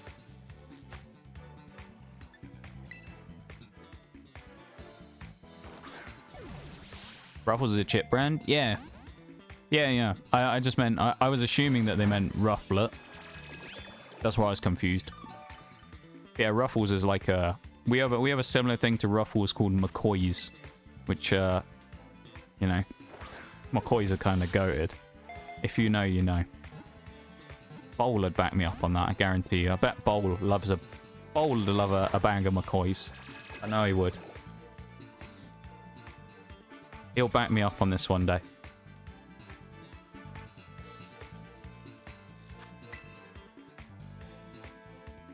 I'd be crushed if I found out Bowl didn't like McCoys. We'd be in trouble then. This Goomy really doesn't want to go on the ball, does it? Whoa, okay. That was a little more damage than I was expecting. Okay.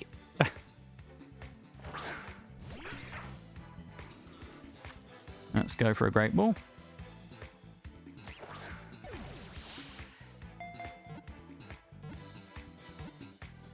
Had McCoys before, they're better than Ruffles.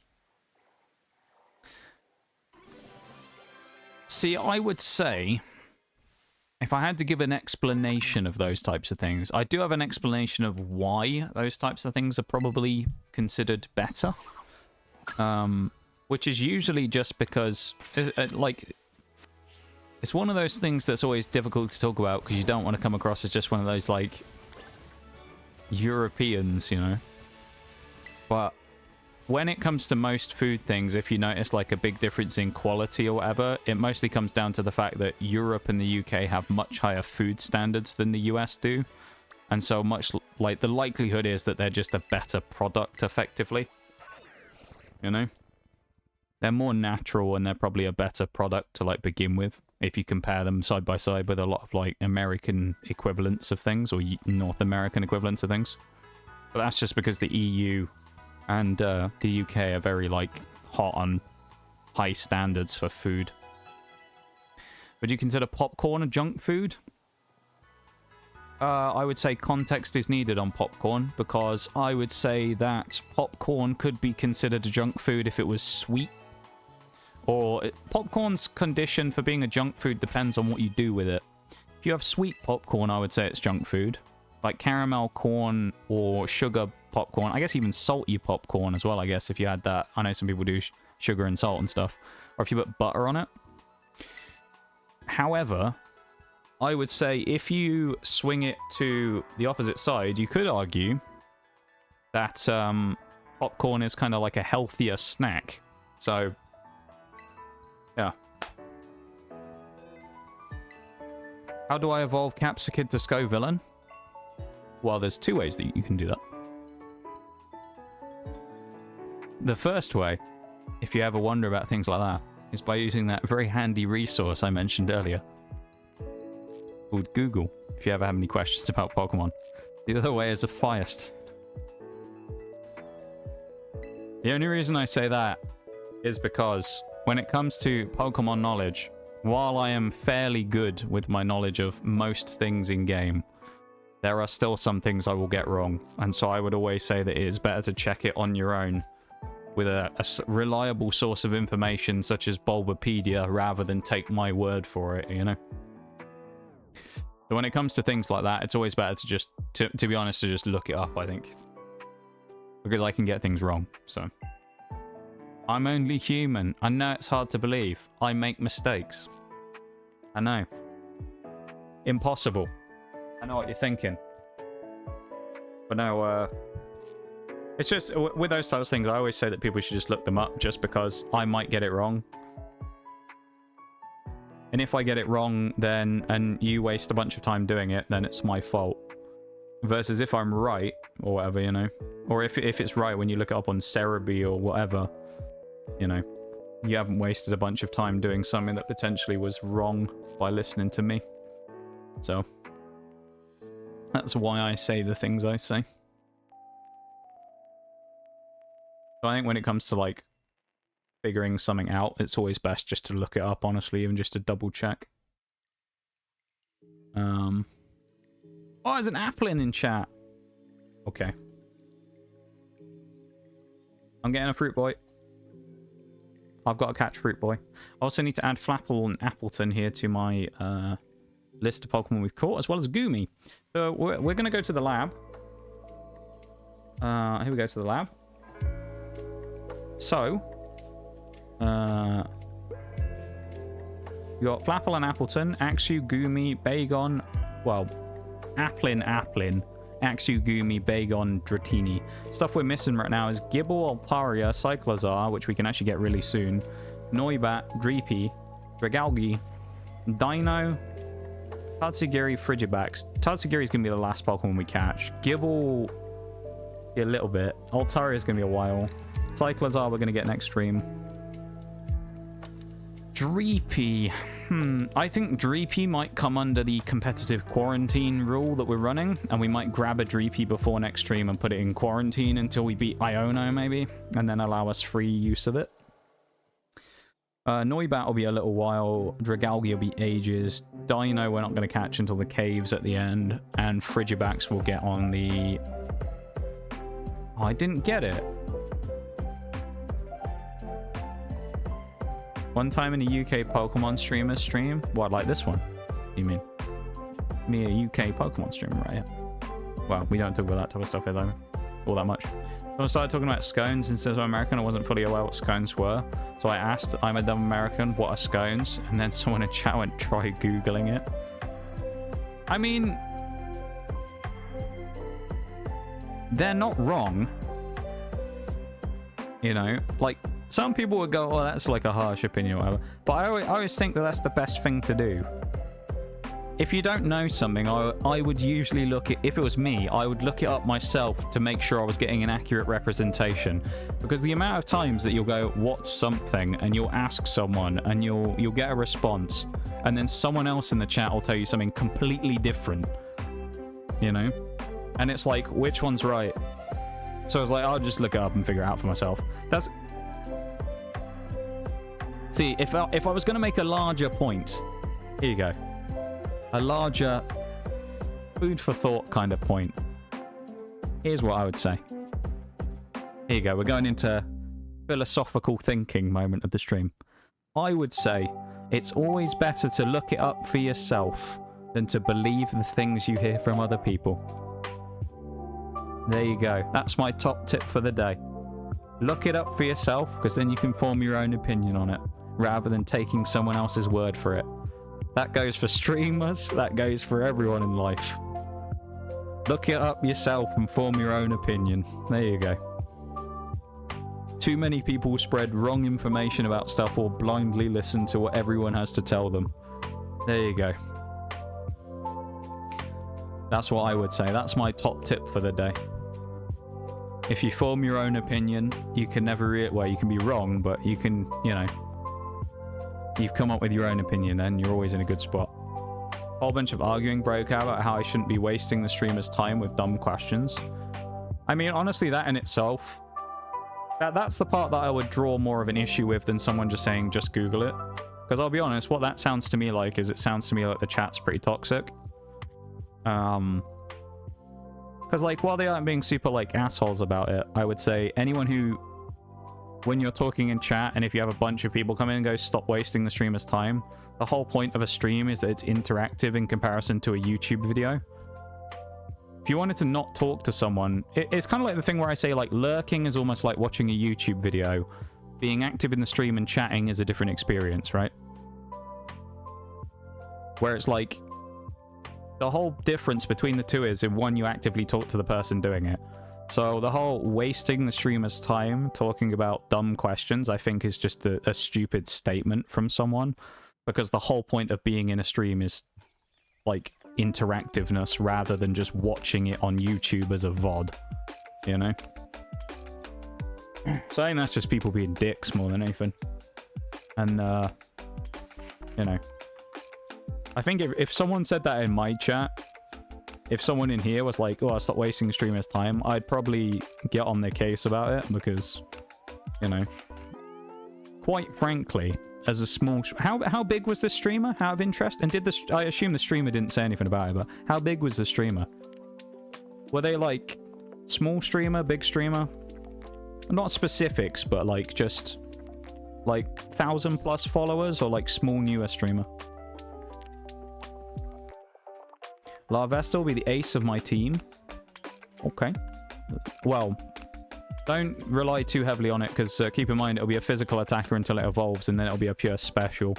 So it might be worth kind of keeping some other options in the back pocket. Welcome back, Shayla. You survived the laundry as well. That's good to see. In my defense, some against me. Do you make VODs? Well, I suppose that question in itself is kind of like... Everyone makes VODs, in the sense of... Unless you switch it off in the settings on Twitch, everyone's streams will be recorded and saved as a VOD after the stream is finished. So if you click on my profile and you go to, you can see any stream from the last 2 months, including this one that will be finished in, say, 5-10 minutes time. You'll be able to see and rewatch the entire thing straight away. I do upload them onto YouTube as well. So all of my old streams are all up on YouTube, yeah, if that's what you mean. Yeah, I have them all up on YouTube as well. There's a link below the stream for the YouTube and Twitter and all that stuff. The same rules apply, though, as far as the Twitch channel, where if you're going to follow me on Twitter or join the Discord or whatever, you know, 18 plus, just because, you know. If there's any other example I have to give as to why I like to have an 18 plus environment, it's the interaction I had with that Lucas person earlier in the week.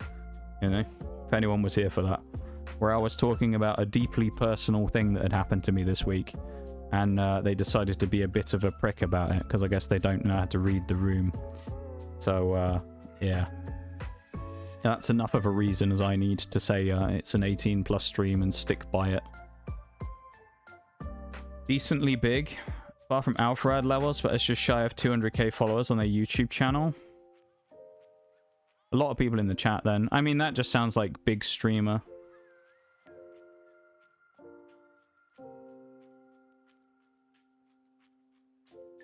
That just seems like big streamer chat, honestly. Generally, the way it goes is the bigger the streamer, the more toxic the chat becomes. That's just my very generalized assessment of Twitch in general. You know? So, yeah.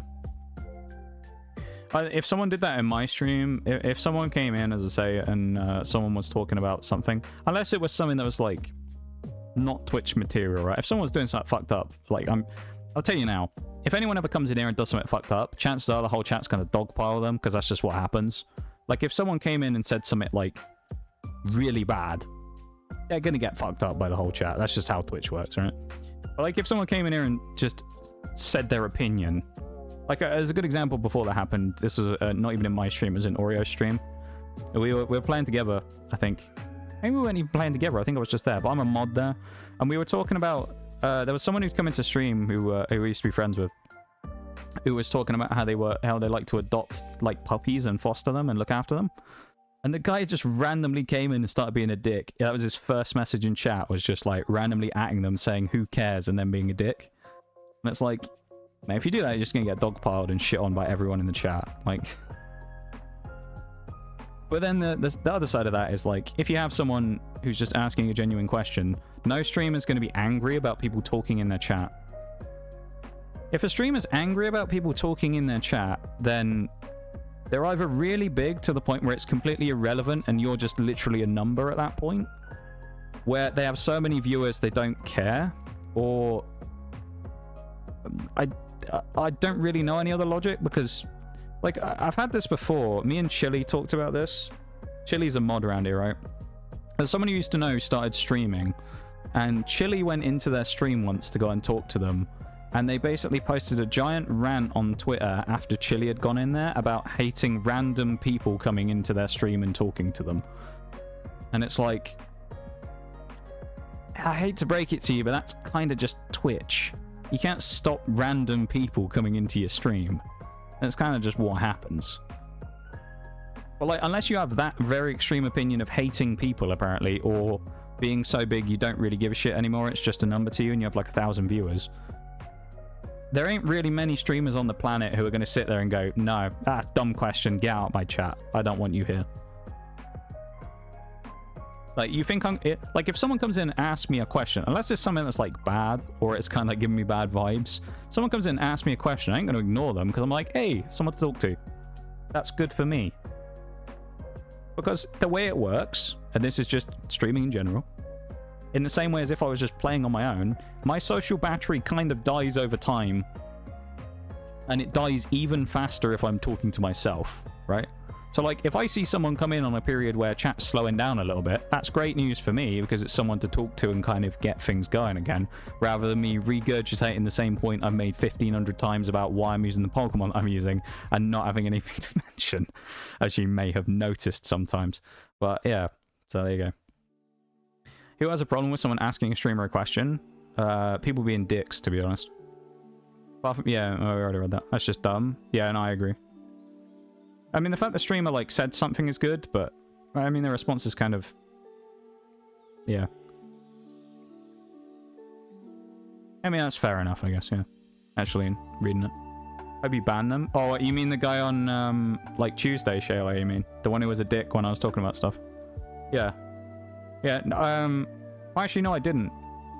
I didn't ban them, because I found out they were a child. So, My policy when it comes to children on Twitch, if they come into the channel, is I'll pretty much out them for being a child, tell them that if they don't leave in the next 10 minutes, I'll ban them, and I give them the chance to leave on their own, rather than immediately banning them.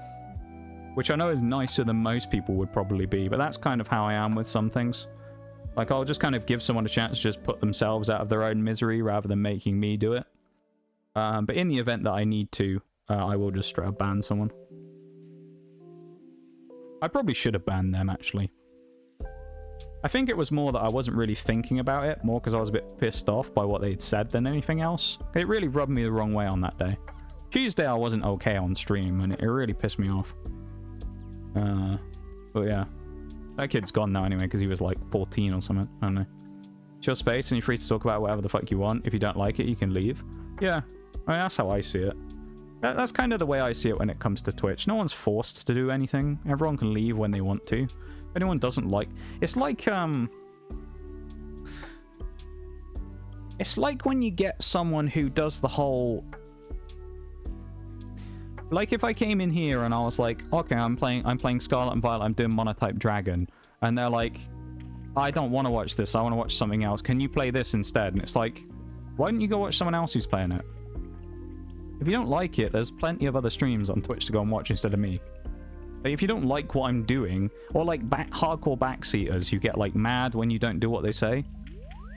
You know, like if you're playing Skyrim and they're like, why don't you be a stealth archer? And it's like, because I want to use two-handed and do crafting and stuff. And then they'll be like, oh, do this. And you ignore them and they get really mad about it. And it's like, just fuck off and watch someone else. Why have you got to try and cause problems for me? Just go away. There's like, how many million streamers are there on Twitch at this point? There's so many other people out there to go watch. Why have you got to be a hassle for me? Just go away. If you don't like what I'm doing, just leave.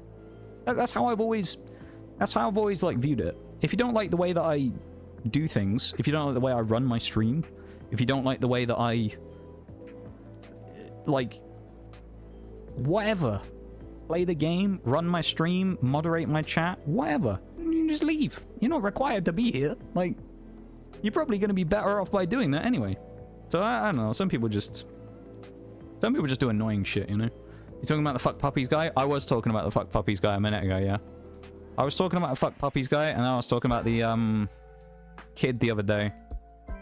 But I did mention fuck puppies guy though.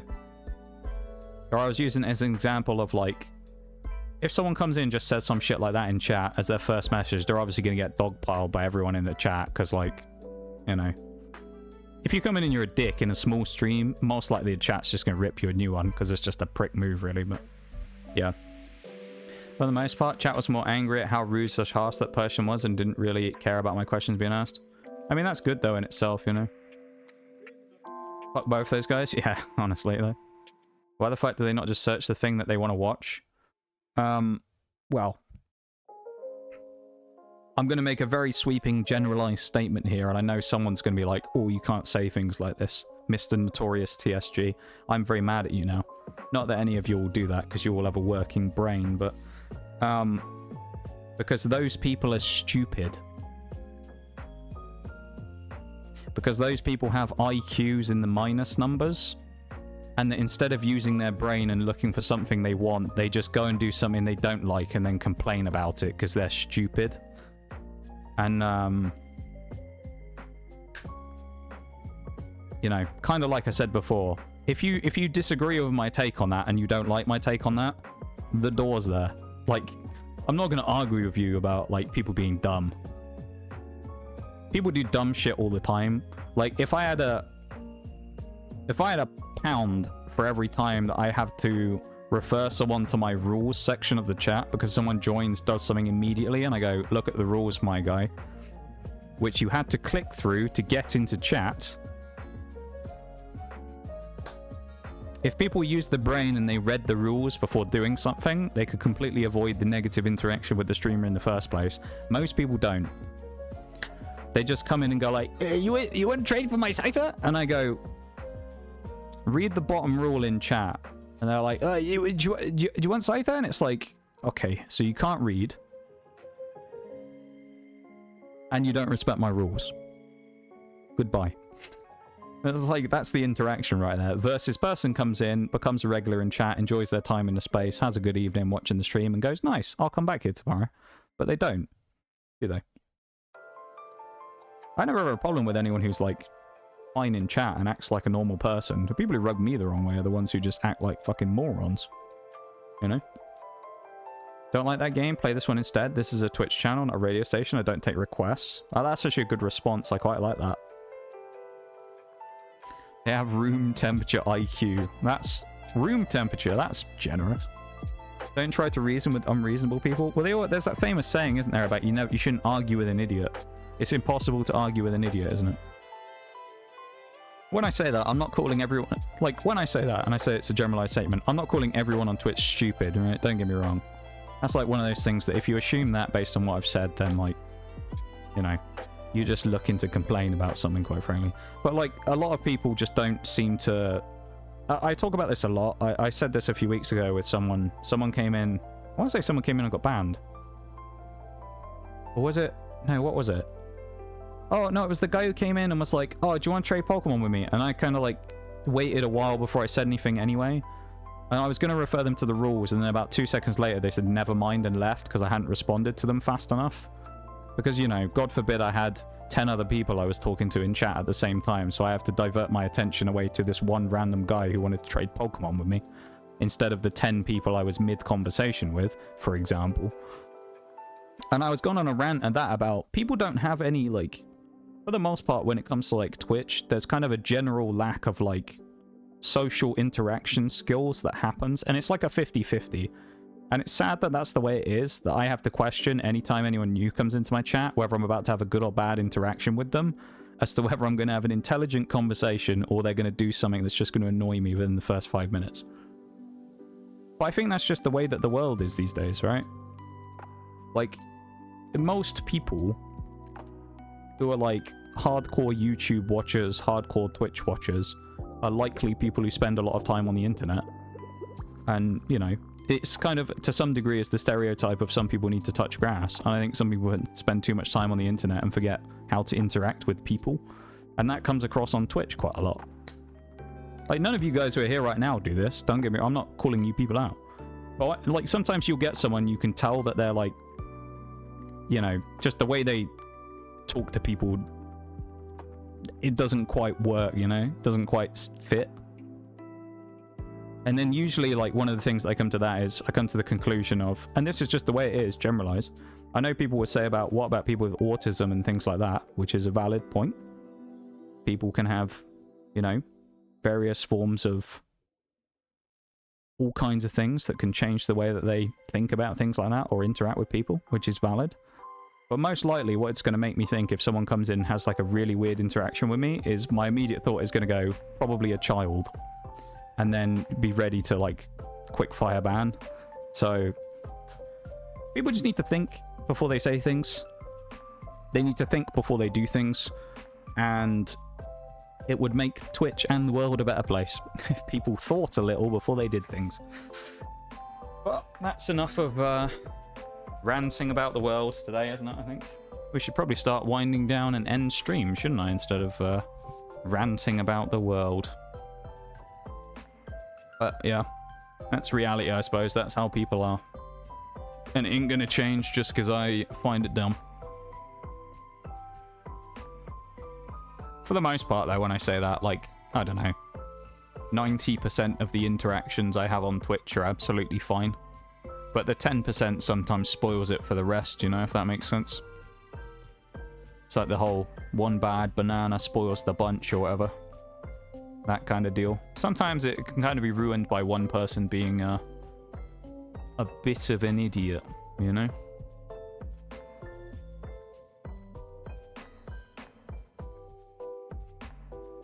Rather than everyone just being nice. Yeah. Boundaries is another thing on Twitch that people forget exist. If people respected boundaries more, there would be less of a problem.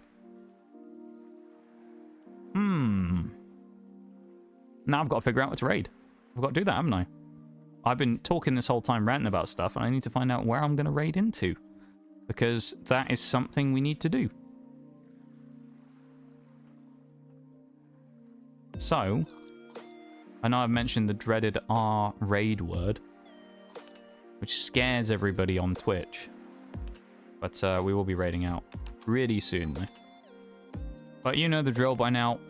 Pretty much all of you, I think, have been here for a couple of streams, so you know about socials and stuff like that underneath stream, or exclamation mark Discord, if you want any additional resources and things, / stream schedules for the week or whatever. They're all there. It's all in Discord in the announcements section. I'll be posting it tomorrow, the stream schedule, and on Twitter and all that stuff.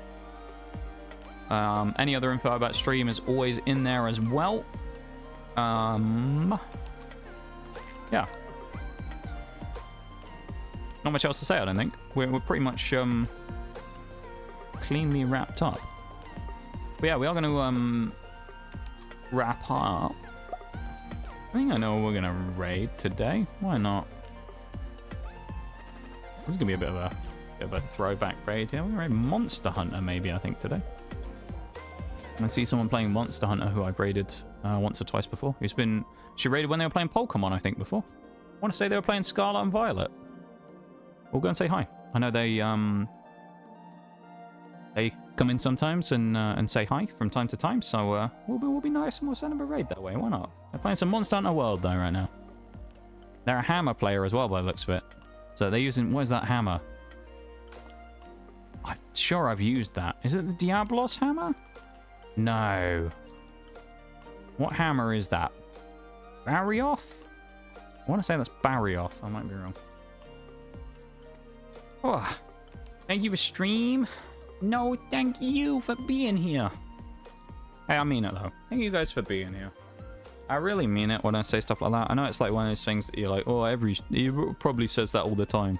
I mean, I do, but that's because I mean it. When it comes to stuff like that, like this channel, maybe people don't take it literally when I say it. This channel wouldn't exist if it wasn't for you guys. Like, 100%. If you know, you know, because like I've probably talked to you about it before, but this channel wouldn't exist if it was for pretty much for you guys. Because I'd have quit a long time ago. So, the channel exists because of you guys, so I should be thanking you for coming and hanging out with me, not you thanking me for being the streamer and doing the stream. Think about all the other options of people you could watch, and you chose to watch me. So I should say thanks for that, because, you know, that's pretty cool, I think. Is it not? Been a pleasure to be here. Thank you for the stream. No, thank you. You got no you'd. Aw, that's a cute emote too. Thank you for the flower. I appreciate the flower. The Gigantamax flower. That's a very big flower, that, isn't it? Yeah, thank you. It actually looks like a, it's like a stretched out version of the Wobble. It's got the little ears and everything. It's like if the Wobble was sentient and had arms and legs.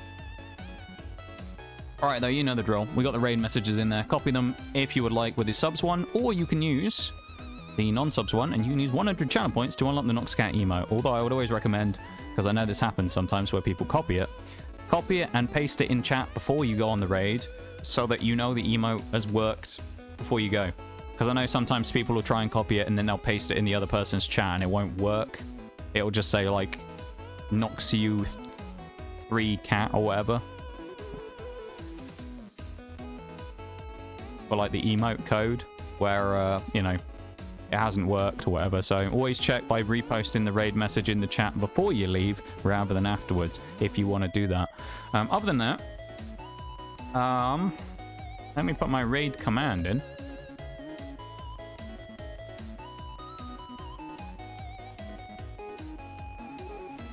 But we are going to be raiding out. We're going to be raiding someone we've raided before. Who, as I say, was playing... I'm sure they were playing Scarlet and Violet. It's been a while, though. I know I've raided them before in the not-too-distant past, but we'll go and say hi. We're going to raid Kato Arigato today. It's a great ring to it, that name as well.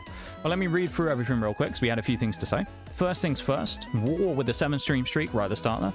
Thank you very much for the 7-stream streak, and thank you for being here for 7 streams in a row. I know you're... I think that's pretty much every stream since you showed up, so... And found the stream, so thank you very much for hanging out with us. I appreciate it very much.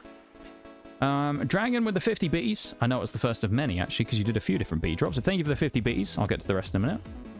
Vampire Rainer, of course, with the cheeky raid earlier on, as courtesy of 2. Thank you very much for the raid. And, of course, the 2 follows from Unique Girl and yourself.